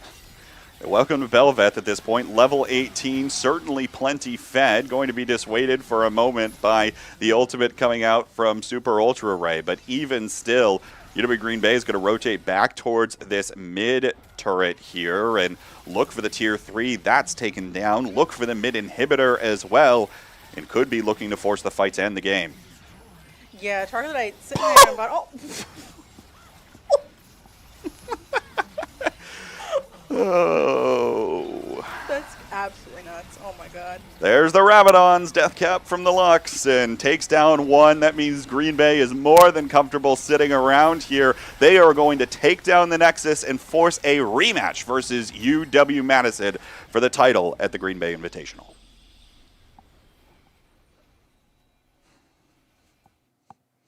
What'd you think?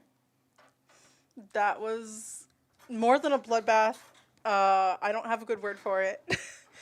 It was absolutely insane plays. I mean, from both teams. I mean, for a while, it looked like MSOE was just going to sweep the board. And then UWGB kind of crossed their T's, dotted their I's, and said, here we go, let's do this. Really wrapped up what they needed to, Yeah. went for the correct objectives, didn't, you know, overstay their welcome. Yeah. So, I was really curious. Felt like Green Bay wasn't going for the Baron for the longest time. I'm like, okay, when is this Baron going to come into play? It has to at some point. But with MSOE having picked up some of those early Drakes, the priority and pressure was building around the Dragon Pit above all else. Therefore, the Baron was just kind of sitting there. And eventually, at some point, Green Bay can rotate up to take it once they actually have enough. And once Akira Speed Racer knows that he can just basically solo the Baron if he wants to. I mean, that's fine, Yes. sure. To each their own, I guess. But no, fantastic stuff and priority from UW Green Bay. And I think they're slowly building some more of that confidence back before they head into this next one from Madison. Madison has had Green Bay's number all weekend in best of ones. But the key part is, even when these two teams have played in the Wisconsin Esports Conference, UW-Madison typically wins game 1. UW Green Bay typically wins games 2 and 3. So in a best of 1 format, usually it might not be a surprise to see Madison come out on top. But as we get further along in the best of 3, Green Bay might have a better chance to come back and reclaim their title. absolutely. I think it'll be probably another bloodbath of a match for the next one. So we'll see how it goes. Certainly will be. Fireworks aplenty as we wrap up the Green Bay Invitational on the other side of this short break.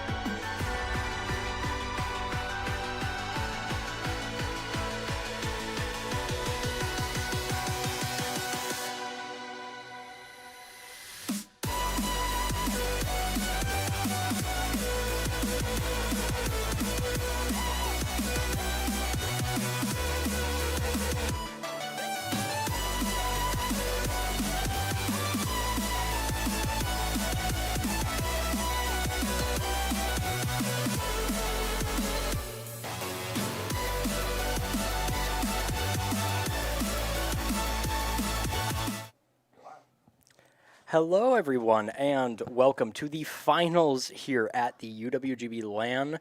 Here we have on blue side UWGB themselves, and on the red side we have UW-Madison.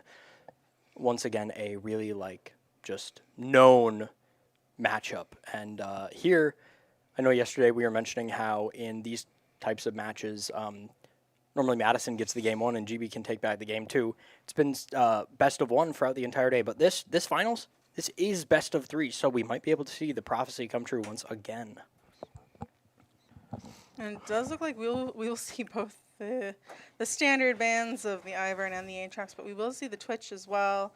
And then even the Lux looks like they must have been watching last match and decided, we don't want that.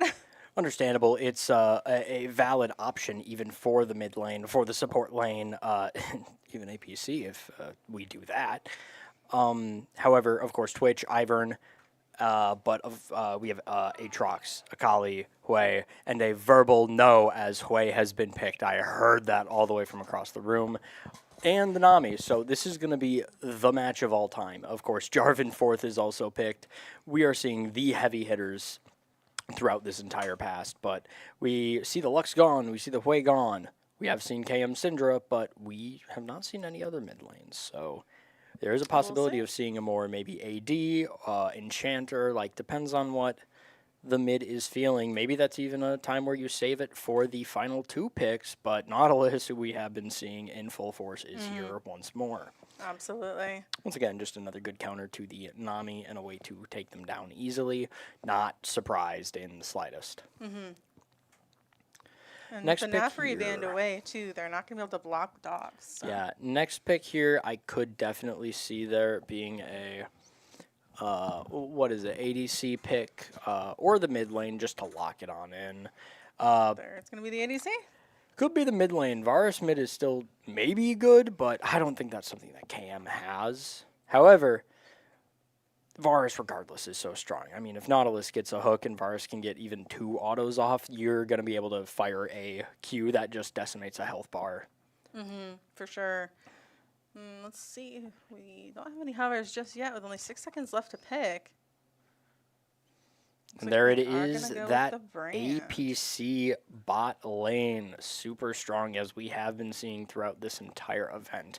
It's tick damage from the Nami, put over the E, you're allowed to just hammer on damage until you just have them at such low health that any of the burn from Brand will kill, because even the burn can proc the Nami orbs. Yeah, for sure. Looks like we are going to see a Mordekaiser ban. That's not terribly surprising. They have a good amount of mastery on the champion. Yeah, bans over here. We've seen Madison do a lot, but with top lane gone, do you think a Darius ban? But no, Zin's out for jungle and Mbessa top lane. We could see the return of the Darius that we saw in that one other game where he was able to get the quad. Yeah. Maybe a pen to this game, who knows? But it is a strong Darius nonetheless. And Darius, I mean, is just strong in general. But as we see here, in the last 5 seconds of the pick, they are keeping their pick in, and Shaco. Oh, interesting. Now, this is a champ that we have not seen here today, but another one that we know can be AP, can be AD, boxes, or assassin. He is a jack in the box of all trades, as one may be. But, I mean, we already know boxes set up. You really don't even need to do too much of your camp. Set a box, start attacking, and you're good. This is one of the few junglers or characters even in this game that we will not see even take Flash. Like, he will probably end up taking Ignite Smite. LeBlanc, another one we haven't seen. Of course, a strong mid laner pick who has insane burst damage due to the W dash, the Q that allows you to re-proc that damage and do more. And I mean, E is that root. And then alt, well, I've already said what alt does. It mimics one of the 3 abilities last one used. So you can go Q, alt, Q, W in and deal damage due to the Q proccing off off your alt Q, and then your alt Q proccing off your W, and you can just really 0 to 100 any health bar. Yeah, and it looks like we are going to run double tanks again, unless the Mundo decides to build for damage, but... Hey, malpractice makes malperfect. That's what Mundo always says. That's his voice line. But Mundo is strong if you let him run rampant, but anti-heal, I feel, is going to be a big factor, especially on the brand and burn damage, unless Mundo can just survive all of it. And we have a Yone. We have seen that Yone a bit often here. Strong. Ease Very. in. Fade unsealed. Go in with alt. Go in with Q. Even dash in and out of the fights. But can he deal with LeBlanc and Dr. Mundo, who also can A, stay in a fight, and B, get out of a fight? Yeah, no, it'll be interesting to see, especially if they're taking this Yone top into the Dr. Mundo. Is he going to be able to even get through Mundo's health bar? Mm-hmm.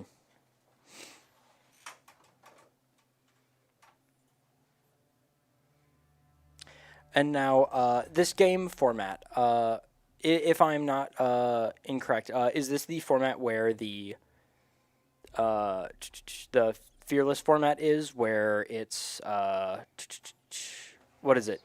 Oh yeah, that's right. All picked champions in the round 1 are not applicable for the champions in round 2 and round 3. So currently, also technically banned is LeBlanc, Varus, Mundo, Jarvan, Nautilus, and of course Nami, Shaco, Brand, Hui, Yone. We won't see that until next game. We will not see these champions again for the rest of today.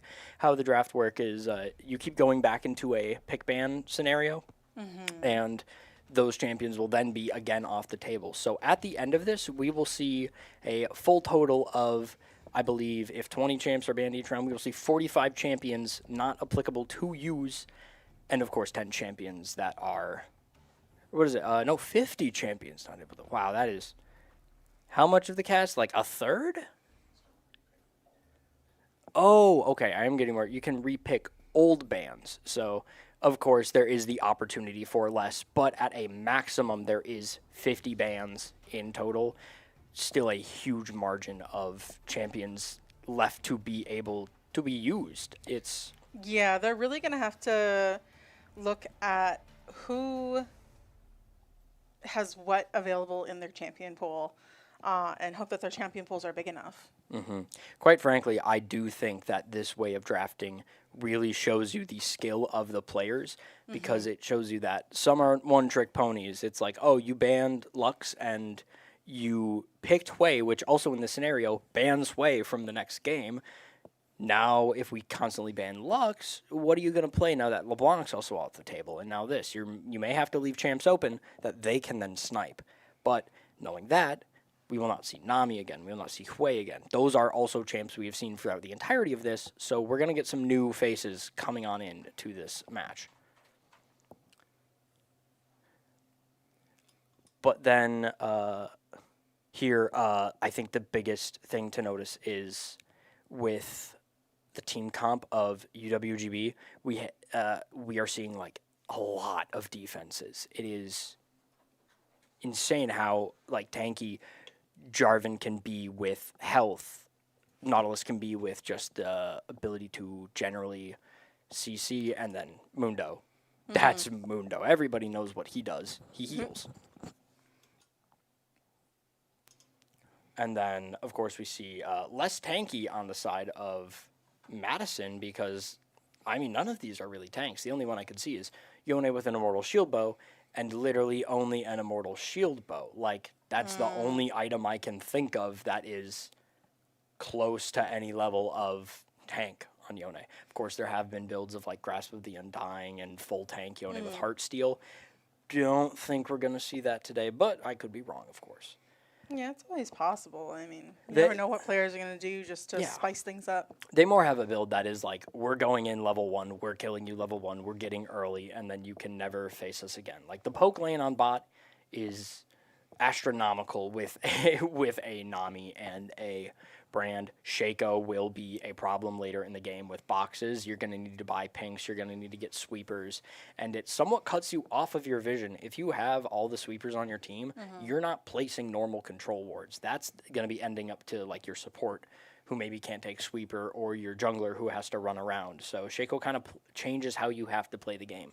Champions like Shaco, Teemo, Evelynn, they really reward you doing vision negation rather than vision gain. And then again, it's Shaco. It won't do much if he pops up behind you and kills you before you have the ability to buy a pink ward. Now, I do know due to the quest changes, support has been changed fundamentally because in my mind, there's never a reason to purchase a pink ward as a support before you get your quest done. Why would you buy control wards for 75 apiece being at like a 150 total when later in the game, when you scale, you buy them for 80 total for 2 wards and you have a separate slot for them. You're not wasting an item slot, you're saving and like what is it, 35 gold per 70 for total every single control ward you buy. But that might change here with the Shaco. It might cause the support to lack the gold they need to really get ahead in this game. Yeah, for sure. It's going to be interesting to see how that really affects the gameplay and the warding situation as a whole. But as we are getting into this game here, I am very excited to see what these champions can do, and it does look like it is the Yone top, not normally, the Yone mid that most people are used to seeing, but that might mean he might take on that tankier role, and he also does get to go to level 20. He gets teleport after a set amount of time, so he can run Ignite into the Mundo. He can be better in the early and be where he needs to in the late, which I think is so strong, but here we are, runes on the side. I think it's a more AD Shaco, of course, and he is electing to take Flash, just being that extra careful. Kira throwing in Oh, the flag. why face check when you can flag check? I mean, put down the Demacian standard, put it down, find it, and look at that. He healed all of it right back due to how his Q works. Oh my Oh god, my. Brothers are taking he might have to back you. And of a course lot we sooner than have expected. Troglodyte Mundo up here. He has teleport and ghost. It don't need a flash when you can just tank it. True. We have exhaust on Val Echo, the Varus, of course, because you do not want damage to happen like that. Already Yeah. Nami getting ahead of the curve with that W. Knocking him down by about a third of his health already. Troglodyte and YellowChud duking it out, but not going to go anywhere. Yeah, no runes I am not surprised to see. Halo Blades on Shaco makes sense for a more AD-focused build, and you're going to need that extra defense on Nautilus rather than the damage protection. Half health already. Of course, Electrocute on LeBlanc is going to be a big factor due to the Q proccing it twice. If you do like Q and then an E, like it doesn't really matter what you do as long as Q is proccing twice. Yeah, it does look like YellowChud is going to try and get that farm pushed in, get the minion wave up where you can kind of just play a little more aggressively. Ooh, excellent Here, hook. very good hook. Gonna have to flash. Is ignited, but it's not gonna be enough to take him down. Igniting at least reducing the heals from the Nami to make future engages better. Double CC coming out here from mid, and that is the Clone Pop. Yikes. Clone Pop is a bit scary this early into the game, solely because you don't have that extra like body blocker for certain skill shots. Akira Are we going to see the looking Smite War? Get in And there, and he's gonna steal. Early Smite from Shaco means that that is not a caught blue buff going in behind.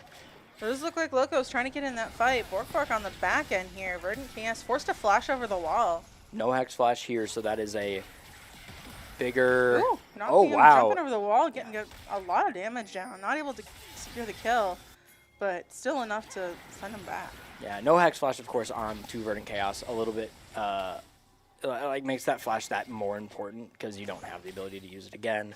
But still, getting out of that level 2, you don't want to give an early kill up right here. No, no. Spell immune Oh my going god, in, the ignited. going down. Yellow chasing down Troglodyte. Is the Ignite going to be enough to finish him off? It does not Do not appear think so. That gray health just keeping him alive. Just barely. No, it It looks is like going we to have- force the back, though, so he is going to have to send himself back. Does he Does send have him the now? TP to get back into lane if he so chooses, but it looks like he's going to just walk right back. Take his time. The wave's not pushed up, so he has that luxury. Jarvan going in. Don't know if there's vision that they can actually see him on, so maybe a small back right there, go in if needed, and he just takes that back, goes to base, and picks himself up a nice set of long swords and a little fairy light. Don't remember the full name, just know it gives ability haste. It's 250 gold. I never remember the name. I end up buying the component rather than the item. Not KM in trouble here. Does not see the Shaco. Maneuvers around the box perfectly, does not get feared by it, making the gank that little bit ineffective and putting Shaco down to a good amount of health.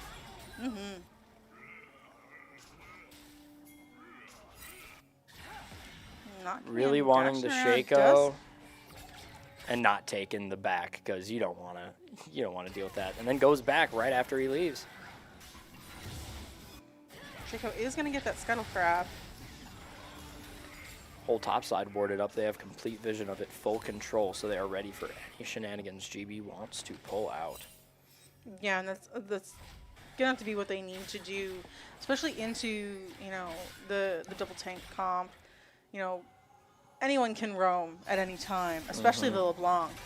Looks like Troglodyte and Yellow Chud though gonna duke it out. Yellow forced to pop back with the E. Not getting the knock up. Here's another. There we go. There's a spell immune into the ult. Is it gonna be enough? He's gonna flash for it. Take a 2 tower shots he and falls. die. All right, Looks like that's a Lilala 1-1 on the side board. Here might be looking to try and help out against not KM.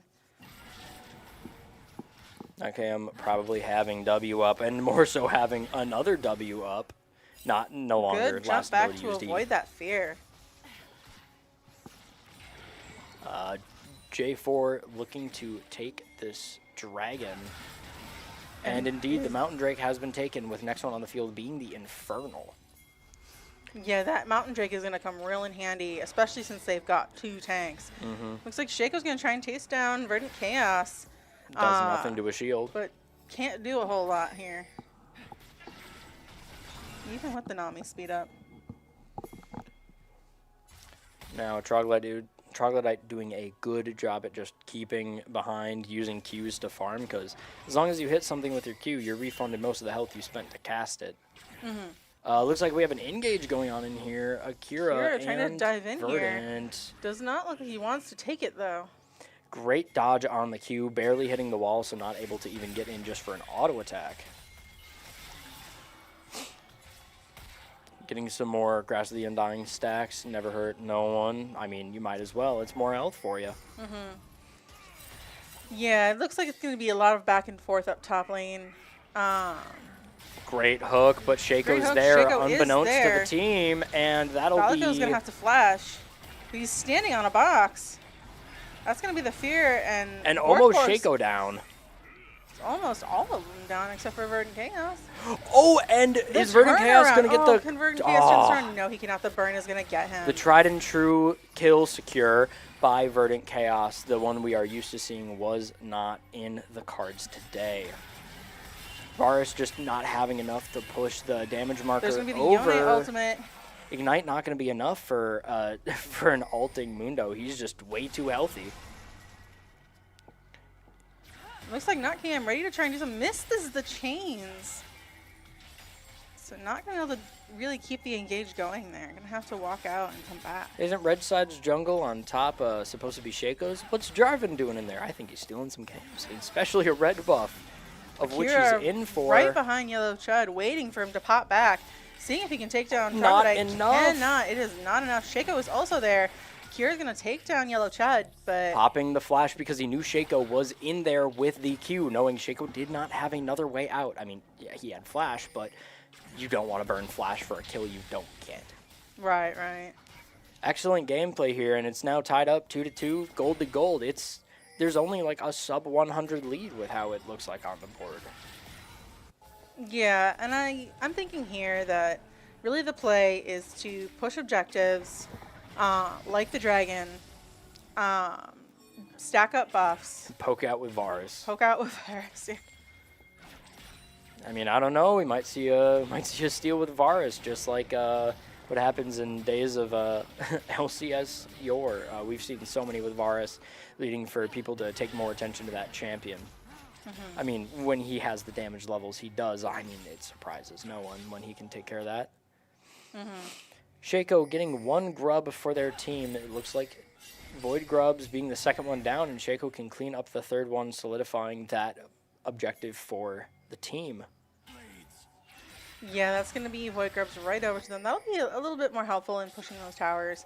I think what UWGB needs to do here is really try and apply some pressure where they can, but not overcommit. Yellow Chud looked like he really wants Troglodyte. About to snap back, unfortunately. Right, Looks like as Shaco we see is... here. Oh, no, Shaco's going to back. Yeah, wanting not. to play a little bit passive, going Shaco in. coming in for the flank. Currently Yellow is Chud gonna ult. visible. That's going to be a Troglodyte minimal ult damage, here, though, but but- is the heal enough to get out of there? Yellow Chud really trying to go Almost. after him. He But the is tower gonna shot's get going to take it? Yep, It tower does. shot will take him back for and a second Shaco's here time. at like 1 HP. 1 minion auto would do him in. Yeah, you better get out of there. Oh, what a time to have a global ult. What a time to have a global ult and know that Karthus there's a low health. Pressor. As we go here. Kira ready Oh, to time, but stunned immediately. perfect flash, perfect stun. And is that going to be the full punish after the Yes, knockup? it is. It's yes. going to be double ultimates. It's your main getting the kill. I know you love to see Nami get that because look at that. That's double buffs right there. Ooh, and that Ren might Chaos going to get with the Q, though.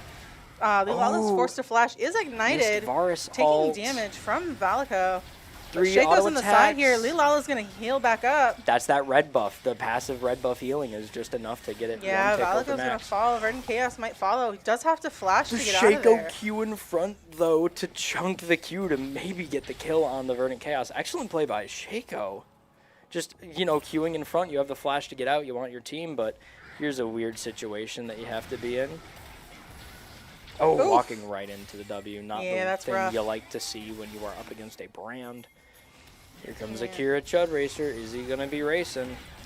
Nakayam popping over the Ooh. wall and sniping Lilala before they Clean can react. engage. Borkborg forced to flee behind I mean, the look band, at but how getting much- flanked Look at how much here. damage they've That's already going to taken. be a kill onto Akira.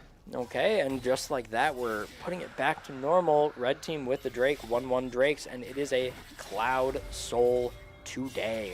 Yeah. So movement speed on it. Mundo, he can use it well with getting out of fights living and getting into fights and killing. And it becomes a lot easier for Mm-hmm. Shaco to chase people down. Currently, Jarvan and Shaco are literally farming kitty corner from each other. They're just best friends right now, I think. Yeah, best bros. Yeah, and Lilala going to face check Getting the auto. Akira. Looks like Yellow's going to go after Troglodyte again. Does not play coming up. Yeah. But we got- LeBlanc too. We have both the mids rotating for their top. What a nice Kira's show of coming bot, camaraderie. though. Looks like he really wants something over the wall, but Minion Wave is there to stop his roll. Oh, popping the ult regardless. Oh, that is going to be a Q dead going Akira, in. though, to the barn from Brand. Good bubble there onto Verdant Chaos. And Shaco here for the pick up. That's going to be a double onto the Brand. Oh, will the root result in a kill? Slow for Valico trying to kite, but cannot do it. enough.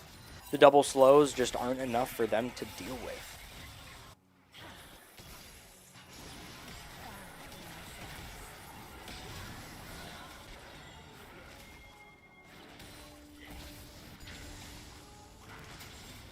Here we are. Not and Cam looking like he's in danger here with the Shaco and Loco in the side here. Yeah, with the current gold gap, now we're seeing a good, decent gold gap of 2K, which is more than we've seen for the early portion of this game, and going to be a little bit detrimental for GB, as we've seen a 2K gold lead can lead into a lot Verdant more. Chaos popping out of the brush, forcing Loco to walk back. That is going to be the ulti. Can not KM get in there? No, they cannot. The Shaco is there to defend. Yeah, landing the Q there was rough just due to where the Oh to my where the tower was, god, and, that goodbye Shaco. that's some LeBlanc strategy. Yellow forced to dive in to try and take down That is the Troglodyte kill. before Akira can take him down. Looks And the like Q just cleaning it up. yeah. No, interesting thing there. Due to the LeBlanc, you put the E on the Shaco, so when he goes into clone mode, you know who he is. You still have the root on him. So if you see the chain on him, you perfectly get the Shaco, and you do not need to work around the clone. Lala caught out in the side wings here by not KM and Akira. That is going to be the Nami ultimate, and Akira's going to take the kill. Flash killing with Smite. Now, listen, I know Nami is a fish, but that's not a jungle monster. Smite shouldn't do all that. Once again, and now we're seeing there's no gold gap. There's like 350 some gold that's in between them. Is that Imperial Mandate? Imperial Band at Nami? Yes, indeed, that is. With Brand, it's you put the E on it, the slow happens, and the burn immediately ticks it. It is insanely broken because your E applies the passive to your teammate, where their attacks or abilities then apply extra damage and has a slowing effect due to the slow Imperial Mandate triggers, and then they have to take the damage. Loco not letting away Forced to get flash anything. over the wall. Not KM dashing over walls to get to him. Chans are going to connect. Quest is complete. Akira's going to take that kill, though. Now, Akira 5-2, a story we have all been too familiar with of a Fed Jarvan leading to anything and everything you could ever want in a game. Speaking Akira of a coming Fed back up Jarvan, top. Yellow here in he trouble is. here. Going to have to dash into Akira, but Verdant Chaos is coming in as well. That's going to be a knock-up, and Yellow's going to fall. And giving the kill over to Troglodyte, needed against his lane opponent down in CS. But if we want to talk about down in CS, we got Jarvan to Shaco. Shaco is 75, while Jarvan is up in the 120 area for his CS. What you love to see from your jungler. Yeah, for sure. And with the Varus wave clear, Bork and Lilala are not really going to be able to get a lot of damage down on this tower. They're certainly going to try, though, with the Void Grab helping out. But as we see, we have the entire militia heading down bot. We have the Jarvan. We have the LeBlanc, who might be looking for something more, but with their current placement, I don't think they can get much. No, it does look like Not KM is going to head back to his lane. Surprise Loco. Oh my god. Three-quarters of the health bar gone in 2 seconds. Yellow trying to stop the back, just barely missing. Now, what we're seeing here on the map, Shaco wanting to farm. We do have this Rift Herald up. It's going to be a big point in contention with a 4-minute Rift Herald timer. Ooh, That's teleport gonna up be a the TP top. back. Really Yellow's doesn't gonna want have that to plate. walk away. But he still gets the plate from the minion autos, giving him that 80 gold buff. People see the Rift Herald going, so we may see a fight here. Oh, that's going to be a Q onto the There's Shaco. the pick. Does it start off everything going in? He's gonna Shaco flash. wanting to stay back, and Jarvan looking to maybe get something in Shaco on looking this. to try and get up here on Okay. Troglodyte, but Yellow is poking down the damage, and the Ignite is slowing that heal. There's going to be the Yone ulti. Going to get popped back before he can complete it. There's the big ult coming in from Jarvan. Yellow taking Oh. down, but not before getting the Ignited Jarvan. on the clone, though. Ooh. Shaco clone got ignited, not actual Shaco, so. Boy, able to Rough just there. deal all that damage. The Not W even gonna taking pop it. in, though, and that's going to be Shaco this time, not just his clone. That's that KM. That's that Q to W to kill. We've seen it here. We've seen it once. We've seen it twice. Maybe we'll see it thrice. Who knows? But I also want to draw attention to, once again, there is now a gold deficit in the favor of Madison, but only by a little. But this is the first time we have seen GB up this game, especially in kills. Yeah, and it's... Dragon is up. It does look like blue side wants it. So UWGB probably trying to prioritize these Drakes, get their extra stat buffs, especially onto their tanks. You know, not KM and Verdant Chaos just kind of zoning off the 3, even though they probably don't know Shaco's there yet. Yeah, the lack of knowledge of a Shaco is something scary. C is not online for this That's Nautilus, gonna be a missed Shaco bubble. coming Blue team in. does slay the Clown Drake. Dodging the W is what the LeBlanc needed, but it's not choosing to go back because you saw the That's Shaco gonna be box. the Verdant knockup. Chaos with the kill. Bork is gonna take down, not Cayenne though. Lilala's gonna get Verdant Chaos. It's a support for support world. I mean, you got the kills, so now Lilala has to get on you. And now, once again, we see it tied up 13-13, and a that's gonna be a quick kill by jump over Jarvan. the wall. They Very can't do nice. anything about him. And there's gonna be a turret taken up top. See, which that is the strong thing about Jarvan. He can just re-put down his wall at his own will. So he just went, standard, Lilala in. unfortunately did not try to back in a good position there. Does get stopped and takes damage for the mistake. Troglodyte not able to finish off the Krugs. Yeah, but once again, Jarvan in here with, such a strong engage as we saw. It's just standard Q, ult, pop ult, just walk back out. Like, they literally just looked at their teammate and were like, all right, can't do anything about that. And just had to take it on the chin. But Yeah. that is also where the strength of Jarvan does come out. He is a dive champ, yet a bruiser, but like also at the same time, he's like an assassin, and then and his standard does AP damage. That doesn't matter, but it is funny because if you build full AP, standard can kill. But I mean, it's only like 20%, so it really doesn't matter. But what does matter is the fact that he is 2 items with Sundered Sky Black Cleaver, so he shreds armor and just gets his health back on the first auto. Yeah, we are going to see a little bit of wave clear on the map here. They've got to try and get ready for the next objective. Drake's not up for another 3 minutes, but Rift Herald's about to go down, and Baron Nashor is going to spawn here fairly shortly. So it does not look like they are going to race to the Herald. I don't think either team will be able to take it in time. That's going to be a beautiful Yone Yone ult, ult. Fate Is is going to get popped back over the wall. unsealed. The Ignite does take down Akira. No W to Troglodyte prevent in the it. middle of 3, trying to tank as much as he can. There's going to be the Nami ult. Look at all that healing, but it The bubble onto is Verdant not Chaos will enough. keep them out of the fight. It is now 4-1 against poor Verdant Chaos here, and that's going to be a double kill onto the Shaco. Of course, more 4.5 to 1, or 3.5 to 1. We kind of got Shaco clone, but he was auto attacking. He was doing his work. Going knocked him in, over the wall quick to assassinate, kill. almost there, but And you W turret back is, out. Is that a live? It Oh, it is just barely. Congrats Oh to my KM goodness. for that amazing dive. If it was the Olympics, I'd give it a full 10. Yeah, but that does also free up Madison here to take this Baron, which can tip the game back in an their immediate favor. 21 minute Baron like that. That's such a strong push. But then again, the Varus steal. He charges up the Q and Nope, he doesn't take it. Just barely not enough. Nockam gonna dash over the wall here, try and get something, but gonna pop back before the brand abilities They connect. did dodge the brand ability, which, I mean, we've seen how much that W does. Yeah. Too much. Way too much.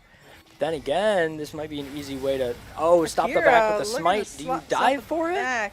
He might pay with his life. Yep, that's going to be the Not burn enough of a from W. the brand. You just got to be scared of the brand sometimes with his damage Nockam output. getting a lot of damage down on this mid turret, but Loco's back to try and contest. Now, KM, of course, a nuclear weapon in the, form of a mage.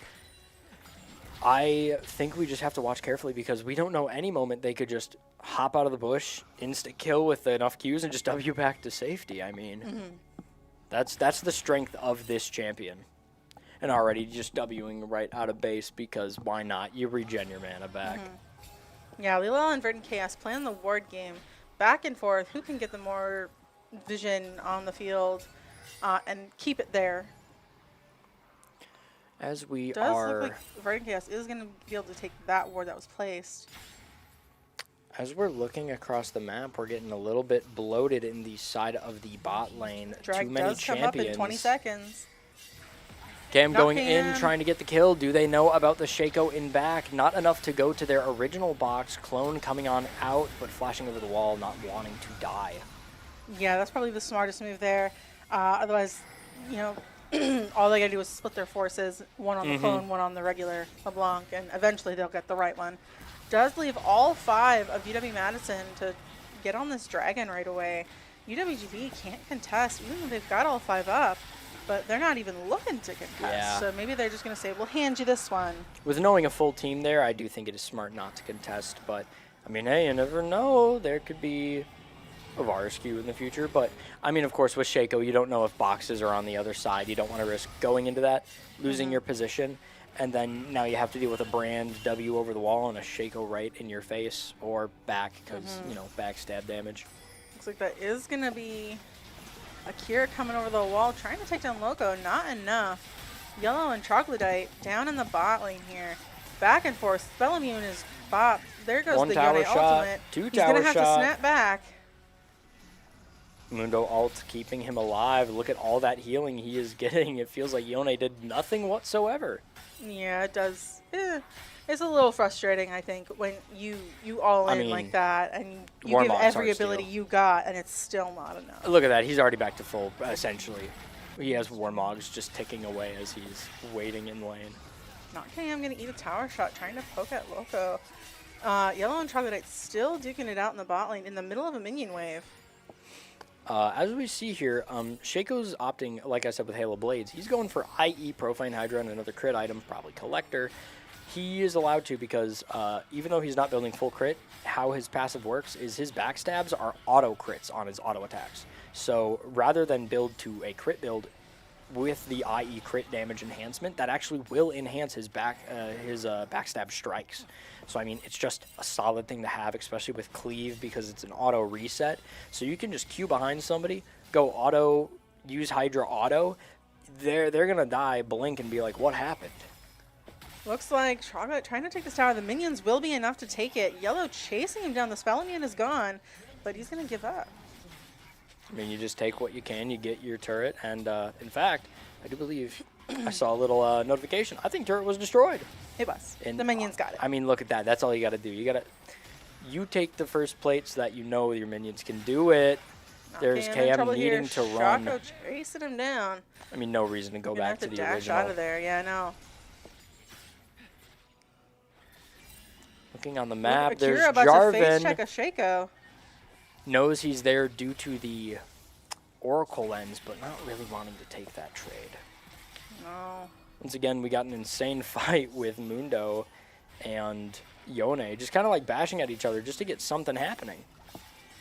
Yeah, looks like Yone is going to try and steal those Krugs. And will succeed for the most part by the look of it. That's extra gold in Yone's pocket. Where are we at on the map? Ooh, we might see a scuffle down bot lane. Yeah, it is looking a little spicy down there. We We've got KM going in, not knowing about the Shaco behind. Flash to auto to slow. Gonna dash around. Still Oh my rooted, God, so you know who still the real rooted. one is. Yellow's down. gonna take down not KM. Troglodyte's gonna get Shaco though. That's gonna be a double kill onto the Yone. Not something you want to see as UWGB, because the more Yone gets fed, the more you have to deal with his items. Whale, though, on the side of Madison, not doing the hottest at 0-3, still has solid items, however. So it's an attest to what the champion can do even when behind. But, you know, who isn't behind? Brand. 2 items. 3 items, sorry. That's the most annoying item in the world. Rylai's Crystal Scepter. And I was just going to ask, where did his boots go? Can you believe I forgot that he was the ADC this game? He has boots in a 7th slot, which they're Magic Pen boots. So just to have that extra just damage ratio, like that small damage ratio of like 10 points of AP or your magic damage going through every time really builds up when you consider the fact that he has DOT. Yeah, it does look like Baron Nashor is back on the board and drags up in 50. So teams are gonna have to choose what they want to prioritize here.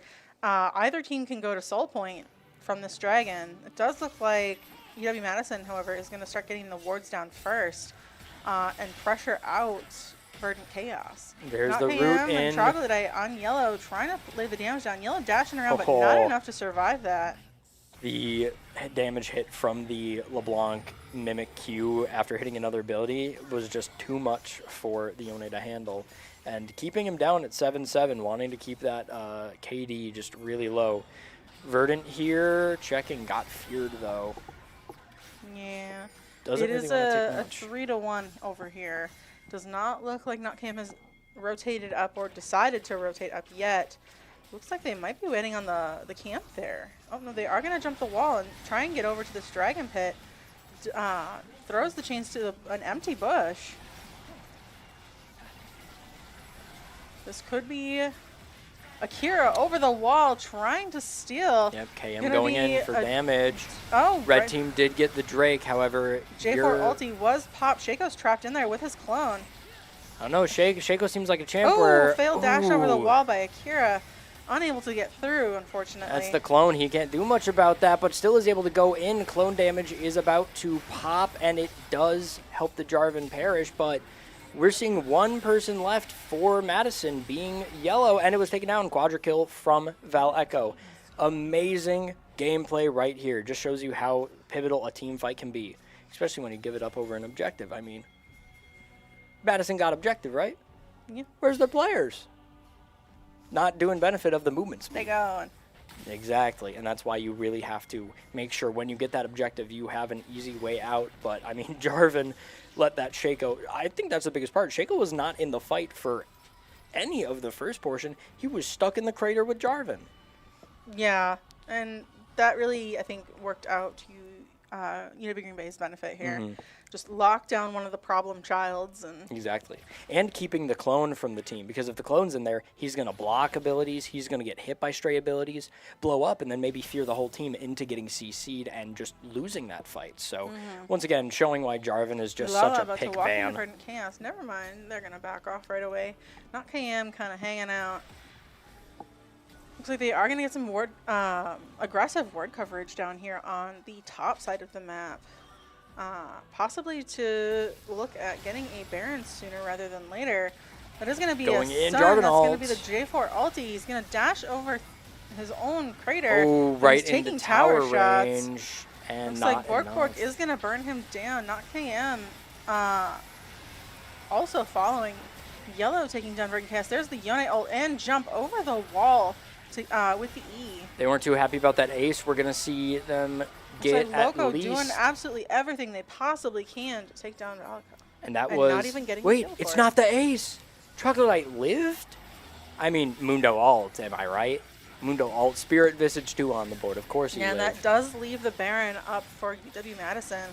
And it will be free unless Mundo decides to waltz over there and attempt something crazy. I but mean, does Shaco's not look like not he- up. You could try to go for the steal, but I don't think it's worth it. Your entire No. team's down. no. If you get the Baron and die for it, what do you have to say? It does note that Shaco is still down, so Shaco will not get the Baron buff, but it's still on 4 members of the team, which means they can push their waves up a lot faster. Yellow's already doing it in top lane. Verdant Chaos trying to slow him down, not able to do so. Yellow already hitting that big 18 mark because, once again, top lane have the ability to hit level 20 due to their quest. One of the most broken things in this game, just due to the fact that they can be at that level. Like, we only thought, oh, you can do that in Earth. Nope. With this game, it is so pivotal to just have that extra level. Like, you get bonuses in your abilities. If you really scale based on your level, you just have more stuff to work with. For sure. And we do have a cluster here from UW Madison. Looks like they're going in pairs aside from Arione here, who is going to back. We've got, however, Troglodyte down in bot lane, shoving that wave. He's split Akira's there to pushing. back him up. Move back where the home guard is given for the team, make it harder to get into the places Does you look like need to be. Akira is going to back. Both of them are going to back in the face of Yellow. Yellow does. Oh, never mind. They are going to try the bushies here. Diving on him. Dive There's in. the There's ult. the ulti. There's a Yone ulti to try and They save can't his get him life, out. but Akira's ignited, and I don't think it's going to be enough. Not with the shield active. That's been the reason that Akira has died in some of these fights. He goes in early with that shield, and then once it's gone, he gets ignited and doesn't have a way to proc it when out. So having the shield saved for that fight, knowing the Yone has no way out of the crater, is the best way to save your shield, because then you can use it, of course, for when the ignite is happening later. Yeah, excellent decision-making skills there. But speaking of decision-making skills, they might have to decide to go for this dragon. It is Madison's sole point, and I mean, if I'm GB, I do not want them to take it. That's 3 instances of move speed. The ult for just more move speed, it's too much. Yeah, it does look like they're going to Shaco catching take up to some you. time here. Brand catching up to you. Hui doesn't need to catch up to you. He has enough skills that go far as is. Yeah, and it's... Both teams are in the area. All 5 members, except for Yone, who is sprinting down mid lane. Now, LeBlanc is definitely going to be a big, pivotal member of this fight. Just being able to, like I said, be essentially an assassin. You just come out of the shadows and It go. does look like Valako's in trouble here. He is going to get picked off here by UW Madison. Verdant Chaos might follow, even queuing to the wall. But that is the Cloud There Drake is slain. That is the Cloud Drake, but at what cost? He is going to Oh, and blast he gets one over. the wall. That is so a missed Yone ult. That is a very much missed Yone ult. Loco and Yacht KM in the middle of the Oh, river the here. heal did so much. That's where Looks like you Yacht KM is forced to run as he's being chased down by all 5 members of UW Madison. need to bait with the clone, need it to do as much as possible, and using a quick TP back to base, is it going to be enough? Yes, it Yes, is. it They're is. able to get away. That is one way to use your TP. I mean, does it let them live? Well, then I'm using the TP if it lets me live. Yeah, for sure. It's definitely a do or die. And hey, he didn't die. So once again, looking at the CS here, not too many differences. It's really a close together game. There's no gold gap other than like the most minute amount. Items on the board, though, are where things happen. I mean, we see here Nautilus going for the more MR approach because Brand Nami is so oppressive.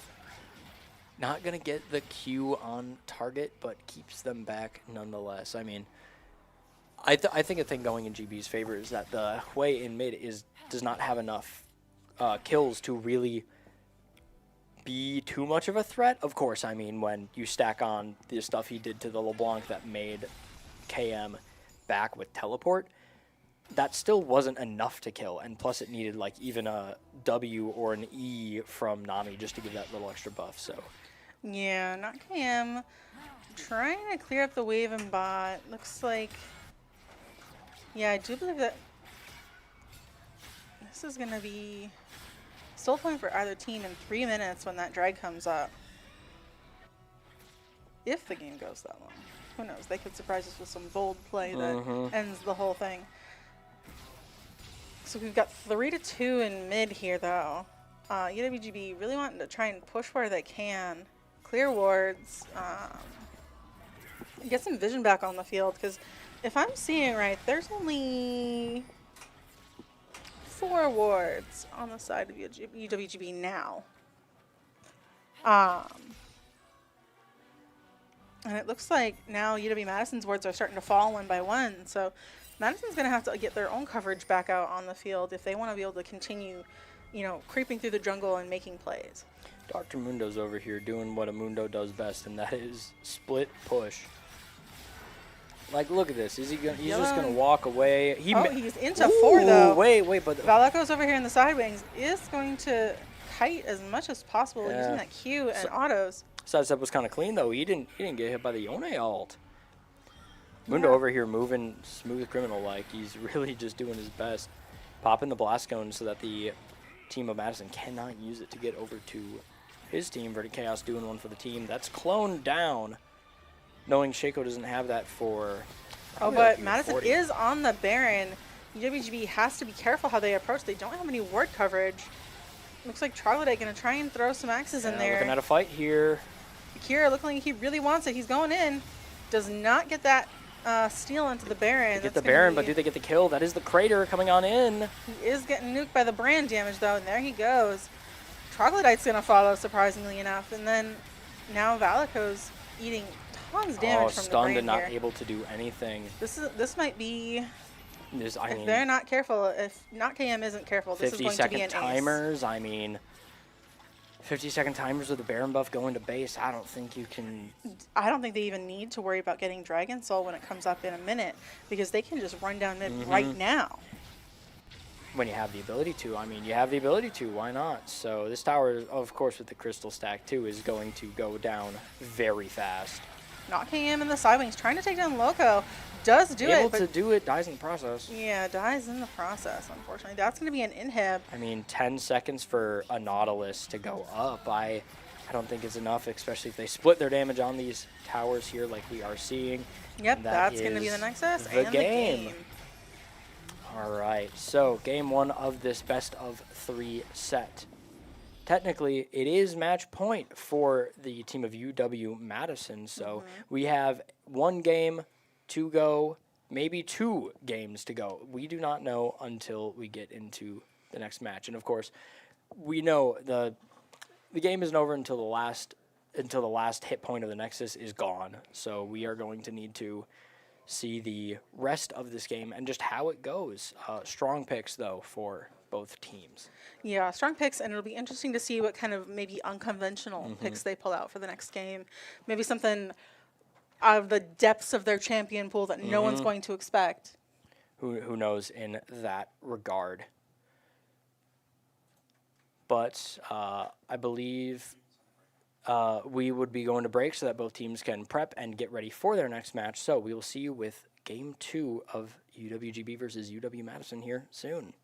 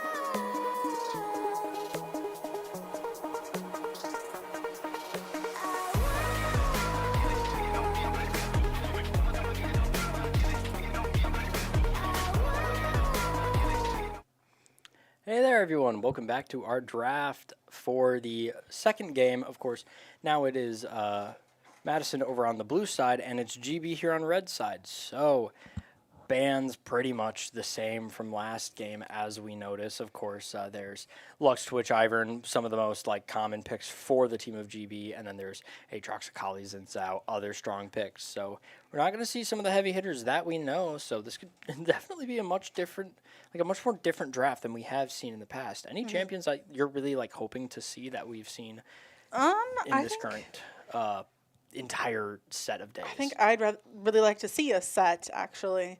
Set is one of my favorite champions. Once in a great while, I'll take him support and, level 2 flash E into somebody. So. Yep. But of course, we're seeing here the Nefiri. We all know that this is such a solid pick for either team. More so for GB, it is one of their comfort picks, but not able. But Here comes the Belveth. we got Big Bell over here about to wreak havoc on the Rift. Now, what was strong about Belveth in their game against MSOE was the fact that Belveth has in their kit dashes, attack speed, CC, the E that like is a damage reducer plus a healer, and then their ult that's a healer, and they have everything in their kit. They Yes, can but do welcome anything. to the League of Draven. Wait a minute. I get that one. But speaking of welcoming to the League of Draven, we're also welcoming Janna to this League of Colleges. Janna, of course, a strong pick. Shielding allows you to give your target more AD. Draven, I don't know if anyone at home knows this. Draven uses AD. So Janna makes him scary. And of course, Draven has his own form of slight displacement, but it's his axes that do the most. Even at one item, catching your axe and throwing it and back to the opponent, like you take so much of their health. Yeah, and it does look like we Poppy are Vayne going to bot see line. the Vayne Poppy rerun I like here. this. It did work out well for them, so I think it's a good idea to run it back. And Oh, yeah. I mean, Poppy's strong with their ult, like getting Nefiri out of combat as fast as you can to where they can't do anything. Same with Draven.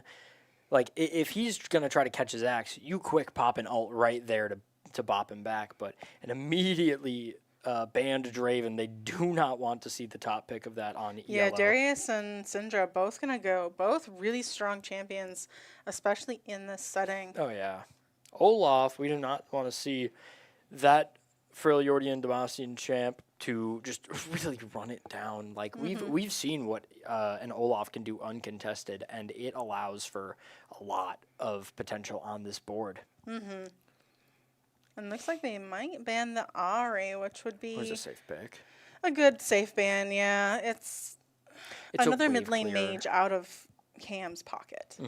It clears waves, it CCs, heals even after you get takedowns, and has the dash that lets them just move around to their heart's content. Like, it is a solid mid laner for an AP pick. It looks like we're going to see the Mordekaiser come out to play as Big well. man Mord, I am excited to see. Now, we have already seen what Mordekaiser has done today, especially in the hands of Troglodyte. But, like, Trundle? Are we going to see Trundle Mord again? Maybe. I think there's a really big possibility of seeing the Trundle and Mord pick, those pillars being what they need. Oh, what's that? I might see my set. Now, I believe, have we seen set Mordekaiser matchup at all I think in we these weeks? have. Yeah. I don't remember how it went, though. I think it went great for the set. It was every time he was able to pop ult even in the Death Realm just to get going. And, I mean, you just stack your grid as fast as you can in the Death Realm. You don't care that Mordekaiser's passive is a AoE damage zone. You want the damage built up, and we have Annie. I believe the first time we've been That's a seeing surprise ban for me.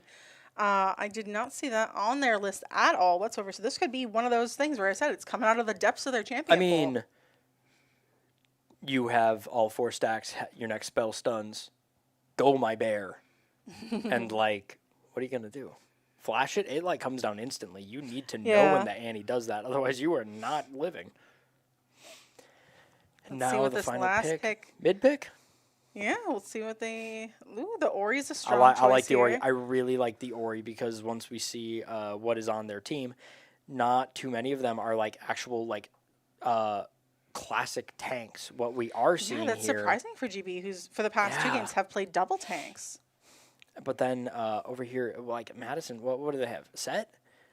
The Ori ball putting in with an alt can just put people to where they need. Belveth comes in with their CC slam, and everyone's lined up for the perfect just engage. And I really do like this. So, of course, we got big man Ashton Vallejo here. He's in his flow state right now, as one might say.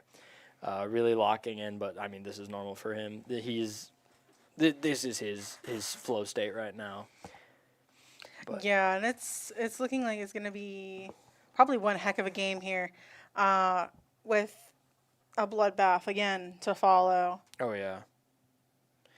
Looking at this pick, though, I do think that GB might have a leg up with their team. We've seen what the Vayne can do. If you're able to move in, move out, and get your auto attacks to where they need to be, you're gonna stack your 3-hit passive just enough to kill. The one thing I am hoping not to see, though, is some unfortunately missed, like, Poppy ults. Whenever there's a Poppy ult that happens and they miss it, it's like, It's tragic. it's so much value of just, yeah, they're invincible when you pop them up. They go so far back that they're not able to help in the fight. You know how insane that is? It's just like, oh, these two people that were problems, bye-bye. They're not here anymore. Do not worry about them. We took the objective. Like, imagine a Poppy going in, flash, charge, and boom, their smite's gone, your smite's there, steal an objective, easy peasy. It does have a fairly long cooldown, though, if I'm remembering correctly. it is deserved to have a very long cooldown when you do that, because it's like a tool that big that's just an immediately, like, it's a get out of jail free zone, it's a put opponent into jail not free zone. And then, I mean, okay. I say they don't have necessary, like, tanks on their team. Nefiri, however, I mean, intangible with W is, like, the scariest thing for a team to see, because Nefiri just doesn't get hit during that. You can get rid of tower aggro. You can get rid of negative effect. Like, even if you're rooted and you're still, you just pop it to not get hit. But that's, I think, the strongest thing here about Nefiri. Annie, however, interesting pick, but it's still dangerous. Like, you just pop the bear down on somebody and they're stunned. They're taking bear autos, and you just get to pop more WQs on them and just take them down. And it does look like we are running in the game here. Everybody rushing to their positions.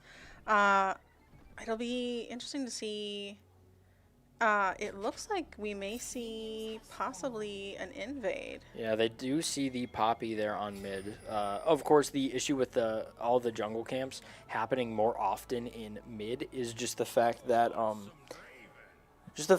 invades are like nigh impossible to now have happen, just due to the fact of, like, these camps are now, right, say now or about, or is it at full? Yeah, at 55. Now they're up. You would have been normally able to do an invade, back the people you need, and wait for their buff to maybe kill them again or steal it. But now with the timer changes, invades are harder to do. Yeah, it does look like we're gonna see some. Annie wanting to play much more up. Yeah, it looks like Yellow's really getting on Troglodyte, getting that grit built up, but not gonna use it just yet. So it will fade before they can make use. Yeah, Annie probably wanting to really try to push up, use either Q or W to push the Orianna off their farm, but that is the double level 2 in mid, so they're just having more tools to poke each other out and use to kill each other. Yeah, it looks like Verdant Chaos here are getting kind of zoned away from the shield. Same thing with, like, Mundo, I think. It's where it's like your thing drops on the ground, you want to pick it up because you reduce your timer, but it's Good scary. stun there. The Ignite is down. That's going to be the Grit Blast. First blood onto our set here. What an insane flash read. I mean, that's where you have to even flash to the side sometimes, or use it at the whole last moment. Like, you need to wait for a set to flash before you do it yourself, because otherwise you're going to get reacted to and it's not going to be fun. Yeah, no, that was an excellent play there by LiQWYD. I think saving the grit for the last possible blow was perfect. Mordekaiser taking Ignite, knowing that he really needs to be more defensive in this lane than offensive. Especially if you Death Realm him, you just want to, like, make sure you can guarantee the kill and you can guarantee that he doesn't kill you in the zone. Lots of trades here. Akira down that's bot. going Looking in. at The that's gonna be a stun. stun down, and Lee Lala's gonna fall. Bork looking like he's gonna have to back off here. Great CC chain over here from UWGB. Get that kill. He's gonna and put kite them back on using par. the axes. Well, I mean, that's the Draven classic. Yeah, looks like Yellow really wanting to get on Troglodyte again, but Hey, half health. I'll take that trade any day. yeah. And it was in just a short couple, like a second or two. And Yeah, and he's not allowed to get CS while the set is just up there. Like, he can just punch, go in, run at you, more punch. Yeah, I'm looking a little low on mana here in the mid lane. Loco still. It's the price you pay for playing Ori. Ooh, great knockup. And That's the gonna be the Draven airborne. axes. The Draven axe airborne. But that's going gonna to be the condemned to pop Bork back. Can they chase him Ooh, down? but top Troglodyte in lane, trouble here from easy Maximatori kill. and Yellow. That's gonna be the kill onto the set. That gives him double kill. Not able to make anything happen bot other than a back. Orianna getting stunned there, but the bone plating allowing Ori to stay alive. Poppy, by the way, phase rush just to be in the fight more often, and Annie going summon Aerie. That's mainly for their the damage helps with Aerie, but also when they E themselves, it keeps them alive more often. So summon Aerie is a more defensive rune set to take, just so that you do not die on anyone's timing but your own. Yeah, it does look like they are gonna clear the wave before backing. We do see Akira up top looking like he wants to get in there, but the set's playing back, so maybe they saw him. Or at least he has an inkling. Now he definitely Oh, going in, there's the Yellow's, W. Yellow's exhausted. And full E. That's gonna nice be flash, a just good making sure grit. not to die. Refuses to get hit by that grit. And what a good man. Give it to your Mord. He needs that extra gold being down in 20 CS. He just needs that. There's no ifs, ands, or buts about it. You really got to make sure your big guy is fed. Does Mordekaiser usually run a Doran's Ring?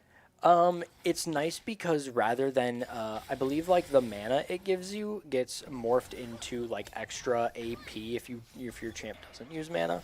He likes to have the extra AP because his auto attacks from his passive actually do 30% of his AP and extra damage. Okay. So this item just allows you to tack on that damage. Akira coming down.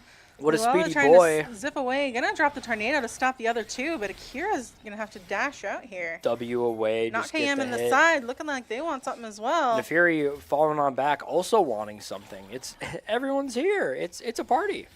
Oh yeah, for sure. Now we just need some balloons. So as we are looking on the map here, Annie and Orianna kind of having a little stare down, each wanting to do something at each other, but not wanting to follow through with said thing.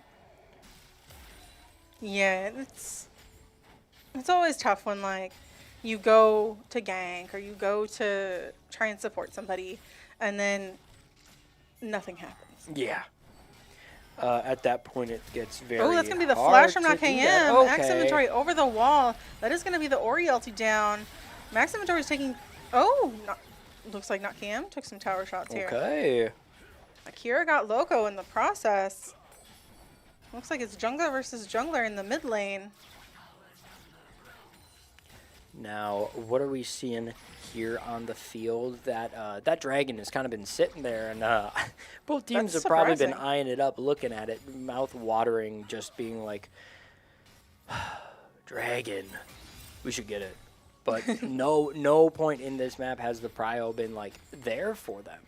Yeah, and neither top laner Check has this- teleport. Check the Draven auto. He's gonna walk up to one of these champs. He's just gonna chunk their health. It will be not okay. Like I don't know what Draven is doing, but those auto attacks are not okay.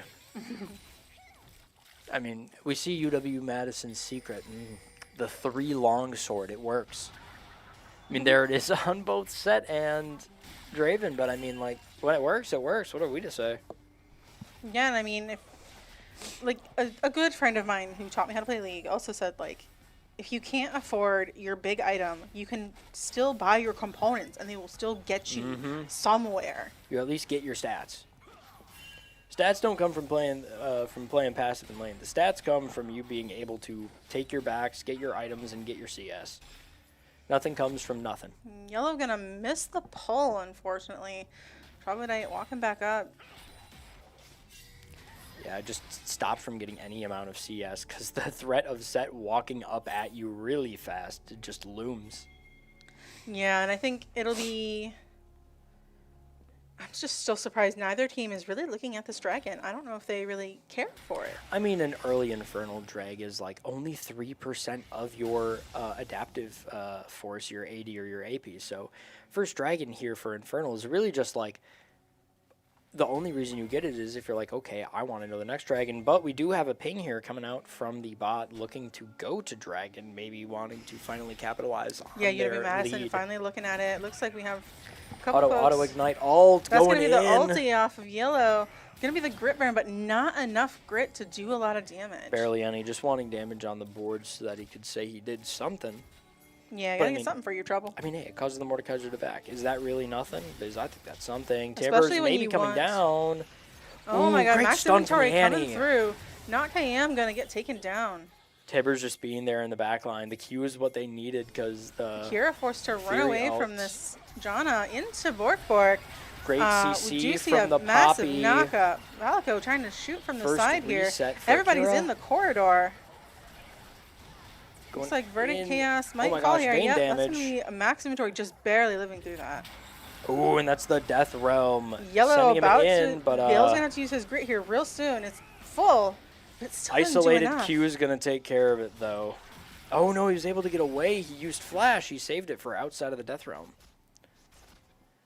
Oh, Akira really wants this. I mean, of course, with their dashes now in true form of Bel'Veth, they can dash over the walls and just take what they want freely.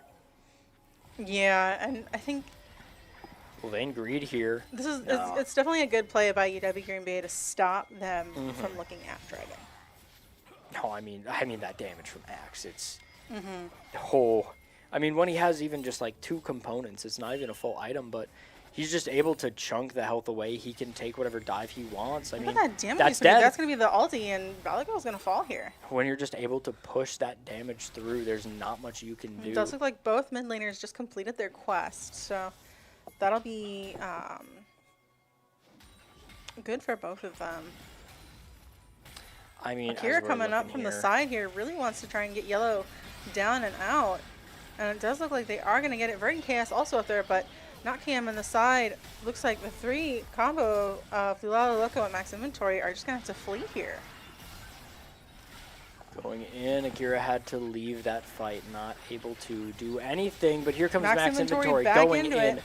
wanting to take Akira down. The reset going. Akira now has half their health just back from that engage. Yeah, and Valico's really going ham on Bork down here. Bork forced Flash. to flash. Valico also going to flash Q and tumble auto, one more auto, and that in. Can they takes it tumble out before down. the tower shots kill them, though? They Looks were like able to take Loco's it, going to but get Akira Akira, down. not KM. Low on health and mana. Trying to speed themselves up with the ball, but Oh, great just usage of the ball. To get out of barely there. getting out of there. Good job, not KM, for just being able to run out of there, but Ooh, barely hit. And that was close. very scary Janna Tornado. Jannas who know how to play that tornado well are super scary because it's one of the hardest skill shots to hit in the game because it's so telegraphed, yet it isn't. Like, you know the tornado is there, but like if you dodge up, what if that's where they put it? Max Inventory on the Void Grubs and Yellow with him. Looks like they might be able to take all 3. Yeah, it looks to be completely uncontested. Very Yellow's gonna free grub. leave him to it. And get back to lane to grab that juicy looking wave that's coming up. Still not too much of a gold deficit, only 1,000 gold, which isn't a lot when you realize each champion probably has 200, which contributes to it, maybe some more, but this dragon just really needs to get taken. It's sitting there, it's waiting.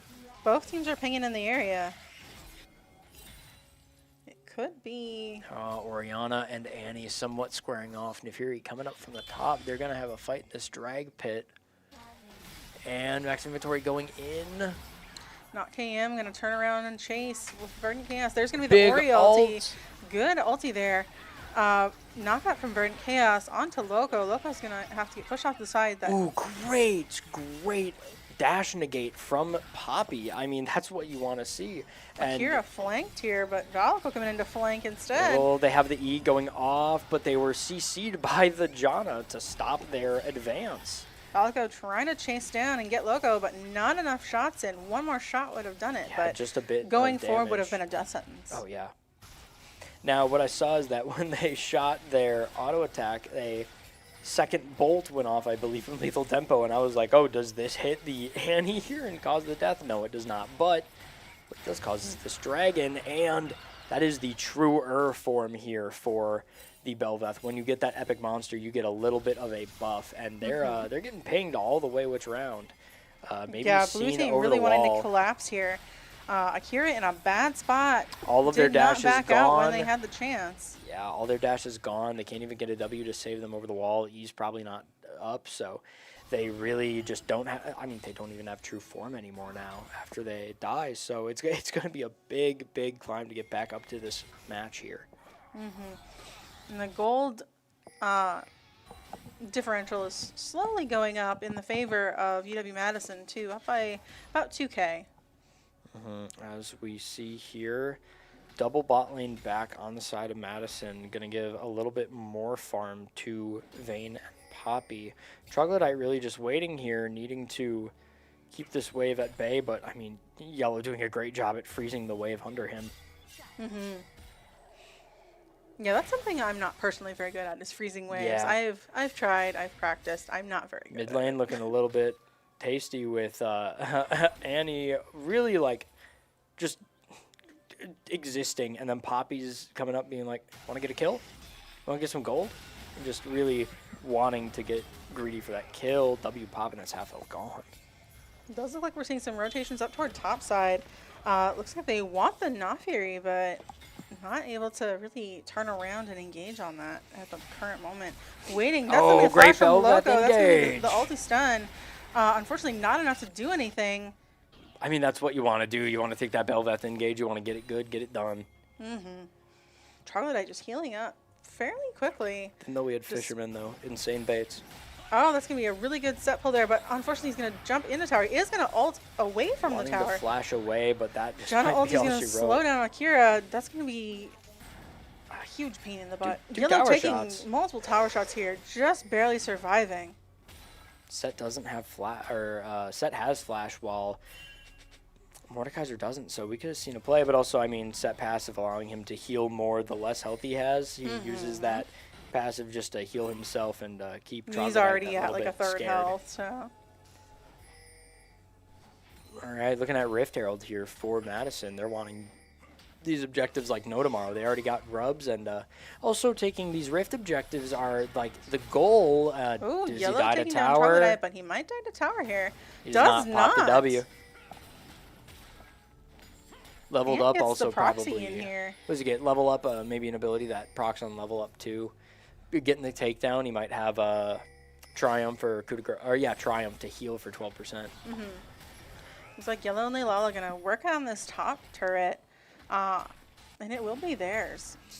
You know, inventory's there to protect. Pop the Herald, is that what we're going to see? Oh, also, by the way, great thing to keep the team with Belveth off of Rift-based epic monsters, because then Belveth enters an enhanced true form where not only do they get this instead of form for 60 seconds on a takedown of a champion, they get it for 180 seconds.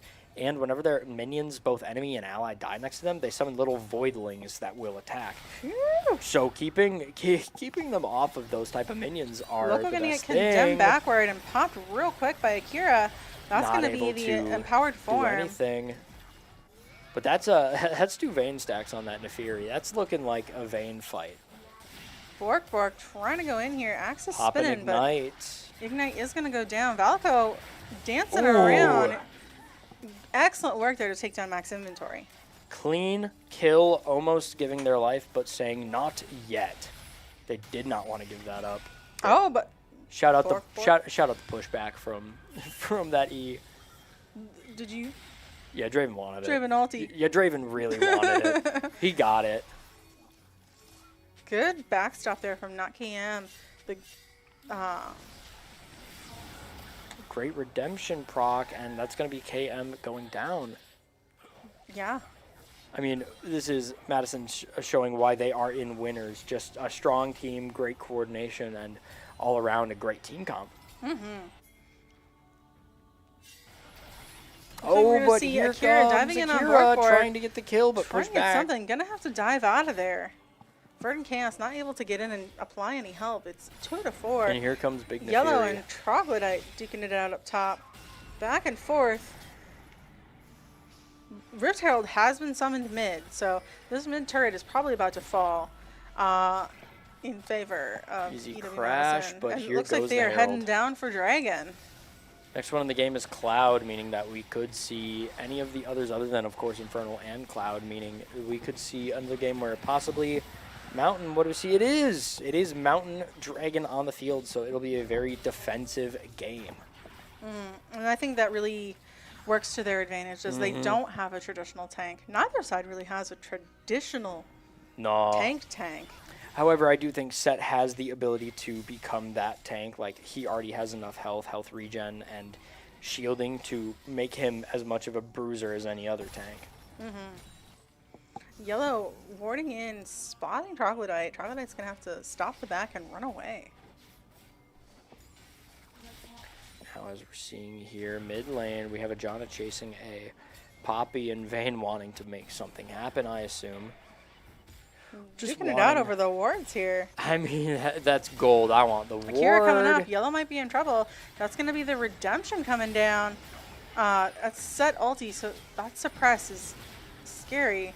But Akira ignited, almost dead here. Ooh, going into Death Realm, they should be able to get this kill. Great, we know wasn't on the board, just came off, but not going to be enough. The grit And, not enough to save him. Does Akira not notice? Oh, okay, he does. I was like, his Void Crystal's right there. If he goes on it, he gets a heal in true form, but did notice it just in time, gets true form, little bit of healing back, and now has that extra boost of stats to make more things happen this game. I mean, Yeah. already, we look at that healing, and it's nothing to scoff at. It is so huge. It does look like both teams are kind of pinging. They don't know where they don't quite know where Poppy is, but they have an idea. Oh, great flash That's going on great in. ulti Janna from the Janna. ult's gonna be She's enough have to get out of there. flash. Draven, no ult, not able to get it up, but I mean, Vayne going in with the ult and getting Oh just my a little God. one tap. Bork here looking like he's going to be in trouble, flanked by Ooh, 4. this could be Akira not dead, Akira. and he gets the re-heal. Nefiri gonna do just oh my goodness. enough. Oh, yep, that's a double kill. And that's their team. That's the strength of Nefiri going Yellow in taking with that down Verdant ult. Chaos, too. Does he get a second use of the ult after killing? No, no one in vision to do such. Max inventory looking to go after Troglodyte next. Oh, the slow take from a lot red of buff damage here from the is bonk, so but- detrimental. Gonna get pulled back and suppressed, ulted from Set back into the wall. The grit Oh. will miss, but Loco will take the kill anyway. The grit missed, but I mean, Set ulting back away from tower is like the worst thing that could happen to a Mordekaiser without Death Realm. But And that does free them up to start taking some of UWGB's jungle, what's left of it, to get extra gold in their pockets, grab maybe some buffs. of course, and then here comes Verdant wanting to do everything in their power to get them to their team. This is going to be a redemption coming out on the field. Verdant Chaos dying, but here we have the Draven Axis coming in trying to get something started, but this tower is already going down. Yeah, and Max inventory trying to dive, or Akira trying to dive back in there and get something out of it, but not able to. Does die, and we see that Loco's gonna recall here instead of helping push. Looks like they are fighting under tower. Ooh, that's Yellow taking 2 tower shots, having to use grit to survive that. Here we are going into the later portion of the game at 22 minutes. What are we looking here for? I think a Baron. We have the Dragon in a minute. Going a more defensive build on Mordekaiser. First item is, I believe, Rylai's Crystal Scepter, just for that extra slow, because as we've seen in this game, the issue is that they just keep sticking on him like glue. Well, and UW Madison can do that. They also have that Cloud Drake under their belt. So. Storm Razor and Essence Reaver. I actually really like that on Vayne. It's just solid crit chance. You got the 20%, but you're able to go in. You get the extra movement speed from these items. And Essence Reaver proc is nothing to like scoff at. But Troglodyte here walking through, wanting to get this, but not knowing Yellow in where. the side here. Yellow He is going to going come out down. after him. The Ori's there. Team is stopped But from doing Jana what they can do. throwing in some slows on Troglodyte. Not able to really help YellowChud. YellowChud's just going to grab the wave and rotate up. Looks like they might start getting on that dragon here in 15 seconds. What do you see But here? we've Ooh, got big Loco crystal and build Akira up. up top. That does mean the jungler is Easy up 2 top. plates. Oh, great flash getting away from the CC because how Belveth Oh, works. they're going to give up on the dragon and chase Verdant Chaos. Ooh, is that a Verdant Chaos kill? That is. Oof. Yeah, how Belveth works is when you slap down with that CC, they get knocked up. You actually get a dash in the direction that you hit, so you'd be able to make sure you can go and get a That is kill. Dravenx, ulti, and max inventory trying to take down NuckAM. Not able to secure that kill. Akira going to get suppressed with the set ulti. And Oh, that clean grip blast, kill. absolutely beautiful. Going in, not much Valeko can do under tower here, especially when there is 3 there. You would need some sort of AoE to take care of that, Looks but like they nothing to it. can't tell if they're going for Baron or not. Yep, looks like Been going for Baron. inventory's going to start it. Yellow might come join them now that the tower's gone. I mean, at that point, do you even go? No, there is a Vayne up. As set, you do go back to your team, but I don't know. I don't think Belveth will be up in time for a potential steal. I No, think, unfortunately not at this rate. especially on the laurels of hopes and dreams, I don't think anybody could have the inkling of stealing Baron Nashor. So And it that is. is Baron on all 5 members of the team. Mm-hmm. As Logo had just come back up. I mean, you base, you get your items, you run it back out, and this is where we're seeing the almost 10k gold lead happen here from the amount of CS on the board, the kills that have been split between the team. It's right here as we see top lane with a big gap of 4k, and then I think the next biggest one would be the bot lane here with a total combined of about 2 and 2, so like, yeah, 4k on the bot lane. So a lot of numbers here. Oh my gosh, chunking from the chunking from Draven autos are How are they insane. going to pull Loco back in twice? Dragon fight. Here is max inventory wanting to attempting go get something in. here. Max That is inventory gonna be taken Valko. down, but oh my gosh, the Draven ult just clearing a path. Valko looking on life support up in that corner, though. Whew. Yeah, just the lowest it could be, but NuckAM trying to run. IKM needs what they can to That's go going to be using the ult ulti for used defense. to try and get out of there. Yeah, too slow. Is he Gonna going to go go for in. it? No, he's going to have to No, take a just couple taking- tower taking shots and 2. turn around. But I mean, what Draven can do is flash, auto, not getting the E. Is that... Oh, but Valko's back. Vayne wants it. That's 1 tumble, 1 auto, and that is the shutdown. We could see it turning around. And he's in, teleporting in to go for that middle turret. Yep, and that will be a turret in their favor. That puts them at 2. Yes. No, 3. All 3 inhibitor turrets are open for taking. All right, so now that really leads to just a wide variety of ins to their base. There's no reason that they can't just send one guy down, clear a path, and then just kind of like be like, oh, we're doing this objective. Look at our guys. Anyway, go get the towers set, and then set just, you know, clears a path for himself. And UW Madison did pick up that second dragon as well. I think overall it's some good gameplay here that we're seeing. Got Now some we have pings down. Yeah, pings, some backs. They are realizing, hey, they're moving here. We need to go defend.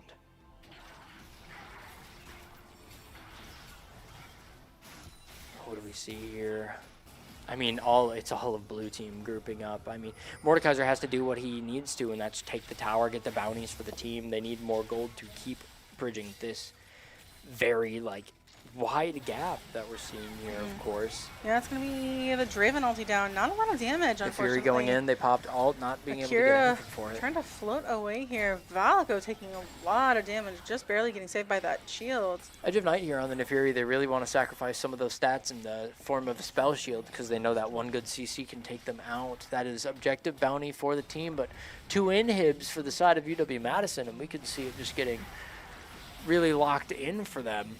Yeah, Troglodyte's got to recall here and rejoin the team. Otherwise, they could lose Nexus turrets here. Yeah, just needing enough. Troglodyte right now is acting more with a support agency with Crystal Scepter and also having the Thornmail. He's just trying to be somewhat of a punching bag that can deal the hits back. It does look like we're going to see some recalls from UW-Madison. Not all of them, but a good portion of them. Looking to go back, reset, get some money spent. So what do we see here in terms of map presence? I mean, of course, we see all the wards all the way around. But, I mean, hey, blue team is pushed up to all of their tier 2 towers. So there could be a way for a split push to constantly keep happening and it allow for the game to be won. Going in with the Hextech Flash and stun, and that's Ooh, Akira yeah, down. Ooh. Great, great engage. Yeah, and that's just what they need to do. They need to take Kira out of the fight. Then they need to worry about Valco and not KM. Get down the heavy hitters. Get the ones that can heal themselves back up real quick. And then just push to end. Going in, Looks like Troglodyte can get Mordekaiser damage on the Hook is board. only going to pull in the Bear. Bear's taking tower shots. Bear's gone now. That's going to be the Poppy ulti to send them out of the base. Ooh, Nefiri into the death zone. This could be very big for the side of UWGB if Mordekaiser takes it down using the invincibility to go but in, Death Run flash does not Q. last long enough. That's going to be a redemption. But Oh, great Max Orianna Ametryo ult. That beautiful Orianna ult. Oh, my goodness. And it's just turning around just like that, but this grit could be the changer in it. Now it's down to just 2. Unfortunately Yellow forced to try for and Madison, it's flee here, Belvath. but cannot. So he's going to have to very carefully position his grit. Doesn't even get to use it in time. Just like that, it is turning up UWGB. This is their ace. This is what they needed. Yeah, and especially with objective bounties falling off soon, if they can get something before that wears off, then that's more gold for them. 100%, and here's where we need to just keep watching the field because literally anything right now can happen. Yeah, Akira stuck clearing the base, unfortunately. Gonna have to do that with the Belvath. Valakos and Troglodyte are still down. Verdant Chaos just came back up. So they had to play the base game here. Yeah, it's not a fun game you want to play, but you have to play it. Now, set's still looking good. 100 gold bounty, still 12-4 with a wide margin of 4 items and one pair of nice little boots there. He's like really, really just locking it in for his team, and this is going to be a quick soul because look at these Draven autos. Yeah, this will put them to soul point. And another Mountain Drake making them even tankier. And all those moments, if they had that second Mountain Drake in that fight, we might be seeing all of them alive and the game be over right now if that Mountain Drake was Looks there. like they But are going to rotate up to Baron. one objective, why not 2? Looks like UWGB is looking to try to contest here. Actually, did they? They did just put down a blue ward, so there's a chance that something here could steal it, and it did not go in. The Orianna ult not hitting its mark. Unfortunate, but that is going to be the Baron onto UW-Madison. All 5 members. This could be really dangerous for UWGB if they don't play the turtle game. They're able to push up these minions, and with this extra adaptive force, clean house a little bit more. Decent damage onto the Nefiri, but they're just probably going to be able to heal it all back with like a few bleed passives. Dashing over the wall, they're getting into this fight. That inhib, both of them looking like to be up in about 30-ish seconds. Like, they're just going to start having a wall to go through, but I mean, they're inhibitors. Like, you're going to be able to clean them easily. Top tower looking worse for wear. Top turret looking a little rough here. It's going to go down. Going down. And then it could be the inhib right that follows. Yep, it's going to be a third inhib. That's going to be supers pushing in all 3 sides. I don't know if UWGB can clear that fast. Especially not with Madison in the base trying to end. Nefiri trying to go in, still getting damage. All the dogs here just hitting Troglodyte, weakening up the defenses. Looks like we're going to see the Poppy ulti come out. That does eject one from the fight, but they're just going to teleport back. Oh my. Doesn't matter if I'm out of the fight, I'm getting back into it. That's going to be a... That is The the other inhib- tower gone. Yeah, the It's an inhib came open back up, but nexus. they took it again. That's Draven ulti. There's a huge fight going on here. Valico trying to dodge out of there. They're just gonna Maximum take Tor down this really wants nexus. them, but they're going to focus the Nexus, and that's going to be game. Of course, and there it is, a good game. UW-Madison varsity taking it 2-0 here, not dropping a single game here in the winner's side of bracket. What a stellar performance. Big ups to them for doing everything here in the tournament like they were. It's really, really amazing what they were able to do here with this kind of format where they're running through with these specific team comps and then changing it up with the specific drafting type. But we didn't even need to see the third game. They were just able to clean it up solidly, and they were stellar performance here from, of course, Yellow Chud on the top lane. He was a stellar set player, just able to keep down a Mordekaiser because Fed Mord is a bad Mord. You do not want to see that come into your lane. And then also over here from the Nefiri, they were just getting down everything they needed to do. Just go in, get your kills, get fed. They were doing it all. So really, really great stuff here today at the UWGB LAN, and great plays from every single team here that we had over the past 2 days, both yesterday and today. So I just wanted to give big shout out. Thank you to everyone for coming in today, playing, spectating, and most of all, just enjoying a game that everyone here loves to play. But thank you so much for everything, tuning in, interacting, watching these moments. Could not be here without you. So this is Tanner and Chris, and signing off for today. Have a good one.